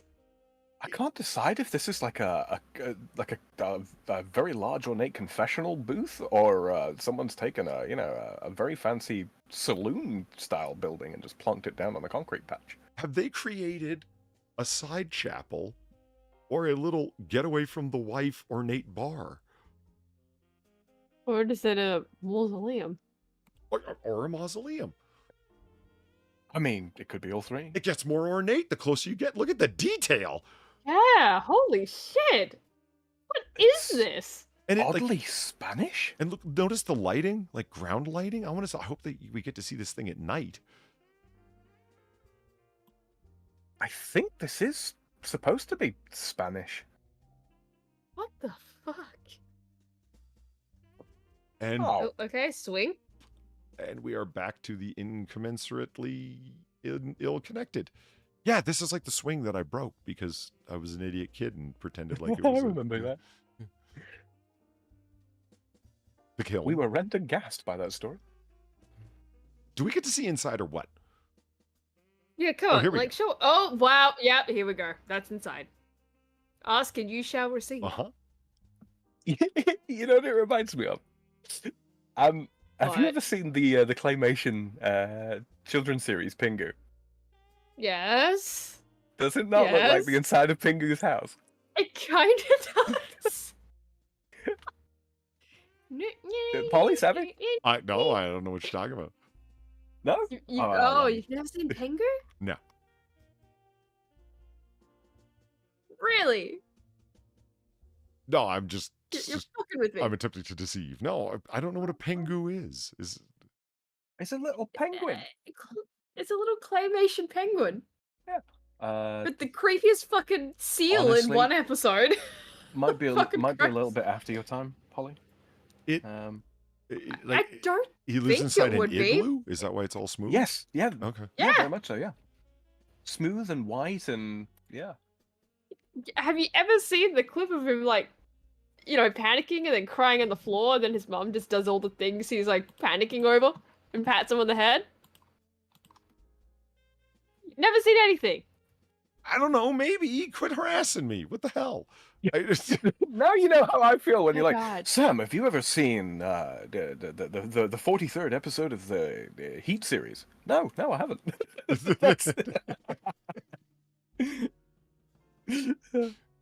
Well, I'm like, no, but I feel like I should have. Anyway, yeah, there we go. Is this a bathroom? That is, isn't it? That's a bath. yeah, it looks like a bath, and I thought this was just like a water fountain, but then you can see the stand-up shower over here. Hmm. Yeah, there we go. There's a better. Oh, those are just okay, right. Awesome. Yeah, with a very overly ornate hookah over here. That's a font, Polly. I mean, I can respect your plumbing problems with a house structured this way, I guess. Oh yeah, pipes expanding and contracting underneath that render, yeah, to crack it off, so they've had to run them outside. Okay. And we're back outside. Okay. Yes, the roof that's not a roof. These are... Oh, no one cares about Shirlene's cacti. Fuck. Ooh. Now, that's some natural wood furniture if there ever was any. Is it wood? You think it's like sculpted out of formed material? I was not thinking maybe resin could be. No, I mean, I'm happy to go with wood. Like them twisted, gnarled trees that you get out in the desert, right? Yeah, that's what I was thinking. That's kind of cool. Yeah. I don't hate it. No, neither do I. I mean, it's very... It fits into the landscape extremely well. I think I'd rather see that than those god-awful, like, green-stained park bench contraptions.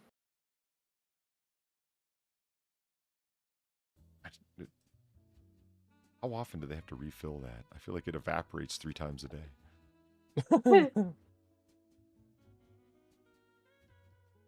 Are these the green contraptions you were talking about? No, it's this you know, like picnic benches that you get at some parks, where it's like the table and then there's like bench seats that are, it's all built into the one, and it's, you know, 2 A-frames on either end, almost like a trestle bench type thing, and then it's just regular wood that's just been stained green, so it blends in with the green of the grass, and it never does. Wait, because we got like a bed, and then Yeah, there's like I got a bed. there's a little hole for Valine to sleep in, apparently. Yeah. Or the dog. Right. Either will fit. I found the Pengu clip I was looking for. There we go. The master bedroom, quote unquote. It's got a little panda in it. It does. That's actually delightful. And what looks like a dream catcher up here. Oh, yeah. Yeah. I don't hate it. It's just a bit strange. Oh, what is this? Is that a standing Buddha, dude? I don't know if that's a Buddha.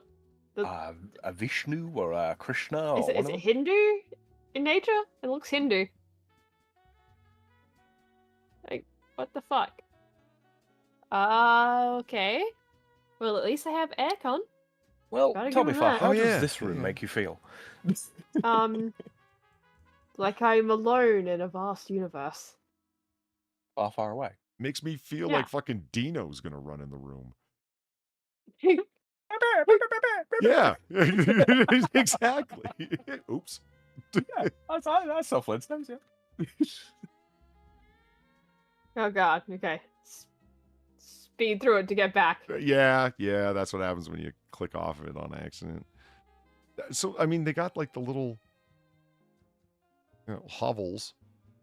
Yeah. I wish they'd pick one type of arch. I can't, no. Why are there antlers on this ladder? Right? Why this furniture in this house? I mean, talking about clashing. Like, I'm not somebody to get all up on, like, oh, your throw pillows clash with your rug. Like, no, I don't really care about yeah, that. no, but this like, is just, like... This is more odd. Yeah. Odd choice. It's like the Palace of Versailles wants their furniture back. Yeah. Fred.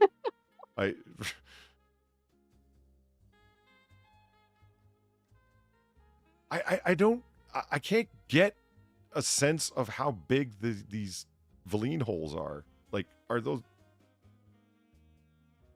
Could I dive through those with my sword drawn to continue the duel with the man who I'm about to kill for taking my father's life? That's the question that I need answering.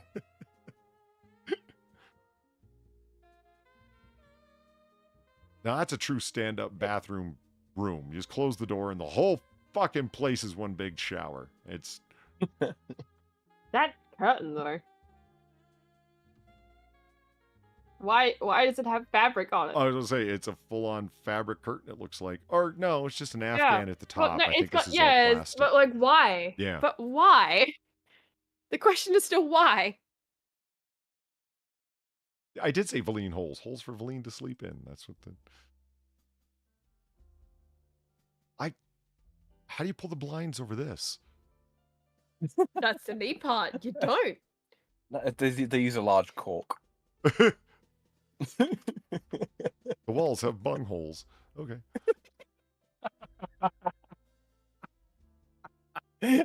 Bunghole, yeah. You wake up in the morning, darling, would you open the window and let some light in, please? Sure, honey.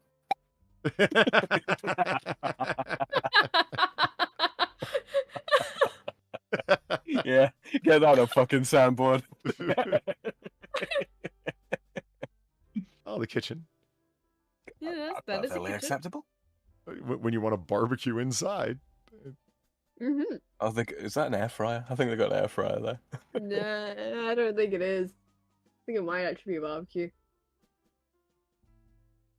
I don't know what that is What? now. No, what is it a that? giant George Foreman grill? Like- Oh, yeah, I think so. Okay. Nice breakfast nook. For the three amigos. Mm-hmm. Huh. I love their industrial size fucking 4-gauge extension cord coming out of the wall. Yeah, fucking that's three-phase for the cooker, yeah. Oh wow. I do actually gotta say, you see all the light coming in through the little sort of porthole style windows. That's actually quite clever. Yeah. Because it diffuses the light around the room, so you don't get so much like a hard sun glare coming through. Because I imagine it's quite hot where this is, given the environment. Yeah. But no, that's good. That's clever. That's clever. Okay. I do like how the repeated doorways are all the same spade shape. Mm-hmm. Yeah. Yeah, At least Gothic they're arches, Gothic arches in lines, and then windows typically are more Roman arches. Yeah, it's a good. They form some nice niches in the wall for you here, Sam. What is that? It's one of them trifold deals, but it's like padded, Yeah, why though? Why is it padded? Because when you throw your delicate clothing over the top, you don't want it to hit against something hard, or it might snag against a rougher material. So it's nice and soft and padded, so you don't tear your silk dress far. Are you sure they just didn't go with Sam. soft and quilted so it looked like the walls? Yeah, I'm talking out my ass. Sam, you expect the people of this house to own silk dresses? Yes, actually. Well, $1.5 million to live on Tatooine, Flintstoneville? Yeah. Fair point. God damn it, Far. That's not me. What the fuck? Yeah. All right. Separate bathroom or same one? Yeah, I Even think the it's a toilet separate looks one. like it's been like melted slightly. Yeah. I don't know. It's. I'm expecting to see something that's like of scale, where you're gonna see a person's hand, and this is just a big The old only thing I Play-Doh knew house. for sure was this: every son of a bitch that worked for her, they were all gonna be better off dead. I love the weighty sound of those 1911s being put down. That's an all-steel gun right there, baby. Gabrielline, thank you for the $9. Holy shit! When Sam gets to the U.S., just come out to Arizona to see the good desert. We can go out to the Petrified Forest, Montezuma's Castle, etc. Just stop saying Valine holes. I will make it weird. When Valine's threatening to make it weird, it's time to back off. You know, it's just.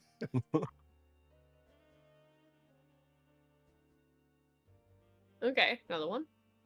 I was just looking at the out of focus. I'm like, oh, they've pulled back the blinds, like if you were taking pictures of Leonardo DiCaprio on the beach. You know, it just.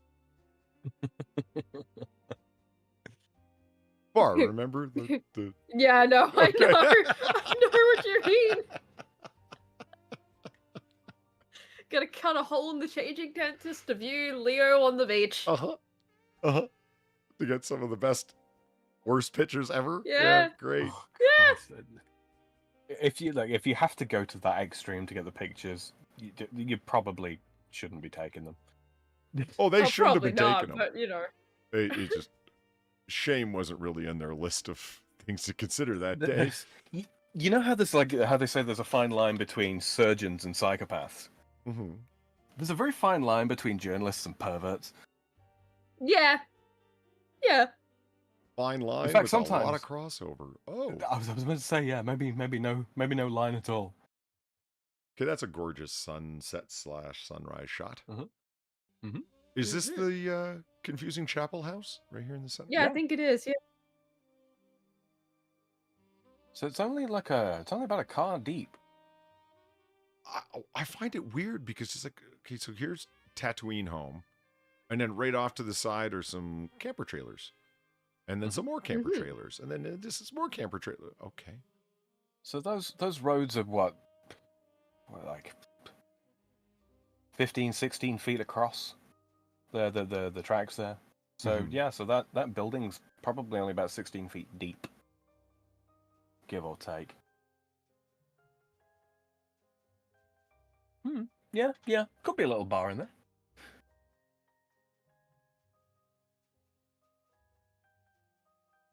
There is, yeah, okay, I'm starting to see, okay, hovel 1, hovel 2, separate hovel, and then the eastbound hovels. Okay. No garage. I thought that was a crocodile for a second. yeah, I can see that. I can see that. Yeah, Oh, nowhere to- Charlene nowhere lit to up put her cactuses. That's nice. Oh.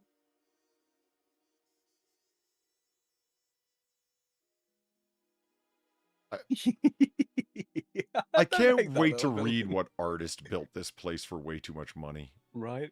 Now it's like going to be, rent it for Airbnb-isms. I really Yeah. think that they tried to. This has to be an Airbnb house. It has to It's- be. Desert igloo. That's the style that they're going for here. Quit showing us the Pingu, pool. but in the desert. Yeah, there just isn't that much to show. I see what Valine was talking about, a depressed fire pit so the wind doesn't affect it as much, because when you're out there at night, the scorching day desert air turns into chilling night, burn your fucking skin off chill. Yeah. Do you think that when the wind blows through those little holes in each seat, do you think that they've kind of like tuned them so they make different noises so you know which way the wind's coming from? Because I fucking would. Honey, which way is the wind coming from? Ooh, northeasterly, darling. Shut your What? yap I for a totally would. second, and then I'll be able to tell you. Hold on. Yeah, right. I get the feeling if you look off in the distance that they're only like, just outside of, Vinci. It just It does look like there's a bit of a flat old bit Yeah. of Vinci over there on the rear left, yeah. Okay, I lost my perspective for a second. I'm like, oh, look, they got a Dino house, too. They say, oh, no, wait a minute. It's just far up. It's got its own little spindly dealy thingy on top there, whatever they're called. Mm-hmm. To stop the smoke getting blown back down inside the flue, right? I thought those were for heat exchange alone.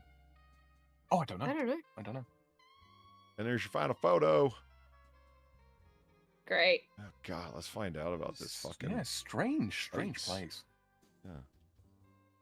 What's the tour? Do we get any information? Nothing? Nothing? Nothing. Wait, back to listing. Ah, yeah. No, go back. Okay. The X at the top, back to listing. Ah, thank you. Here we go. There we go. Okay, here we go, ladies and gentlemen. Welcome to Bonita Domes in Joshua Tree, California. Bonita Domes. Beautiful domes. This exquisite property will leave you feeling a sense of magic, almost as though you have been transported to an extraterrestrial planet. You don't say. As opposed to all those terrestrial planets. The domes are comprised of a larger dome, equipped with 2 sleeping quarters, a living area, a kitchen, and 2 bathrooms. The singular domes include a studio living quarter, as well as 2 separate sleeping quarters, and a communal bath dome. A communal bath dome. Okay, there's the phrase of the day. The vast and beautiful grounds consist of a desert landscape, an outdoor kitchen, and barbecue area. Step down into the circular fire pit where you can relax and take in the millions of stars in the sky above. Newly constructed pool with a large area for lounging and sunbathing. Okay. In addition to all of these wonderful features, the property has a small temple on the grounds, perfect for meditation, for a meditation room or an area to sit and reflect. This is an out-of-the-world property, is something you will not come across every day. This income-generating property is perfect for desert retreats, events, and so much more. So, Airbnb house. Yeah. Yeah, just absolutely. income-generating property. It just Yes. Yeah. Either Communal bathroom dome. that March Fucking of 2022, and then, oh, motherfucker, give us money. And then, Yeah. oh, wait a minute, we were out of our minds. Let's drop it $500,000 and see if some chump will buy it. Right? Look at That's the a fucking, hell of a list. look at the fluxes. Just, Yeah, listing removed, listed for sale, listing removed. just from like April of 2023 all the way up. Whoa. Wow, you guys got tax assessed like a motherfucker in 2022, didn't you? Mhm. Holy shit. Oh, man. What the fuck happened Dynamics. there? They built it up? They added the pool, maybe? Something caused your tax assessment to fucking, well, triple. Lord. What? Estimated monthly cost. A cheap family car.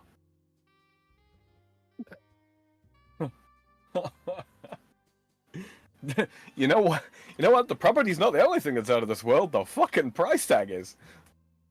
It Yeah, blows no my fucking mind. kidding. Estimated monthly cost, just the property taxes alone, are $1,400 Jesus. because of that fucking choker of a tax assessment. I Mhm. don't even pay that in rent. For Christ's sake, the tax assessment is, holy shit, it's literally half the value of the fucking whole thing. It's 1.5 million. That's insane. I don't even want to know Absolutely. what's going on there. What the fuck? Did they find out you were laundering something through this? That the whole fucking purchase and the whole development was a giant tax dodge scam, and so they fucking assessed your property? Did they figure out who fucking put a horse's head on the fucking hood of their car? These fuckers in Arizona. Right. Man, Fuck. I just mean, so whereabouts is this in relation to the rest of California? That's a good question. Yeah, if they had put their... Is this California? Yes. Yeah. Okay, I thought it was Arizona for some reason. No, I can understand why. Just want to I look don't at know. it. It's Yeah. it's in Yeah, I it's on don't fucking Bonita know Avenue, why. Joshua Tree, California. Yeah, Joshua Twee. Yeah, where in California is this? Is the question. Show me a bigger map. Boom. Yeah, was it 92252? Yeah. Yeah. Oh, it's like what? About 100 clicks outside of Los Angeles. That's what they're seeing off in the Huh. distance. LA, of course. Yeah. Joshua Tree National Park. The Yucca Valley. It sure as fuck is. Pioneer Town. Big Bear Lake. Yeah, just no. But I do get the idea of they off-put their taxes from 2020, 2021, and then they got hit big in 2022. Yeah, That makes sense. Oh, excuse me. That tracks. God, it's so recently built. Like, you can't even like point it to be like some weirdo artist's expression house or something. You know what I mean? Yeah. Mm. As well as it'd have to be what, like late 70s, early 80s to kind of really come across as having any legitimacy as that. Why Palm Springs so Coachella country? Nice, Feline. Oh. Well, it's on a 2-acre lot. I mean, I guess that's something. But I mean, No Fucking information Christ. about no information about a homeowners association. Yeah, so at least you're free of them. well, yeah, small blessings, right? Yeah, well, Yeah. see, you're still in the state of California, and the state of California's government basically is one giant homeowners association. Oh yeah, Yeah, all right. Yeah, that's Pinger.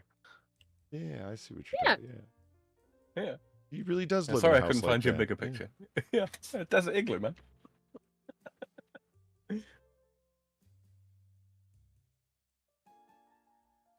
Yeah, Right down to the windows.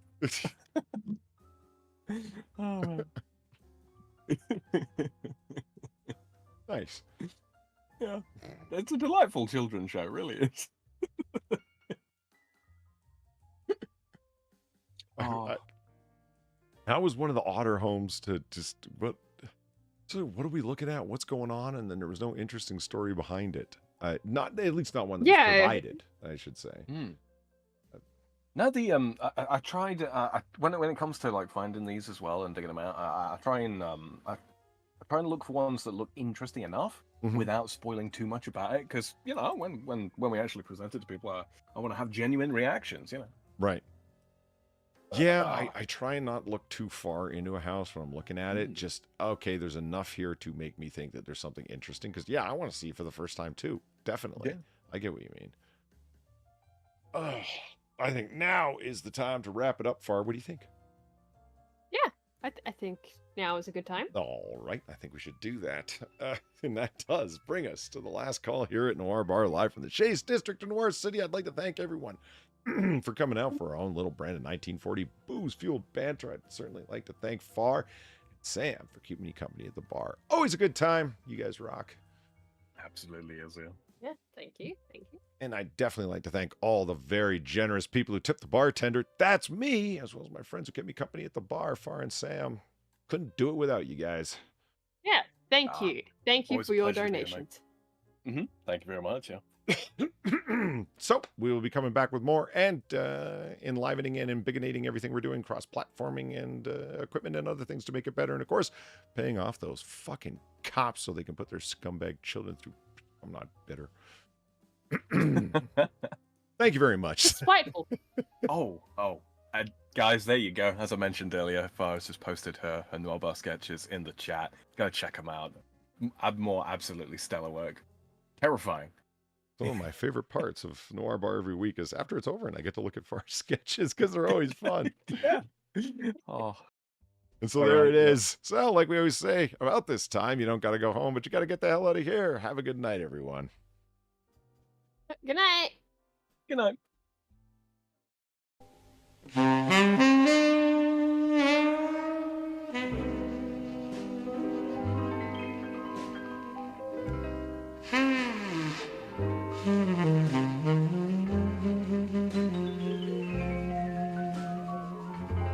Mm-hmm.